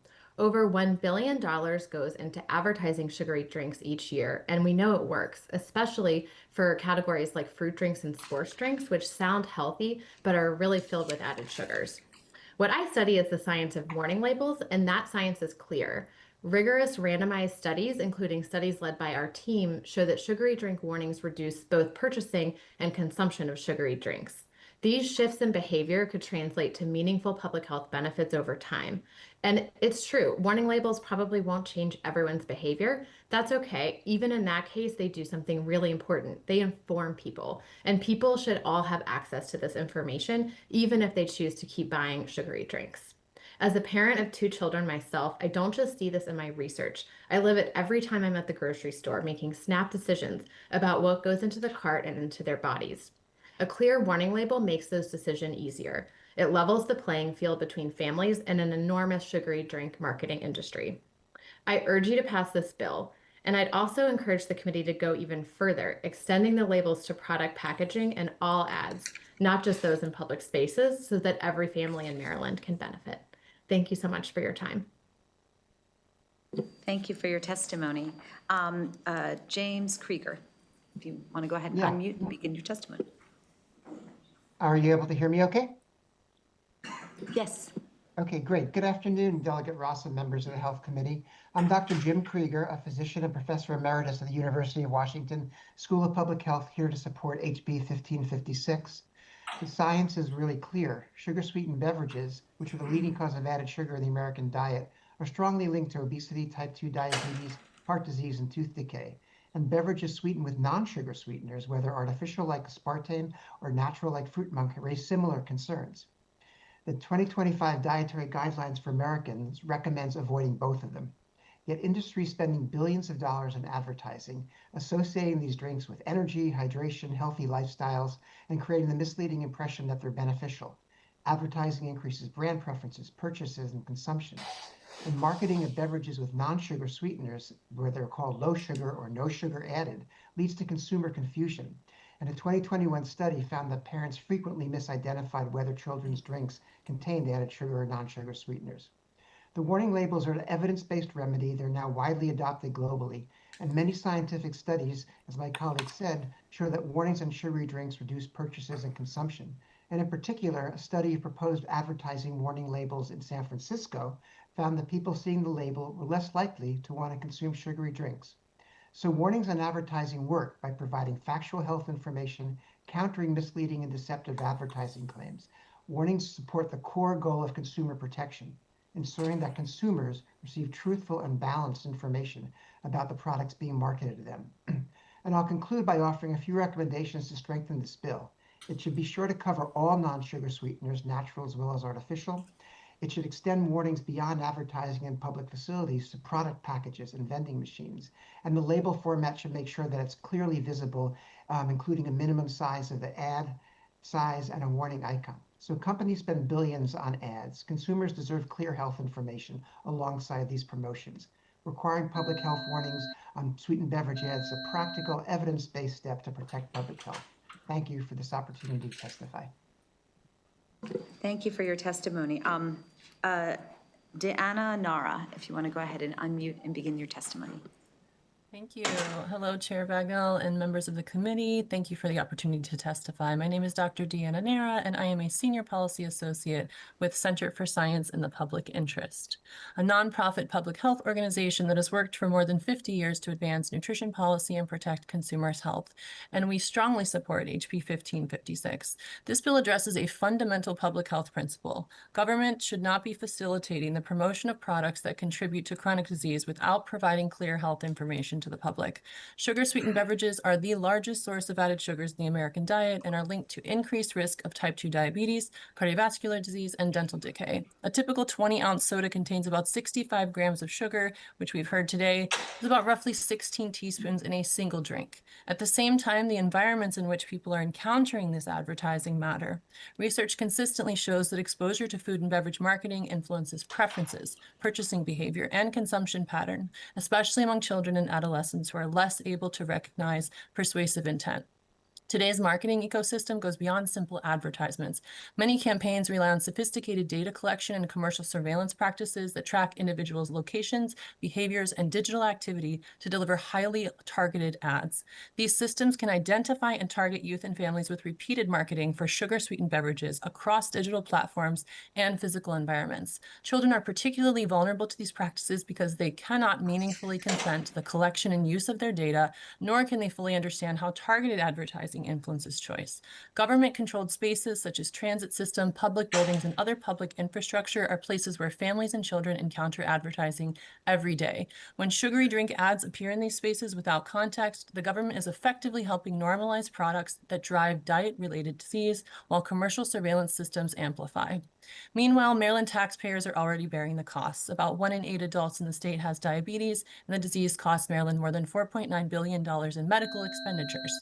HB 1556 does not restrict consumer choice, and it does not prohibit advertising. It simply ensures that when government property is used to promote sugary beverages, the public receives clear information about those health risks. If public spaces are used for advertising, they should support transparency and protect public health.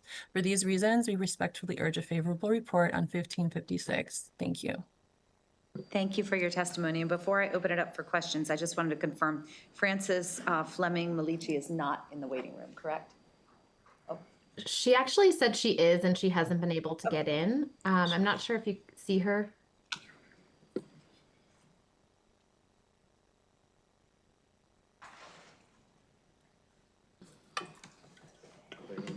Okay. I'm being told that we do have someone in the waiting room, but they're not identified as Frances Fleming Malici. If they can update their information so that we can recognize. Okay, we'll text her. All right. Oh, what's that? Just their Zoom name. Yeah, just their Zoom name.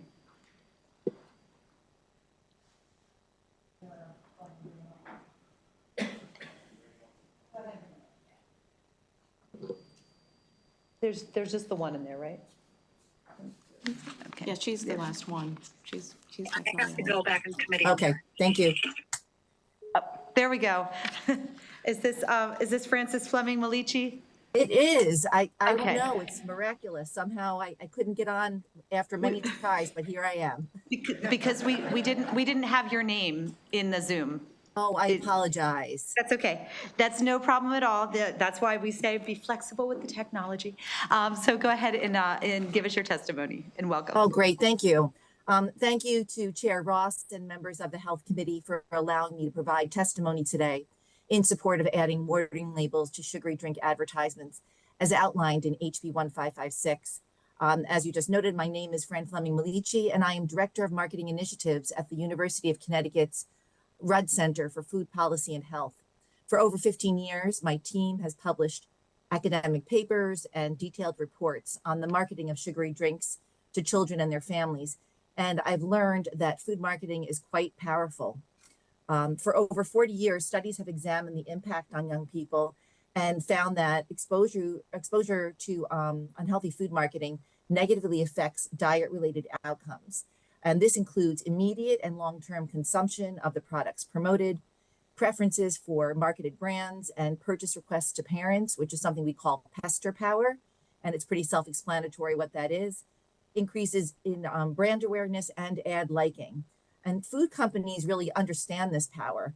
Unfortunately, youth-directed advertising almost exclusively promotes unhealthy food and drinks.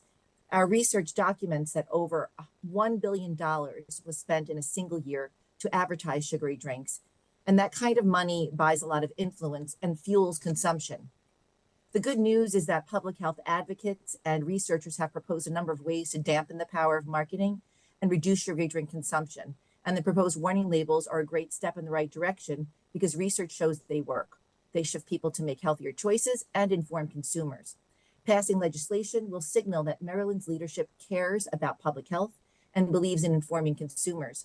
After all, people do not need to be told what drinks they should or should not consume, but they deserve to be told if the drinks they are choosing for themselves or for their children could harm health. We thank the Committee on Children for raising HB 1556, and I'm open for questions if you have any. Thank you very much. Thank you very much for your testimony. And given the technical challenges, I just want to take a moment and thank our team here who do a really amazing job seamlessly in the background. So thank you, everyone. I just wanted to acknowledge our Deputy Kim, Darmini, and James, and Alicia, and Marcos, and they're just amazing. So now I will open it up to questions, starting with Delegate Hutchinson.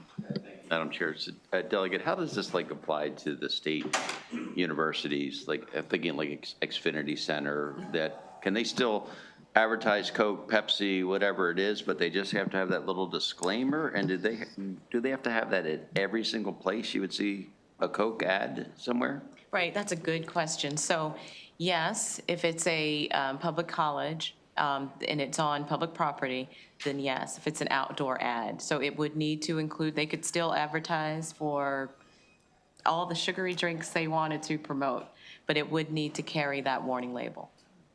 A point of clarification, you said outside ad, so if it was inside the stadium, like Xfinity, that does not apply inside? Correct, it's for outdoor advertising. Thank you. Delegate Hill. Yeah, we'll have to deal with that. Okay, thank you, Madam Chair, and thank you for the bill, Delegate Ross. As you know, but your panel probably does not know, we also have under consideration a bill that looks to put icons to identify on menus items that have high salt content and icons that have high sugar content, primarily talking about meals and not drinks. So what I would like to know, that bill, HB 1048, talks about icons to identify diets with higher amounts of added sugar than, I think, 50% of a daily allowance. So if we're talking, as some of your witnesses have talked about, using an icon, I would like to be clear that we're not sending confusing messages. So if you could direct the question to one of your witnesses, is it anything with added sugar? Is it sugar that's over 50%? I mean, I know we're talking about beverages versus food, but some harmonizing would be helpful. So maybe one of your experts could. Sure, I will let Marissa speak to it, but I will say this. So at the bill currently,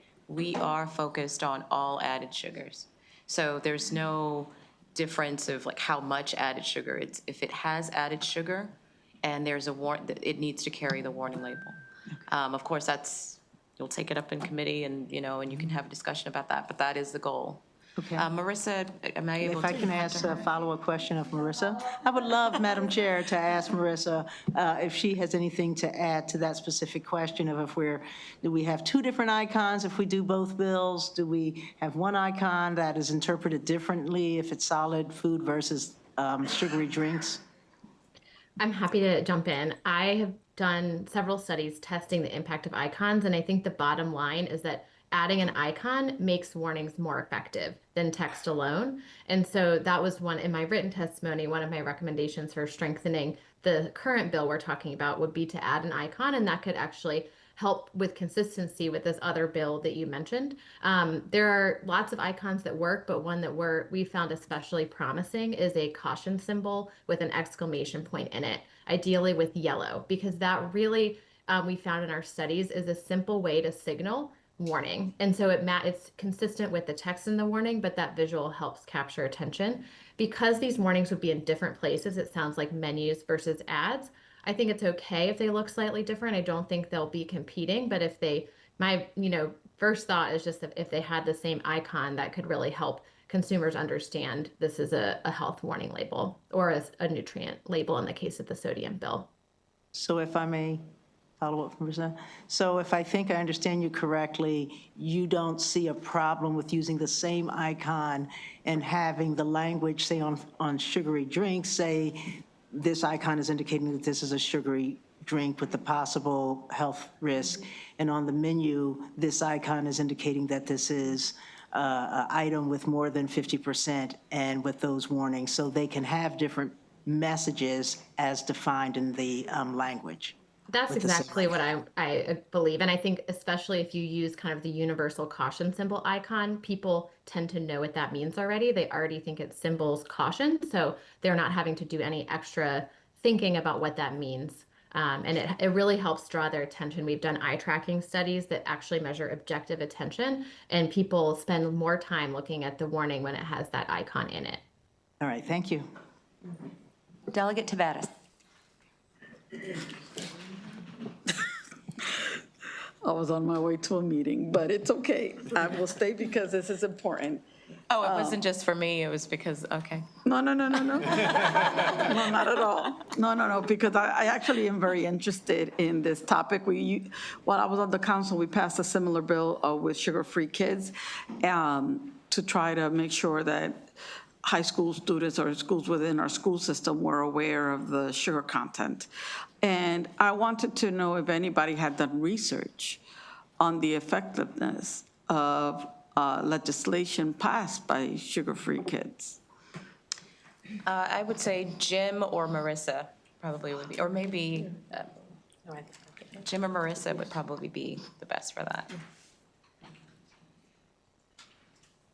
Want to take that one, Jim? I'm not aware of any specific studies of sugar-free kids, and that just could be my ignorance, but the types of interventions that sugar-free kids have done in terms of increasing awareness of sugary drinks and removing sugary drinks from schools and other sites have been studied and have been shown to be effective in both increasing awareness of the potential health harms associated with these products, as well as reducing consumption and exposure to those products.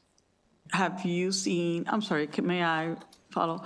Have you seen anything with reduction in obesity?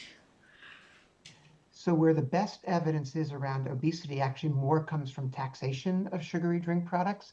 And there's an emerging body of evidence showing that places that have passed taxes on sugary drinks have seen declines, particularly in kids of lower incomes, in obesity rates and weight gain. Keep doing God's work. Thank you. Seeing no further questions, I just wanted to mention to the bill sponsor, because I think Delegate Hutchinson's question was sort of along the lines of mine. It doesn't clarify in the bill that it's outdoor spaces. It doesn't, and I'm not sure if there's a clear definition of advertisement, because I think there was a question of like whether a Coca-Cola label on a vending machine would qualify as advertising. So if we can just sort of drill down on some of the definitions. I don't know if you had a reference already in statute, or if that's just something that you're looking at. It is something we're looking at. Okay. Yeah. Thank you, Madam Chair. Thank you very much. Seeing no further questions, this does conclude the bill hearing on House Bill 1556. We are now going to go to House Bill 1553, which is Public Health Cosmetic Products Enforcement Penalties for Prohibited Ingredients, the Crown and Care Act, protecting communities from harmful hair chemicals.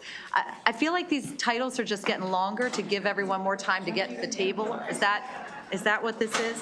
All right, Delegate Alston, if you want to go ahead and approach the table and bring your panel, and you can begin your testimony when you're ready.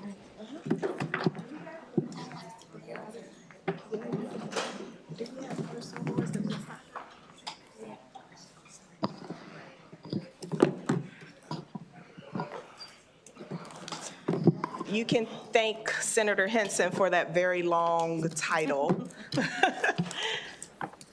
Good afternoon, colleagues, and thank you all for being here. This bill comes as a result of a conversation with my daughter. Ever since she was little, I had to figure out ways to do her hair. It wasn't necessarily my talent. And so at a very young age, I started to use chemical straighteners and relaxers to make her hair more manageable.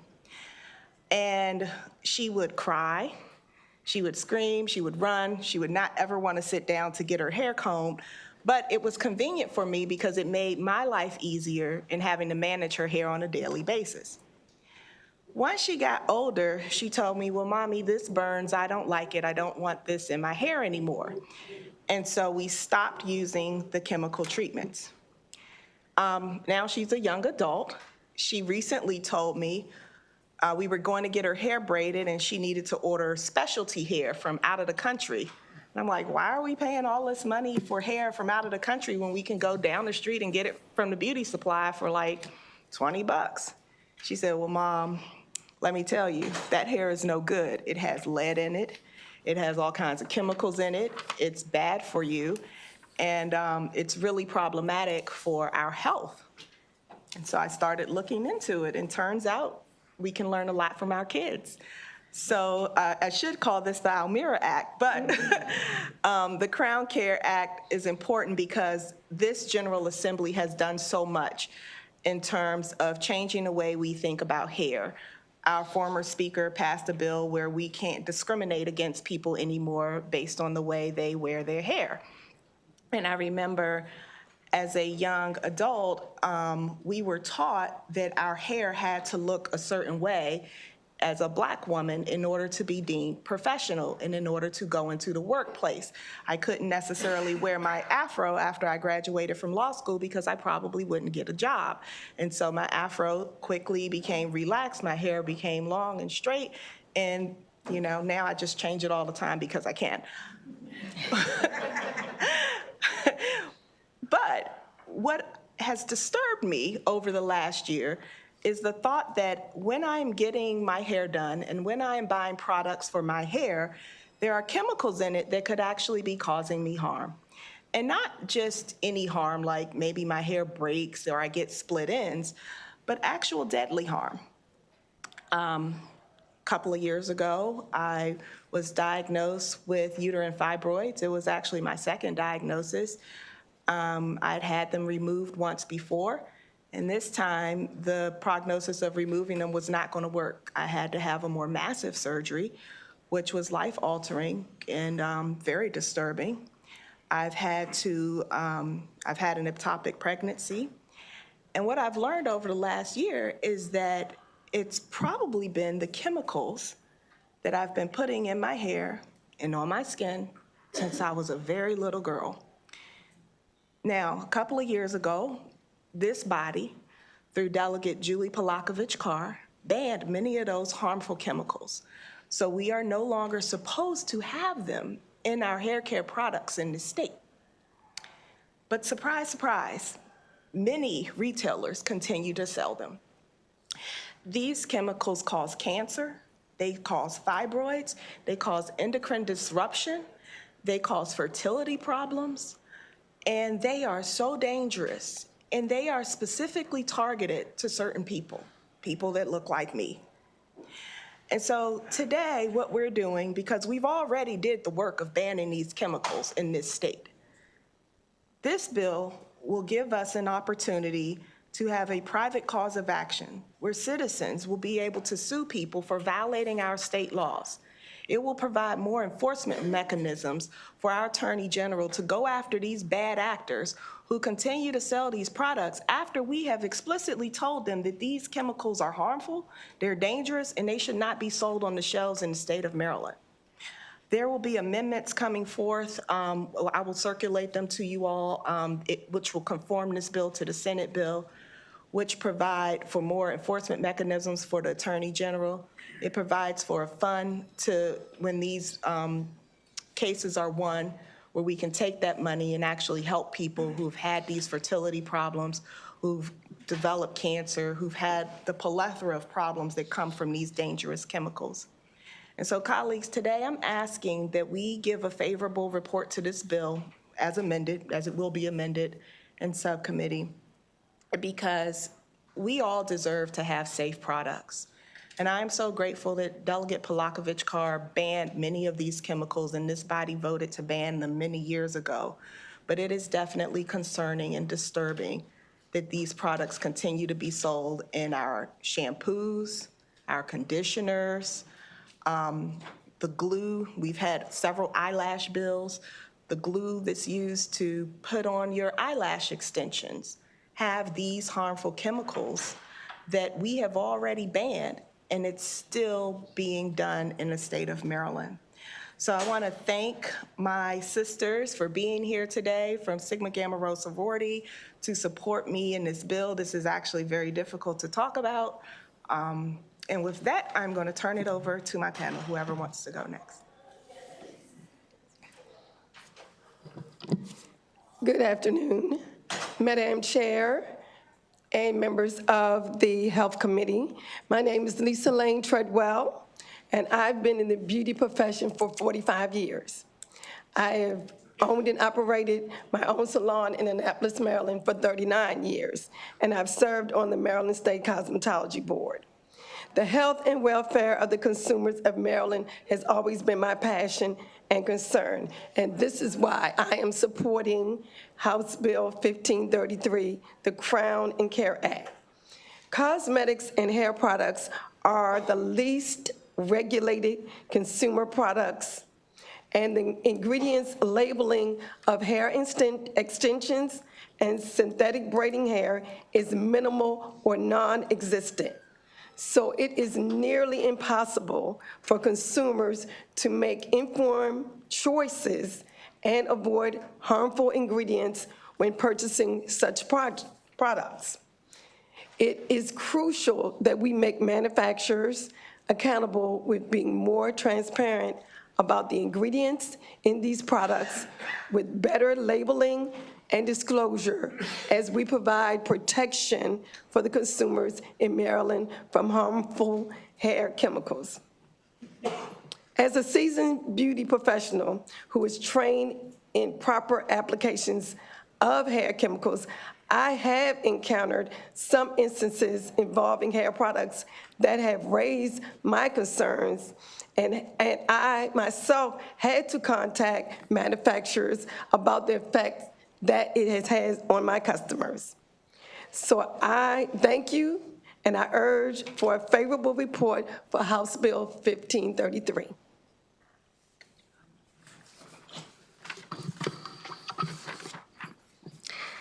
Good afternoon, Madam Chair, Vice Chair, and committee.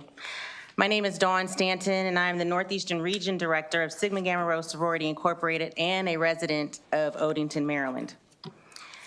I want to first thank Delegate Tiffany Alston for co-sponsoring this bill and offering the opportunity to testify.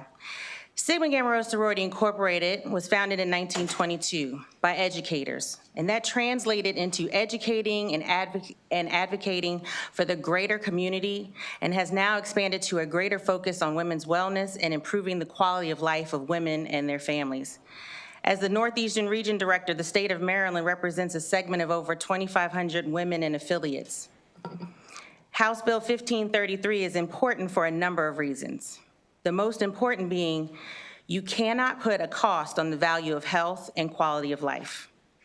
This bill speaks directly to basic community needs, protection. And we, the community, lean to our representatives to legislate for those protections, both in prevention and compensation. Finally, I testify today for the young girl who suffered for almost 20 years with uterine fibroids and reproductive complications, with no definitive causes or answers, yet still facing harmful chemicals, toxins, and carcinogens in everyday cosmetics that studies have shown exacerbate and put women, especially, at greater risk for cancer and reproductive harm. My hope today is that this committee will have a favorable response on this bill in order to strengthen consumer and women's health protections for the generations of young girls that come behind the young girl who is me. Thank you. Thank you for your testimony. And we have one virtual witness on your panel. Dr. Cross, if you want to go ahead and unmute and begin your testimony. Thank you, Madam Chair. I am the Honorable Dr. Kashina Cross, and I thank you to our Delegate Tiffany Alston for bringing this bill. I am here to testify in support of HB 1533.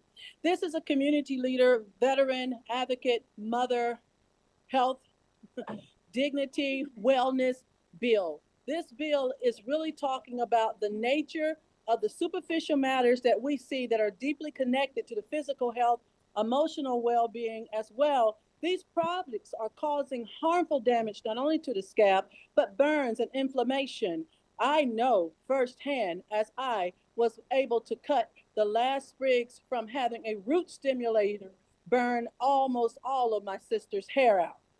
This hair loss and permanent follicle injury is an impact that is not merely cosmetic, but it can alter a person's confidence and mental wellness. This is a state of identity. These years that we're living in are causes of life. Medical literature has documented that chemical hair relaxers and straighteners can cause scalp reactions. And this bill is critical because federal oversight alone is obviously not enough. Under federal law, most cosmetic products ingredients do not require FDA pre-market approval. With this limited exception, most of the color additives in the marketplace without level of front-end review may actually end up in our cabinets. This public health concern is real. We are looking at a time where over 33,000 women have found that frequently using these chemical hair straighteners and products twice likely to develop uterine cancer, and non-users extremely risk about 1 to 4% by the age of 70. So with this, I do actually ask for you as a member, as a body, this health committee, to find a higher cause and associate it that we, women, underscoring this product needs to be not only controlled, but hormone active chemicals actually taken out. I urge a favorable report. Thank you for your time. Thank you for your testimony. I'm going to go ahead and open it up to the members for questions. Are there any questions for this panel? Delegate Rosenberg. Why have we been unable, thank you, Madam Chair, why have we been unable to enforce the existing law? When the existing law was passed, it was only passed as a ban. There was no enforcement mechanism written into the law. So this is actually fixing that. You know how we pass bills in part because we can get it through. So this is now the enforcement piece for the ban. And maybe at that time, we thought that people would just do what we said and stop manufacturing and selling these chemicals that are harmful, but that has not been the case. Thank you. Thank you. Seeing no further questions, we do have one more favorable panel on this bill. Thank you very much. Wait, Delegate Riley. Sorry, I was late. I was just looking over the fiscal note. So these penalties are pretty steep. So what has the education piece, because I see that the last bill went into effect, January 1, 2025? What has been the educational piece to explain to these manufacturers and retailers and so on that's listed in the bill that, this is now a ban and you can no longer use these products that hold, 24 chemicals? So apparently it's a lot of products. So have we educated these folks of the current law? Yeah. At this current time, I don't believe that we have, but that's something that we will be discussing to get, because the labeling and accountability, we do want them to have the knowledge and accountability. Okay. All right, so that's something that you could be looking at putting into the bill, that there should be some educational piece and maybe hold off on the penalties? Well, so if I, may I? I'm sorry. Okay. So my understanding is this has been a national issue. Like, these chemicals have been problematic in multiple states. And so many of the manufacturers have already started to reformulate their products. The good ones have started to pull them off of the shelf. So a lot of the products, like, quite candidly, the product that I used as a kid, I went to go buy it recently to do my hair, and it's no longer there. I'm assuming because it had formaldehyde in it, correct. So it's no longer available on the shelf. The problem is there are other products where those things are not listed, but the formaldehyde and the other harmful products are still in it, and the manufacturers are intentionally mislabeling, not labeling, and selling it in our state because they're still harmful. There's a public awareness campaign that's called No More Lies or Stop the Lie. And it's a play on words because lye is one of the ingredients in perms, which is very harmful. And the manufacturers are actually lying to the consumer because they're saying these products don't have lye, they don't have formaldehyde, but when you test them, they do. So they're aware that this is a problem because this has been going on in other states where they started to ban these chemicals. And there are also class action lawsuits. We haven't really had them here in Maryland, but in other states, they're being sued for products liability issues. Okay, can I have one follow-up? Okay, I can't remember from last year. So how many states currently have banned these? Do you remember that? And do they have penalties? I mean, are we like drafting this particular legislation like the other bills and they currently have penalties as well? Or are they doing the same thing currently? So there are several states that have bans, California, Minnesota, New Jersey, Virginia, Vermont, Oregon, Washington State, and Minnesota. Okay. So there are several states that do have bans. As far as the penalties, some of these penalties are the same penalties that would be available under other product liability claims. And so we're just extending it. I did make them a little more harsh with the amendments because I did want to send a clear message, but those are things we can talk about in subcommittee and negotiate in terms of what we believe is the correct public policy response for Maryland. Okay, thank you very much. Thank you, Madam Chair. Thank you very much. And Delegate Alston, I want to say thank you for this bill. I actually had a college professor who lost all her hair from a perm, and that was many, many years ago. I won't tell you how many. But I do also notice that the first reader for this bill was February 13th, and we haven't heard any opposition from industry. Has industry reached out to you or the retailers or anything? Because they seem to be silent on this bill, and usually they're not silent if they're opposed. I have not heard from anyone. Okay. All right, well, thank you very much. That concludes this panel. We do have one more favorable panel, Stephanie Carter and Adago Aguamezi. And also, I just want to welcome all of the Sigma Gamma Rho sorority here in blue and gold. Yes, blue and gold.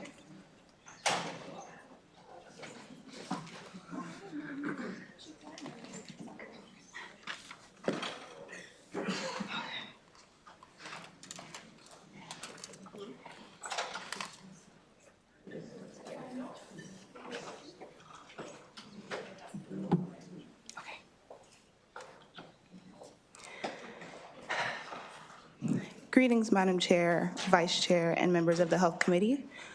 For the record, my name is Adugo Agomezie, Delegate Alston's legislative aide and intern from Prince George's County.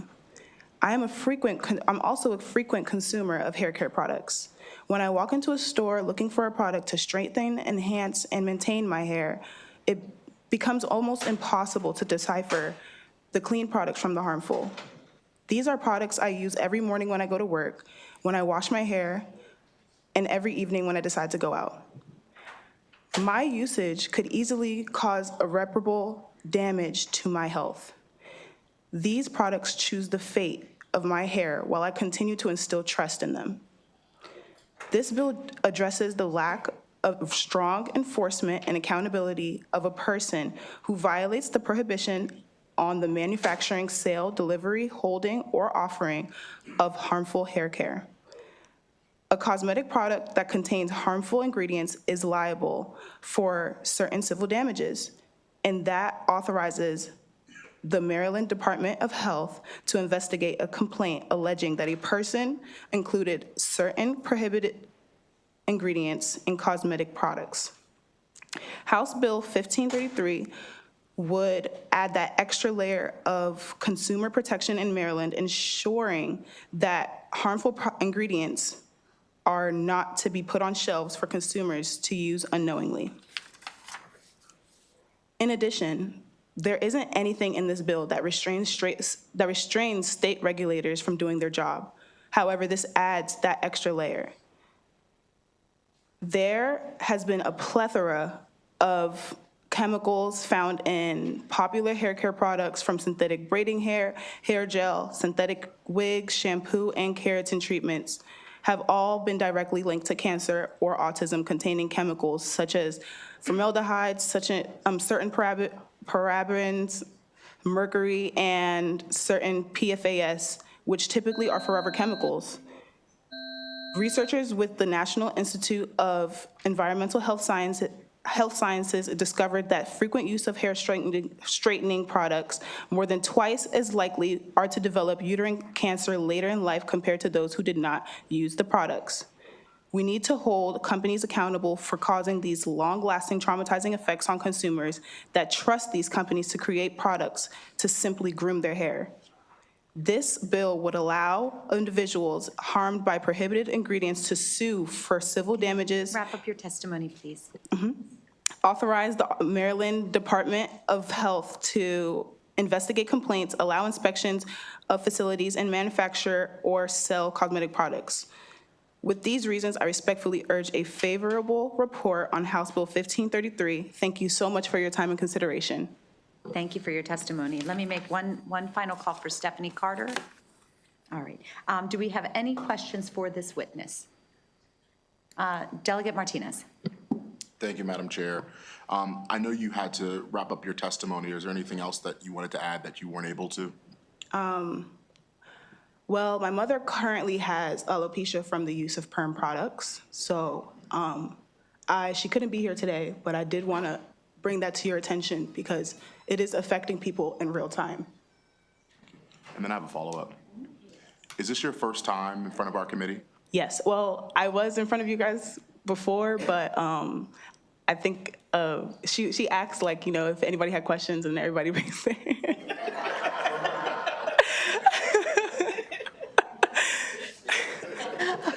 All right, thank you very much for your testimony.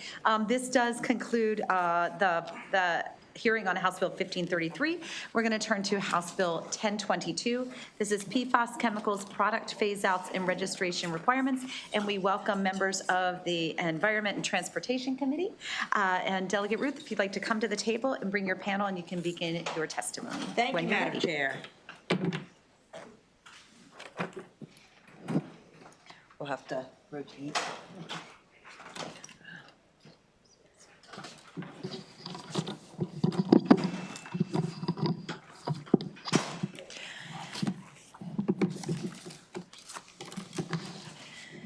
Madam Chair, Madam Vice Chair, members of the committee, thank you for having me this evening.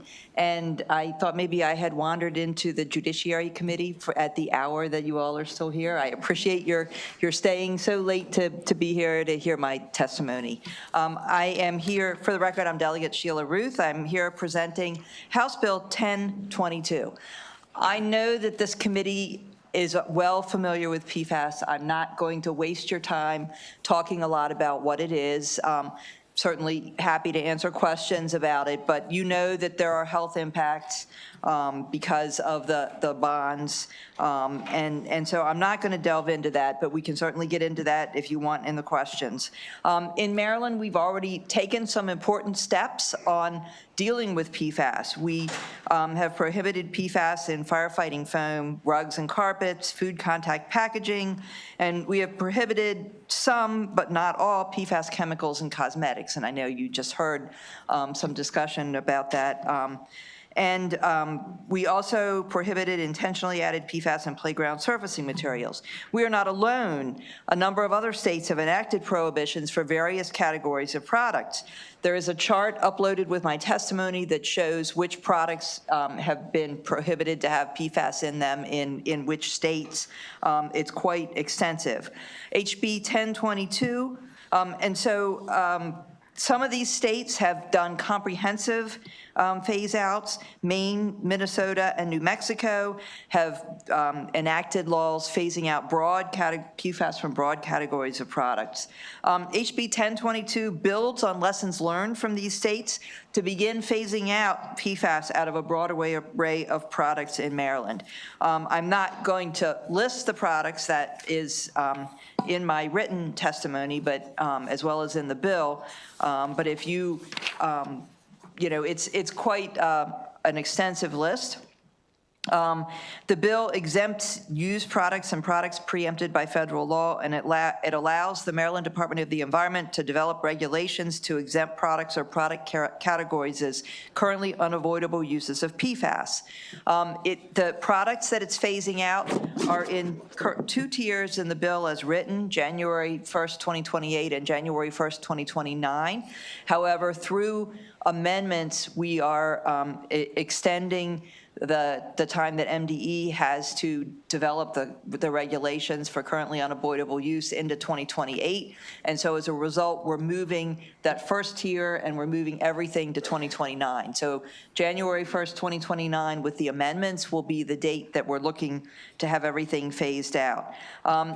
This bill, some of the states that have passed broad product phase-outs have had tiers for certain products and then had an everything else category, generally 2032. We opted not to do that. We learned, as I said, from other states that have come before us, and we saw that having that everything else category then requires you to have a huge, huge list of exemptions and can be problematic. So we tried to be comprehensive in the products we list, but we also are not, there's no like broader everything else phase out from that. The bill as drafted also includes a registration requirement. However, after extensive discussions with stakeholders, we are submitting an amendment to the committee to amend out the registration section. That's 6-1606, which should address many of the concerns that we heard. It will also reduce the operational impact on MDE, which should correspondingly reduce the fiscal note. The bill has strong enforcement protections, and I know you just heard on the last bill about concerns about enforcement. This bill does have strong enforcement protections. It does allow MDE to require manufacturers to test any product that is suspected of having PFAS in it. It also allows MDE to do random testing every year to select certain products for random testing, just to really ensure that we are phasing those out. And MDE can impose administrative penalties of up to $15,000. And for violating an administrative order from MDE, up to $25,000. The bill also establishes a Maryland PFAS Chemicals Protection and Remediation Fund dedicated to mitigating the harms associated with PFAS. I believe we are also adding amendments to add some, to be able to, MDE to be able to use that for some regulatory administrative costs as well. I said that already. So last thing, it really, the phasing out the products accomplishes several things. One thing is, first of all, clearly it helps to reduce contact of consumers with these products. If your toothbrush, if your dental floss, if your sofa has PFAS in it and you're having contact with that every day, that's harmful, especially if it's children who are extremely susceptible to these kinds of chemicals. So the first reason for this is to protect consumers. The second reason is some of these products are, I've done that before. Some of these products, some of these products are washed down the drain. And when they wash, so for example, the personal care products, for example, when they're washed down the drain, they end up at the wastewater treatment plants. And I know that this committee has heard a companion bill to this about treating at the wastewater treatment plants. So if we can get rid of more of the PFAS on the front end, that's less that the wastewater treatment plants have to deal with. And then it also reduces contamination of groundwater due to leachate from landfills. We throw these products away, they go in the landfills, and it leaches out into the water. It reduces PFAS chemical runoff into our wetlands and waterways, including the Chesapeake Bay. Finally, I'll just say Senator Sarah Love, who is my Senate cross-file sponsor, their hearing was a couple of weeks ago, and they, since we have been negotiating extensively with stakeholders, we have a whole series of amendments that are due in any minute, and we will submit those amendments to the committee. I believe those amendments will probably address most, but not all, of the concerns from the opposition testimony that you will hear. We have talked to everybody, I believe, and really tried to address their concerns. There may still be a few areas where we just can't come to agreement, but I know that finding that agreement is important for this committee, and we are really trying to address as much as we can by amendments. Just a couple of things in addition to removing 6-1606. We're also submitting amendments to remove paint from the list. We're changing the definition of textiles. We're exempting electronic and internal components because when we say toothbrush, we mean the part you put in your mouth, not the motor in an electronic toothbrush, even if that contains PFAS. So HB 1022 will take an important proactive step to protecting the environment and the health of Marylanders by significantly reducing the amount of PFAS Marylanders are exposed to, as well as the amount in our waterways and wastewater treatment plants. And I ask for a favorable report.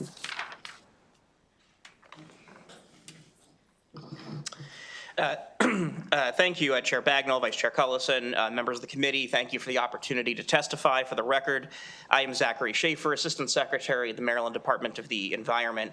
I also want to thank Delegate Ruth very much and Senator Love for their leadership in bringing together so many different groups from industry, from advocacy, from the department, other state agencies together to navigate the issues that this bill and other related PFAS bills address.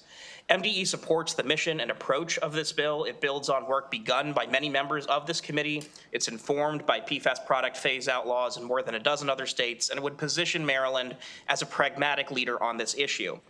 Phasing out PFAS in many widely used and high-exposure products directly protects public health and would dramatically reduce future treatment and cleanup costs. As I've testified before this committee, there are thousands of different PFAS, and they are used ubiquitously in countless products. And robust health research has determined that exposure to many PFAS, even at extremely low levels, significantly increases risks for cancers, heart disease, delayed development in children, impacts to pregnant women, and decreased effectiveness of vaccines like the measles vaccine, among others. The best way to reduce risk is to reduce exposure, and that means reducing or removing the PFAS in products that people use every day and which continue to move through our bodies, our wastewater, our trash, and to leach into our soil, air, and water. The department also recognizes that a balanced approach is necessary to avoid disrupting essential, economically vital, and sometimes life-saving uses of PFAS in certain applications and products. That's why we support the bill's currently unavoidable use provision to allow for continued use while still driving innovation towards safer substitutes. In addition, the creation of a dedicated fund supported by fees from covered manufacturers and other responsible parties provides a path to implement this program without long-term reliance on general funds. We support the sponsor amendments to eliminate broad requirements for product disclosure and registrations due to their fiscal impact, as well as amendments to the implementation timeline. We also note the modest fiscal note to provide for the specialized staff necessary to successfully implement this bill. In closing, MDE supports creating an enforceable framework to reduce PFAS in products and limit long-term public health and economic impacts. We urge a favorable report with amendments.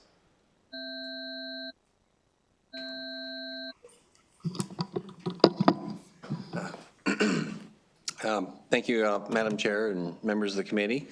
My name is Brent Walls. I'm the Upper Potomac Riverkeeper and Program Director for Potomac Riverkeeper Network. And as Delegate Ruth and MD have stated, this is about exposure risk. and reducing that risk to citizens of Maryland. And that comes in two different ways, and Delegate Ruth had explained both of them. One is the direct impact of exposure to PFAS products in our homes. Every one of us here probably has PFAS in our systems.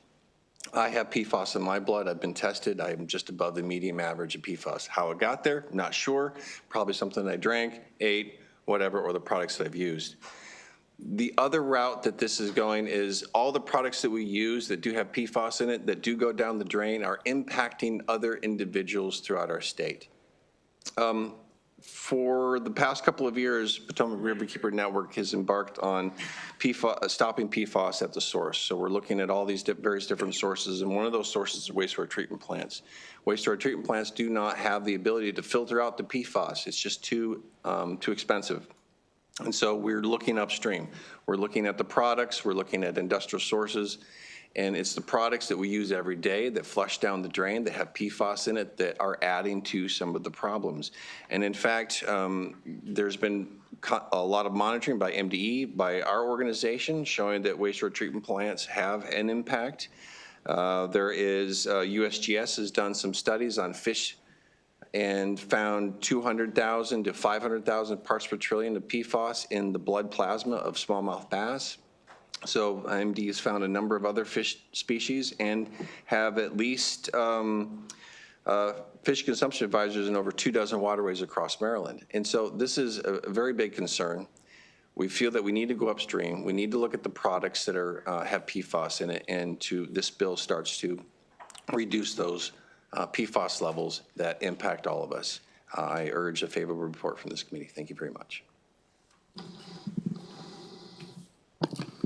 Good afternoon, or sort of edge of evening here. My name is Betsy Nicholas. I'm the president of Potomac Riverkeeper Network, but I'm mostly in my comments, I'm going to try and channel our colleague who could not make it today, but Johns Hopkins School of Public Health professional who did participate in the briefing that this committee was invited in earlier this session.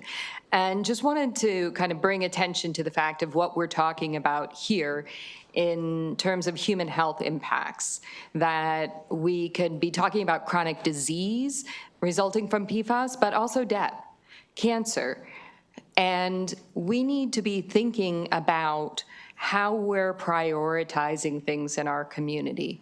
Wastewater treatment plants and other industries we've talked to have said that reducing or removing PFAS from products is the most cost-effective way to stop it at the source.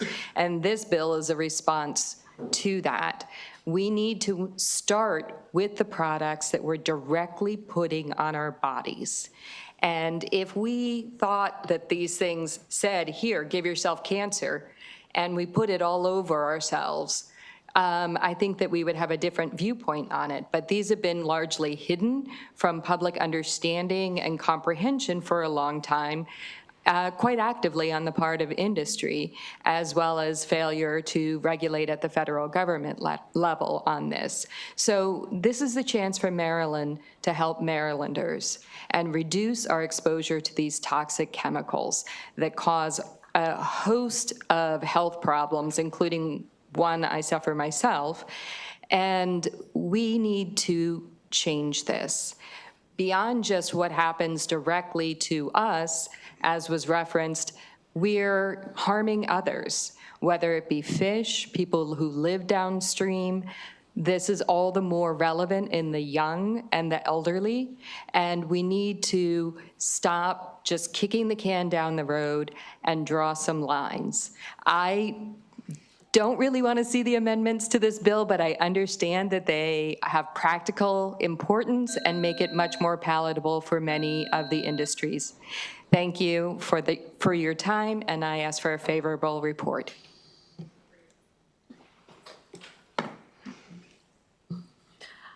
Good afternoon, good evening. I want to thank Chair Bagnell and the members of the Health Committee for holding this hearing on this urgent public health crisis caused by PFAS found in everyday products. I'm Robin Broder. I'm Executive Director of Waterkeepers Chesapeake, which is the coalition of the waterkeeper programs throughout the Chesapeake and Coastal Bays regions. are a top priority of all the water keepers. In Maryland, there are 13, and also the water keepers in Virginia, Pennsylvania, and West Virginia, as you heard from Brent Walls, is stopping PFAS at its source and halting the spread of PFAS on our lands and in our waters. 97% of Americans have PFAS in their blood. That is a shocking statistic. Decades ago, when industry created PFAS, it claimed it wouldn't spread to people, but that has not been the case. PFAS is found in the products we use every day, in our air, water, and on our lands. PFAS in the human body, whether it's short-term or long-term exposure, have been linked to a whole host of negative health outcomes that you've heard about, weakened immune systems, high cholesterol, high rates of disease in liver, thyroid, kidney diseases, elevated rates of cancer, adverse maternal outcomes, low birth rates, and also 45% of our tap water sources have detectable levels of PFAS. That's another shocking statistic. It's critical that we stop the flow of PFAS to our drinking water sources, and this bill helps that, reduce that amount of PFAS contaminated water that is entering our wastewater treatment systems and contaminating wastewater and sewage sludge. This bill places the responsibility and cost of eliminating PFAS where it belongs on the producers and not the taxpayers and the ratepayers. And I urge favorable report on HB 1022. Thank you. Pass that down. All right. Hello, everyone. My name is Gussie McGuire. I'm the Maryland staff scientist at the Chesapeake Bay Foundation, speaking in support of House Bill 1022. And thank you all for hanging in there all day. So most of the things that I would want to say, my colleagues on the sponsor panel have already stated. I just want to bring a few of them back around. One is to make it pithy, an ounce of prevention is worth a pound of cure in this case, as in many others. We really need to be cutting off this source of PFAS at the tap. The industry has been aware that PFAS are harmful for many, many years. If you haven't seen the movie Dark Waters, highly recommend. That lawsuit was filed in 1999 against the DuPont Chemical Company. So they're aware, and they've had time to come up with alternatives to PFAS chemicals. As Ms. Betsy Nichols mentioned, industry has been aware, and I share some of her concerns about, we don't necessarily want to back off on these people that we feel are responsible for contamination, but again, willing to work with folks. There is no safe level of PFAS exposure, so the faster we can get to not having PFAS in our air and water and soil, the better. One piece of testimony that I heard in the Senate hearings on this bill and on the companion bill, there was opposition that stated that there's groundwater contributing to the amount of PFAS in their products, and that would make it difficult for them to have products that did not have PFAS in them and to be able to meet the requirements of this ban. And I think that's a pretty big red flag. Once again, this two-pronged approach, really important, need to turn it off at the tap and at the end of the pipe. Thank you so much. Chesapeake Bay Foundation urges your favorable report on this bill. Thank you. Thank you very much for your testimony. I'm going to go ahead and open it up for questions from the members. Let me start with Delegate Kaufman, followed by Delegate Hutchinson.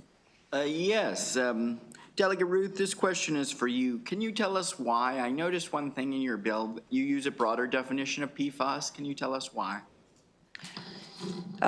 Thank you for the question. May I defer that question to the assistant?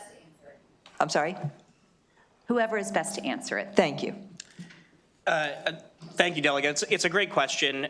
This is the debate over the definition or the scope of PFAS to address in these kinds of bills has been a subject of a lot of debate in the states that have done this. The definition used in the bill is the most comprehensive definition of PFAS out there, which is consistent with the approaches taken in a lot of other states.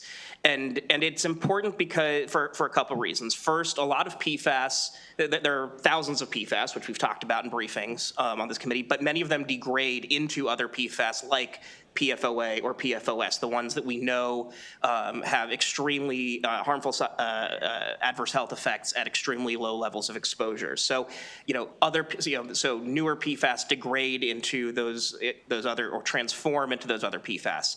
There are also replacements for some of those older PFAS that were found to be very dangerous, but those replacements are also, in many cases, quite harmful. For instance, when EPA published its drinking water rule, it established a limit of 4 parts per trillion for PFOA and a limit of 10 parts per trillion for its theoretically safer alternative, Gen X. So the replacements themselves, which many of these thousands are, may still have harmful health effects. And we know a lot about certain PFAS, but there are countless PFAS that we don't know a lot about the health effects for, and without more information from industry and more research from government health researchers and academia, it will take a lot of time to determine what the specific health effects of each chemical within that full universe is. So it's a precautionary approach to say, let's be careful here while we learn more about these chemicals. Thank you, Madam Chair. Thank you, sir. Delegate Hutchinson. Thank you, Madam Chair. Delegate, it's great to see you back. I really, really applaud you that you take this in and year out. You're back. You're a dog on a bone. Thank you.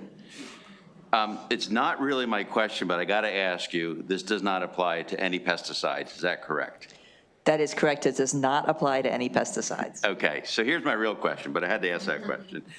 At first glance, yeah. So my first question is, I first looked at this and I was like, wow, you're covering a lot of scope of product here, but I sort of heard in your testimony, I think you see this as just a narrow approach to it.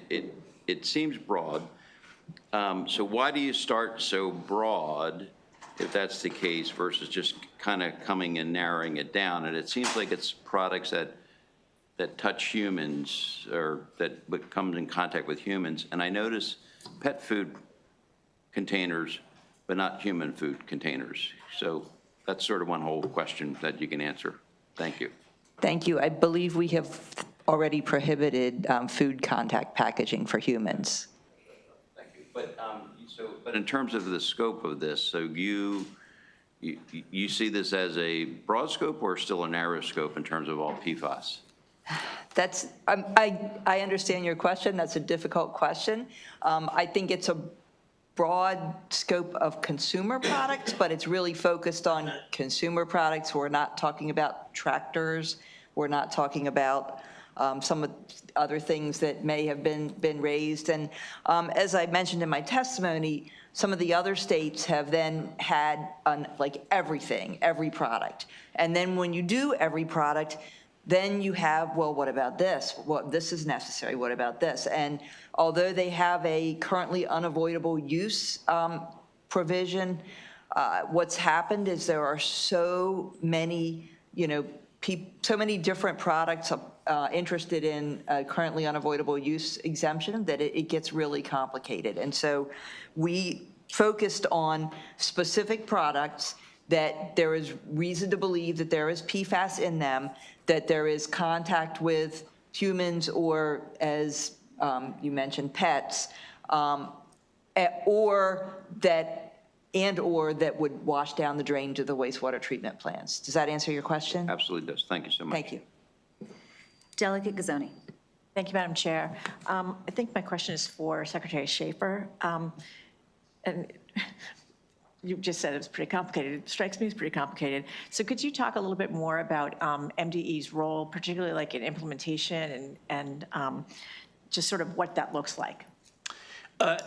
Sure. So this is building, thank you for the question. This would be building upon a couple of the product areas where the Assembly has already prohibited the sale of, but it adds more of a framework through which to not just implement it, but ensure compliance and enforcement with it. So we would be developing regulations early on to answer any questions left unaddressed in the legislation around what's covered what's not covered. We would be setting up the currently unavoidable use framework. So how would a company that makes a product for which there is that provides that value to society that's necessary and for which there is no reasonable alternative, so setting up the framework to allow for that, and then receiving what would likely be many thousands of applications of requests for those unavoidable use exemptions on a temporary basis. We believe that would ramp up in the beginning, and then as more alternatives are discovered, as many manufacturers do broadly start to phase the use out, we expect those exemption requests to go down. And then we would also be undertaking that compliance and enforcement piece, sort of the random and structured sampling of or requesting of compliance information from manufacturers across a range of these product categories, and then administering the fund if that was created as well. Thank you. That's a comprehensive answer. It's a lot of work. That's a comprehensive answer for a very complicated question. Delegate Taveras.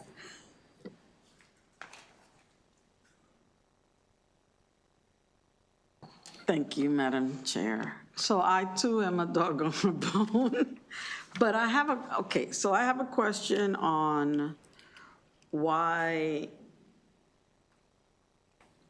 are we not differentiating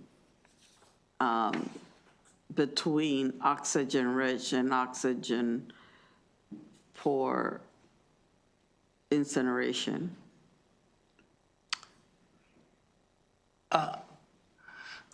It's on page 10, section F. You're saying that a person may not dispose of a Class B firefighting foam, which that I understand, but using incineration, including by burning, combustion, pyrolysis, gasification, thermal oxidation, acid recovery furnace, oxidizer, or roaster,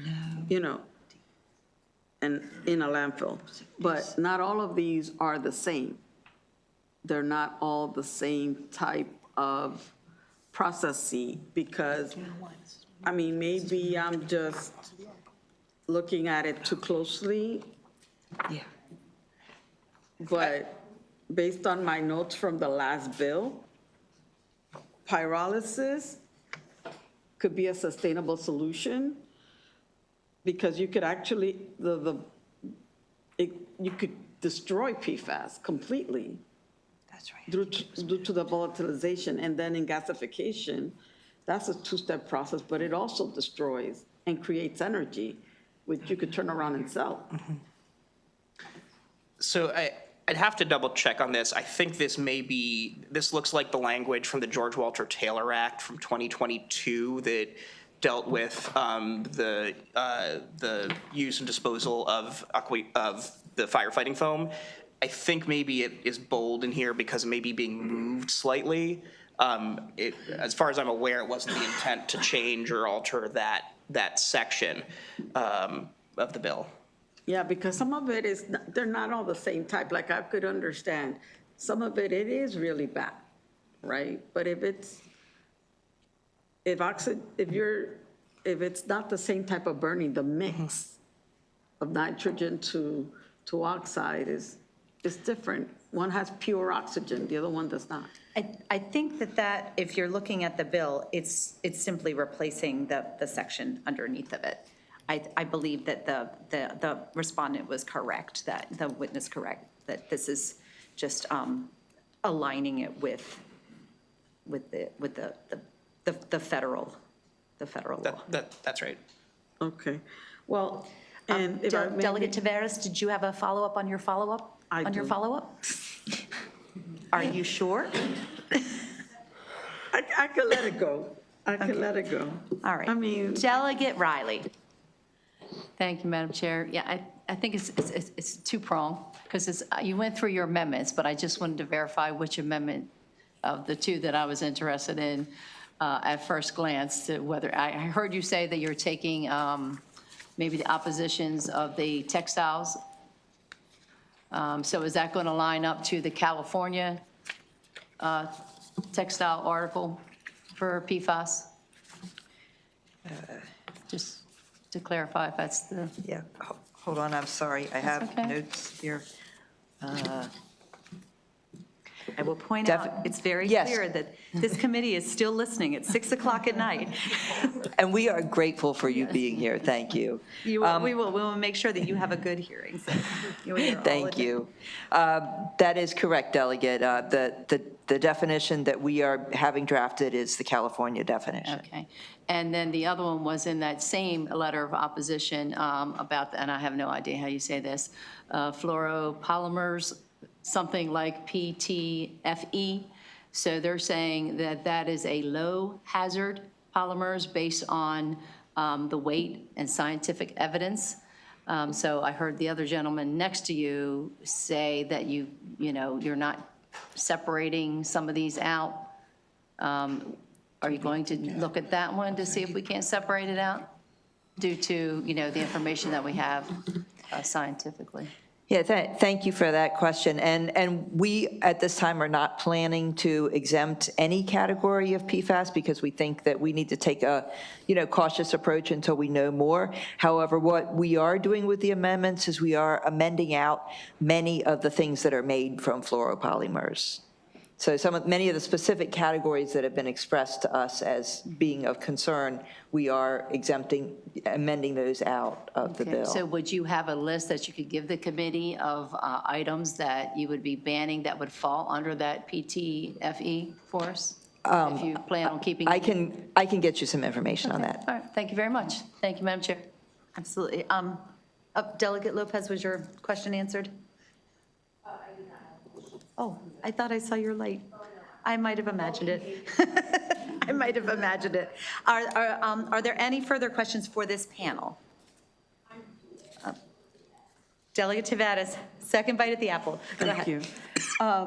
To the lady all the way at the end, you said that there was something regarding the aquifers. Can you just reiterate? Yeah, so when I was listening to the opposition testimony for this bill in the Senate last week, one of the folks who was speaking in opposition said that it would be difficult for them to get PFAS out of all their products because some of the groundwater that they were using in their process contained PFAS, which was then transmitting it into the final product. And it was listening to somebody else tell on themselves, not something that I personally dug into, but I found that very meaningful. So I wanted to share it with you all. Thank you.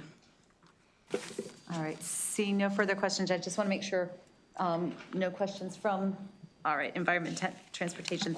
Thank you very much for your testimony. To be balanced, we've got, a few panels. We've got a large unfavorable panel. So we are going to go to an information panel. And then we'll go to a favorable with amendments, and then we'll go to an unfavorable. So let me call Andrew Bemis, Sadie Drescher, Lindsay Thompson. You can come up and begin your testimony.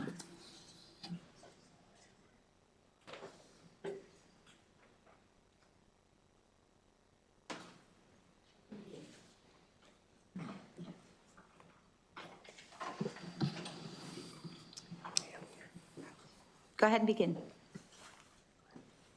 Great, thank you very much.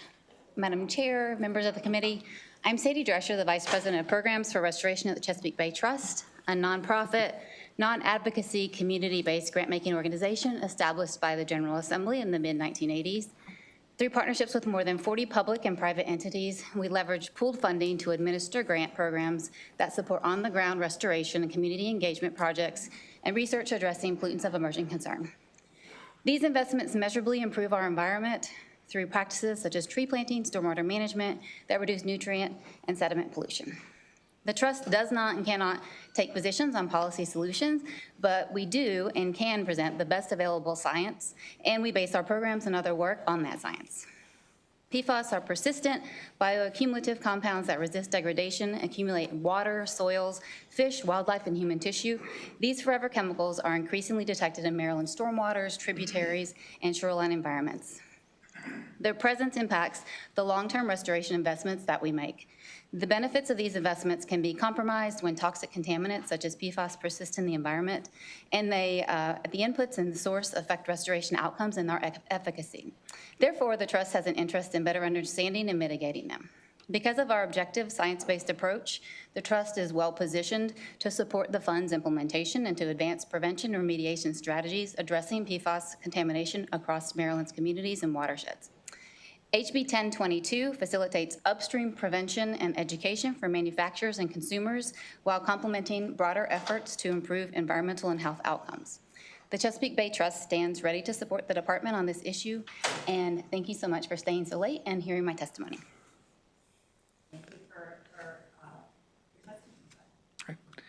Chair Bagnall, members of the committee, thank you for the opportunity to testify today on HB 1022. The Sustainable PFAS Action Network is a coalition of PFAS users and producers that are committed to sustainable, risk-based PFAS management. Our members advocate for responsible policies that assure long-term human health and environmental protection while recognizing the critical need that certain PFAS materials play to the modern U.S. economy. SPAN supports the sponsor's intent of addressing PFAS contamination in Maryland and focusing on non-essential consumer products. We've had a positive dialogue with the bill sponsors and other stakeholders in Maryland on forming a strong PFAS program in the state and are appreciative that the sponsors are working to address certain provisions in the bill. SPAN would like to emphasize that additional changes to the bill could make Maryland's PFAS in products program even more effective. Certain definitions in HB 1022 need to be clarified or changed to be better targeted. Firstly, the definition of PFAS in HB 1022 is overly broad and does not properly target commercially active compounds. U.S. EPA utilizes a more targeted definition that was promulgated by the Biden administration and is more focused on commercially active compounds than the definition currently used in the bill. In addition, certain definitions for 1022's consumer product bans should be clarified to ensure that more essential products are not unintentionally included, such as the definitions of personal care product, which should explicitly exclude certain medical products, and the definition of cookware, which should exclude more complex appliances. As previously stated, SPAN supports the sponsor's intent to remove the reporting provision from the bill and would encourage the adoption of this amendment as soon as possible. SPAN also supports the inclusion of a currently unavoidable use process in the bill, which we think is very important. We would encourage further clarification on whether any sort of provisions that come out of this requirement in the bill could be applied not only to the consumer products in the bill, but potentially to other PFAS laws in the future. We would also encourage the adoption of a list of certain essential uses that have been adopted in other states, such as New Mexico and Maine. I will submit this list later on in an online testimony, but would thank the committee for hearing testimony today. Thank you. Thank you for your testimony, and please also share that with the bill sponsor, because I know that she works really hard on her bills. Do we have Lindsay Thompson? All right, then I'm going to go ahead and open it up for questions. Do we have any questions from the members for this panel? Or any questions from our friends? All right, seeing none, thank you very much for your testimony. So to be balanced, we're going to go to an unfavorable panel, then I'll come back to a favorable with amendments, then we have one more unfavorable. So can I bring Jonathan Pirro, John Keene, Michael Ratchford, Sarah Price, and Riaz Zaman. And I'll just say that it is okay in this committee to change your mind upon hearing, about more information. So when you're ready, please feel free to begin your testimony. Well, I have written down good afternoon, but I'll say good evening. Madam Chair and members of the committee, my name is Jonathan Pirro, and I'm the Northeast State Affairs Manager for the Association of Equipment Manufacturers. I'm here today to register respectfully unfavorable on House Bill 1022. AEM represents more than 1,100 equipment manufacturers whose products are essential to agriculture, construction, infrastructure development, utilities, and emergency response. In Maryland alone, our industry supports over 13,000 jobs and contributes roughly $1.9 billion to the state economy each year.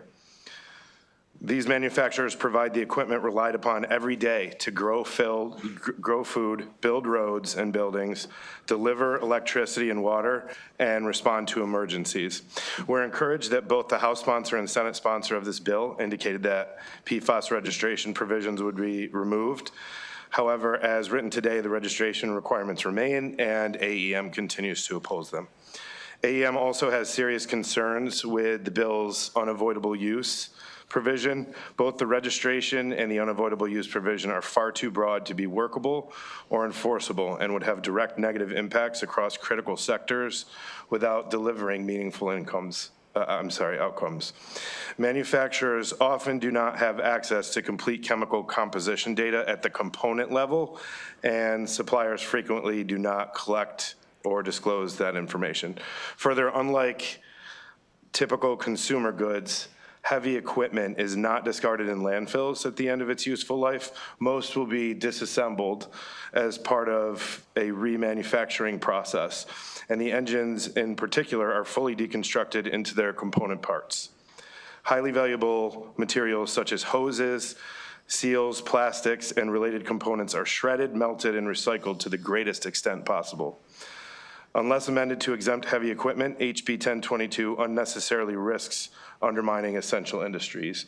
For these reasons, AEM respectfully urges the committee to register unfavorable on House Bill 1022 as written. Thank you. Good evening, Chair, members of the committee. My name is John Keene of the Association of Home Appliance Manufacturers, or AHAM. Trade association representing your major portable and floor care appliances here in the United States. Under the proposed bill, beginning January 1st, 2028, several products would be banned, including cookware, cleaning products, personal care products with potentially added PFAS. Under the introduced bill, within these listed product scopes, there are potential unintended consequences due to its broad product scope.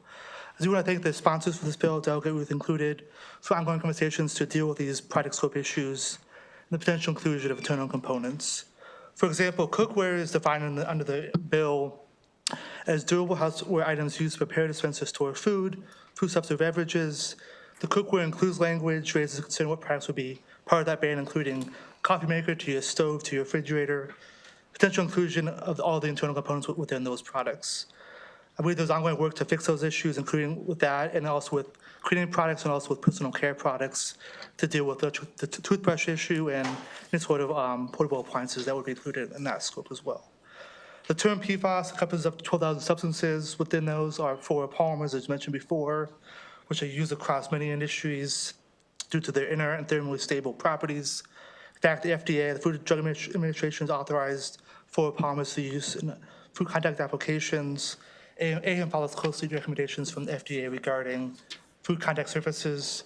And we'll note the date of prohibition is date of sale, so any ban would need to be done way in advance of the compliance dates. With that, happy to answer any questions. Thank you. Thank you, Madam Chairwoman and members of the committee. My name is Mike Ratchford. I'm an associate with W.L. Gore and Associates. Come here today to voice opposition to the bill as introduced. W.L. Gore is a privately held company. We've been a Maryland manufacturer since the early 1970s. Today, we're the largest employer in Cecil County with some 3,000 associates developing and making high-performing products such as Gore-Tex membrane, fuel cell membrane, environmental filtration system, implantable medical devices. Recent economic impact study found that Gore contributes $1.3 billion in economic activity to the state of Maryland on an annual basis. We use a type of PFAS, a fluoropolymer, polytetrafluoroethylene, to make most of these high-performing products. Few of our products would be included in the bill, but we still have concerns. And one would be to the definitions. We're encouraged and we appreciate Delegate Riley's question about textiles. We would refer to the California bill. We are active in helping to craft both textiles and textile articles, and we would look forward to looking at those amendments. The second concern we have, which sounds like it's being addressed, is the registration requirement and testing procedure. You know, we've been engaged, there's at least three states that have adopted those. It's been Maine, Minnesota, and recently New Hampshire. Our experience in those states has been that it has been quite a challenge for those states to get those programs up and running, quite costly. And we would suggest that Maryland would be better served by letting them get the kinks out of the system rather than for Maryland to have to suffer through those costs. So we urge the committee to ensure the approach is workable, avoids unintended consequences, and preserves Maryland's strength in advanced manufacturing innovation. Thank you. Good evening, Madam Chair and honorable committee members. Sarah Price on behalf of the Maryland Retailers Alliance. We have serious concerns about the impact that this proposal would have on the availability of certain products in the state and frankly on the compliance responsibility. I'm aware that you would think that the ultimate entity responsible would be the manufacturer, but I would note that it has been our experience in the past that we have been contacted about retailers continuing to sell unaffiliated brands that have contained prohibited and banned ingredients in the past. So there is some concern that retailers may be held responsible at some level for products that they have nothing to do with the creation of. I would also note that the reformulation or new manufacturing of products can be extremely costly and complicated. Making a change to the formulation of a product, it's not the same thing as just making a substitution while you're cooking at home. You need to retest every single aspect of that product. You need to test and retest. You need to make sure that you don't need to change any of the other ingredients or other components to make sure that whatever you are producing can still meet the same needs that it was addressing previously. So even with the implementation date being pushed out, this could have a very serious impact on the recreation, essentially, of every product that would be impacted by this, and that could impact their availability in the state and their cost in the state. Finally, I would note that while we have seen the concepts of the amendments, we have also not seen the language yet, so we can't necessarily comment on the effectiveness of the language as far as addressing our concerns, but we do look forward to reviewing that. Thank you. Good evening, Chair, Vice Chair, and members of the committee. Thank you for the opportunity to speak with you today. My name is Riaz Zaman, and I'm with the American Coatings Association. Our association represents 90% of the U.S. paint and coatings industry, including manufacturers of paints, coatings, sealants, and adhesives, and the raw materials that go into formulation. HB 1022 would impose a ban of all paint sales effective January 1st, 2029. And to the industry, it's not clear why paint was selected for this ban. Paint is not associated with PFAS contamination, and paint is a critical product used by several industries, including construction and equipment manufacturing. So this ban would have a far-reaching impact on several industry sectors. The bill does not include a definition of paint, and it would presumably apply to any surface coating. Paint is an inherently sustainable product. It adds resistance and durability to any product upon application, extending product life, resulting in less resource use, less carbon emissions from transport and manufacturing, and paint also enhances building energy efficiency through reflective properties. Fluoropolymers are used to make high-performance coatings used for a variety of socially beneficial applications, such as bridges and infrastructure, flame-retardant coatings used on industrial buildings to slow the spread of fire, corrosion protection for water delivery systems, etc. Fluoropolymers are often used to meet standardized performance requirements that are often adopted by code. Another use is in environmentally friendly low VOC coatings. A solvent with a single carbon-fluorine bond is used to manufacture low VOC paints, and these are needed to meet Maryland's VOC emissions requirements. So this solvent is actually not considered a PFAS under EPA's definition, but it would be considered a PFAS under Maryland's definition. So our recommendation would be to focus well, I've provided additional information in writing. I do appreciate your consideration and the opportunity to speak with you today. Thank you for your testimony. I'm going to open it up to the members for questions. Are there questions for this panel Delegate Rosenberg. Thank you, Madam Chair. My question is to those of you who testified in opposition, or to one of those of you who testified in opposition to the bill that is now the law that we passed several years ago. What did you predict would be the outcome of enactment of that bill upon your industry and the well-being of Marylanders, and what has been the outcome?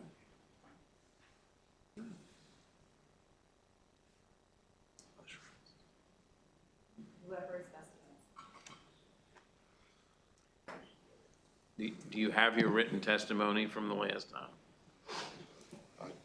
Are you referring to the Senate bill or No, the current law. Oh, I'm sure you. I can just say for the Association of Equipment Manufacturers, what we've done is actually encourage compliance and offer our members a number of resources to be able to connect with Toxic Substances Control Act, and also just a whole lot of education on our website. So for us, that was our attempt at, at least educating on what the next steps are after the Broad Federal Act. Did you have a follow-up? Could you send the committee your written testimony, all of you? Yes, absolutely. From the last time, please. Thank you. Delegate Stein. For the gentleman from the equipment manufacturers, are there any products that any of your members make that would be phased out by this bill? By the bill specifically, yes. I'd have to get you a list of them. Again, we know there are alternatives. That's why they are listed on our website, and we certainly encourage that. But yes, I can get you a list of that. If you could, appreciate it. Thank you. Thank you, Matt. Delegate Taveras, followed by Delegate Grammer. Thank you.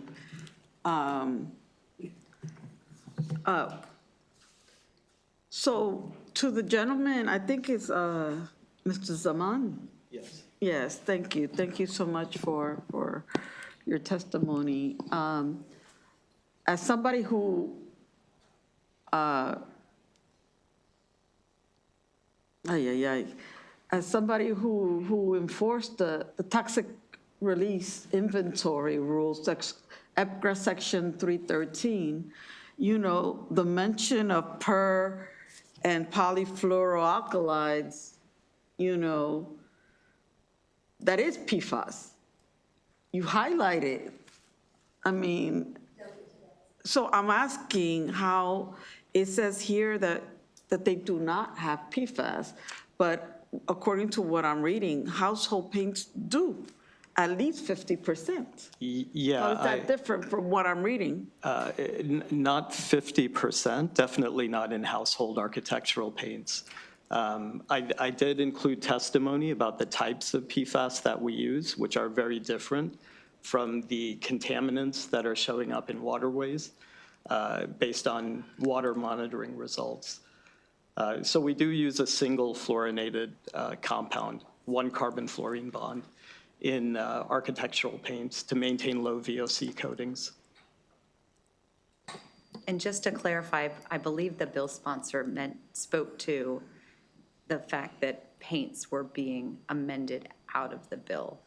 And I see her, let the record reflect, I see her nodding. So Delegate Grammer. Thank you, Madam Chair. Mrs. Price, you pointed out a problem I don't think was intended with the bill. I don't think it's the intention of the bill to enforce against retailers. Have you had a discussion with the bill sponsor for clarity there? We haven't had the opportunity to discuss it, and I do understand that that's not the intent. I just wanted to share the experience that we've had with other similar ingredient bans in the past, that we have been contacted after other laws have gone into effect, and legislators themselves have said, why am I still seeing this product at my local big box store, for example? And I mean, the answer is essentially that retailers don't know every single thing that's in every single product. And so we just wanted to highlight the possibility of concern for enforcement there. Okay. And any of the amendments that you've seen, have they clarified that it's not, the mechanism's not against the retailer, it should be clear that it's against the actual manufacturer. Have you We seen haven't seen the anything? amendment language yet, but I will definitely follow up with the sponsors to Thank you. share the concern. Thank you very much. Delegate Riley, followed by Delegate Hill.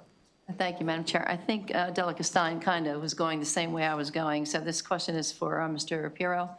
So, because I don't have anything written, and you just have your oral, so I just want to clarify, you talked about also, are you including like ag equipment? Yeah, yeah, thank you for the question. So it would be heavy-duty equipment, and also basically anything with an engine. So the parts of concern for PFAS are the seals and the holes, and the lubricants inside the engine. And so that's why through the remanufacturing process that I mentioned, we have that way of recycling and repurposing engine parts instead of them ending up in landfills. Okay, so the issue with the large equipment was the second part of that, this bill deals with you actually putting those parts into the landfill going into the environment. Yes, So and that's the correct. issue. And you had said you did what with those currently? With the used parts. So the engines are stripped down to the core, and then the plastics that are in the engine are removed, and they're processed through what are called flock tanks. And then so there's a whole process after that where they're recycled and repurposed and melted down. All right, thank you very much, Yeah, thank appreciate you. it. Thank you. Delegate Hill. Thank you, Madam Chair. Ms. Price, we've been going through sort of how difficult it is to do what the bill asks, but we can do what we have to. But PFAS was put in for many of these products for a purpose. So can you speak to what we lose? In other words, what we might lose by removing PFAS across the board from so many products? It could very much depend on the product, and I don't know that I am the appropriate person to comment at this time on the actual makeup of so many things. I can look into it, and hopefully a future panelist might be able to answer the question better. All right, thank you. Thank you very much. I don't see any more questions, so I want to say this because we did hear a lot of proposed amendments, but I know you don't have them in front of you. But given that we have two committees on this bill, it is in the Senate, we're zooming into crossover. I am going to ask something of all of you, because once we create a record of unfavorable, like it's, it goes on our permanent record. So I'm going to ask if you can work with the bill sponsor, and this week, before this goes into subcommittee next week, because I'm committing it to subcommittee, that you review those amendments, and if you can determine that your position is different, can you get that to this committee in writing so that we have an updated position on this bill as amended, so that your position actually reflects the impact upon your industries? Because I think it sounded like a lot of these concerns are actually being addressed in the amendment. So if we can all commit to doing that, I would be most appreciative. And with that, this does conclude this panel. We have favorable with amendments. Katie Riley, are you here? I'm sure she had a child care appointment she couldn't miss. Oh. Grateful for working with the sponsor. Okay, perfect. Like Me Too's are always great too. So thank you very much. All right, we're going to go to one more unfavorable panel. So we have Hannah Allen, Josh Young, Robert Simon, and then virtually Chris Correnti and Kozan Unuvar. And you can come to the table and begin your testimony if we can bring up our virtual witnesses. Perfect, thank you. And we'll start with our in-person, go to our virtual, and then we'll open it up for questions. Good evening, Madam Chair, members of the committee. For the record, my name is Hannah Allen. I'm here today on behalf of the Maryland Chamber of Commerce in respectful opposition to the bill. Again, my comments, I think like past folks on the panels, are based on the bill as introduced. We have not yet seen amendments. We look forward to seeing amendments and a reprint of the bill so we can provide follow-up. But, I'll just say that the bill is drafted so broadly that it treats all PFAS as if they present the same risk. In practice, that means that manufacturers are being asked to identify and eliminate thousands of distinct chemistries, many of which are recognized as low risk. I'll also note that the bill is triggered by whether PFAS were, quote, intentionally added. Many manufacturers simply do not have visibility into that level of chemical detail across global supply chains. Many finished product manufacturers do not formulate raw chemicals themselves. They are buying resins and coatings and textiles from upstream suppliers. On top of that, there's no universal disclosure obligation in global commerce, so there is some concern over how a finished product manufacturer might be fully aware of all of the ingredients and some of these chemicals that they purchase. We do also have some questions about the current unavoidable use provisions in the bill. It's left up to the Department of the Environment to determine through regulations what exactly that means and determine what and when alternatives are or are not available. That, I think from the business end creates some uncertainty for businesses trying to plan product development, right? I think we would rather see that set forward in legislation versus later down the road in regulations. So I'll stop there. Happy to answer any questions. Thanks so much. Thank you, Madam Chair, members of the committee. Josh Young with the American Chemistry Council. My colleague here is with ACC as well. He's going to do the bulk of the hearing. Just want to appreciate the time this evening. We look forward to working with sponsors in the Senate and the House on this bill. I think amendments might go a long way, but I think there's still a lot that needs to be done with this bill. These bills are all over the country, and they vary significantly. Some are going well, some are not going well. And as was alluded to earlier, we would hate for Maryland to go down the path of something that's not achievable. So look forward to working with you, but in terms of the majority of our testimony, I'm going to turn it over to Rob Simon, my colleague for the American Chemistry Council. Thank you. All right, thank you, members of the committee. Robert Simon with the American Chemistry Council. I'm going to be relatively quick. I'm going to throw out the testimony I have and try and be responsive to some of the discussion today. From the chemical industry perspective, we support the regulation of chemicals that protect human health and the environment while ensuring that you can use these critical chemistries for things that can be done safely. And so that is the theme at which we're approaching this. We have worked with this body and the overall General Assembly, multiple states over the last decade on PFAS issues. And we've made a lot of progress in Maryland, and I think this builds on that. While we are supportive of many of the elements of HB 1022, we are very concerned with how it was originally drafted. You've already heard from Delegate Ruth about potential changes that we think will address many of those concerns. But I think what you've heard from all of the people that testified today are two things. One, as you think about definitions and defining these product categories, it's important to get them right so we don't have a patchwork of state laws that are conflicting. Why can you sell one thing in California and something different in Maryland? So I think a lot of the comments you heard today are like, hey, get my definition right for my product category because it's important for that in commerce. And that will have broad implications for Maryland businesses, consumers, interests. The second issue is it is just not scientifically accurate or appropriate to group all PFAS together. Despite what you may hear in some perceptions, there are very different subcategories of PFAS.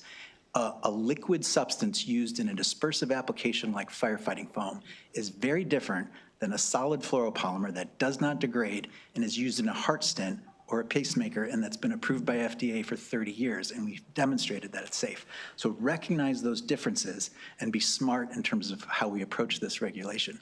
We have a shared objective. There are legitimate issues with some of the historical PFAS. We need to address those, but let's focus on those things that have the potential to get into the environment and have a potential to create potential risk for consumers. So just end there, but hopefully that's constructive in terms of how we're trying to approach this issue, and look forward to working with the committee.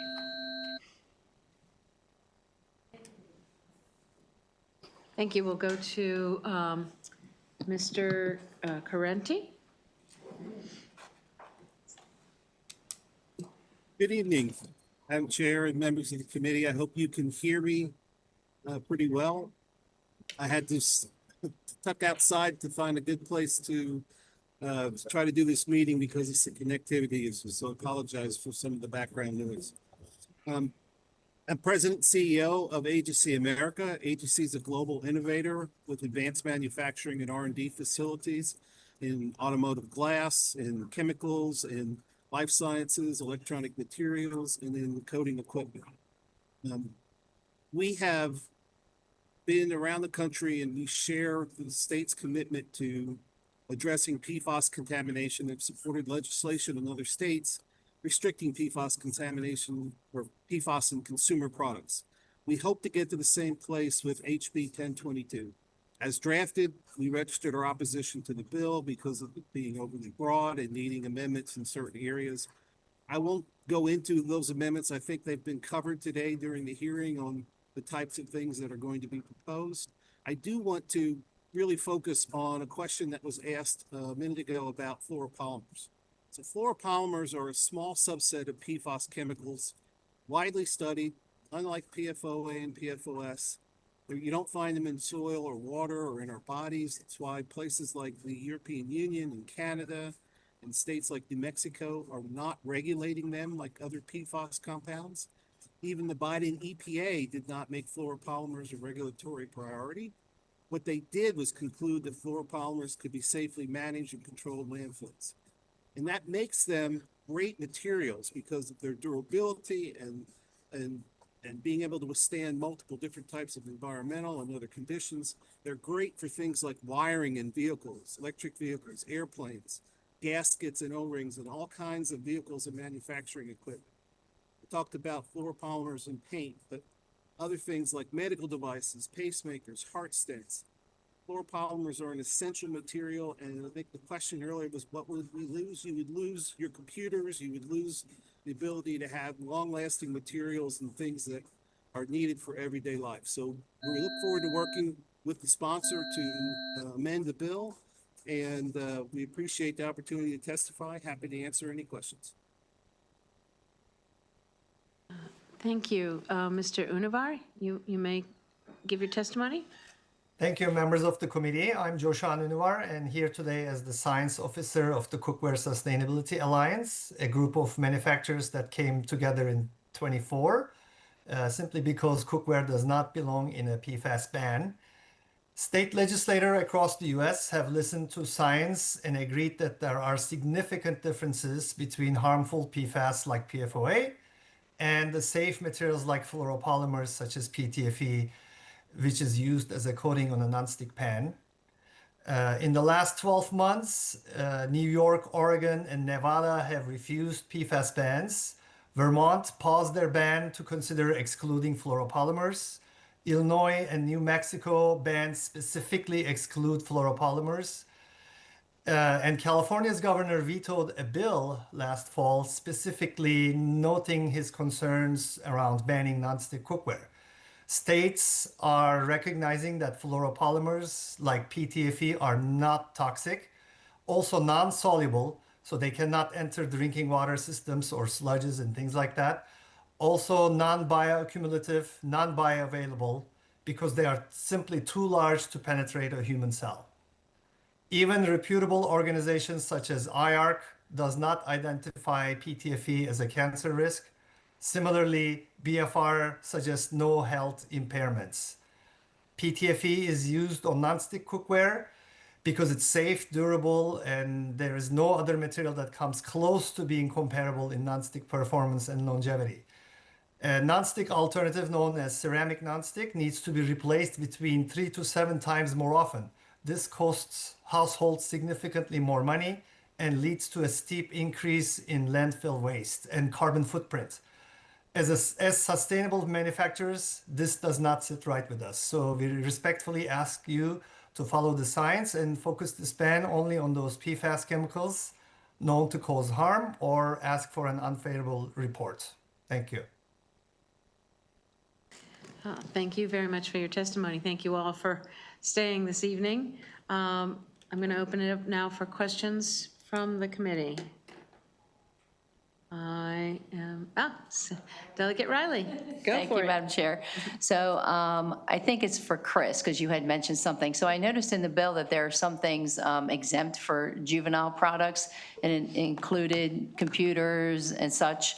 And you just said that the fluoropolymers is actually in computers. So wouldn't it be easier for this bill to work for everybody if we would just exempt the fluoropolymers from the bill?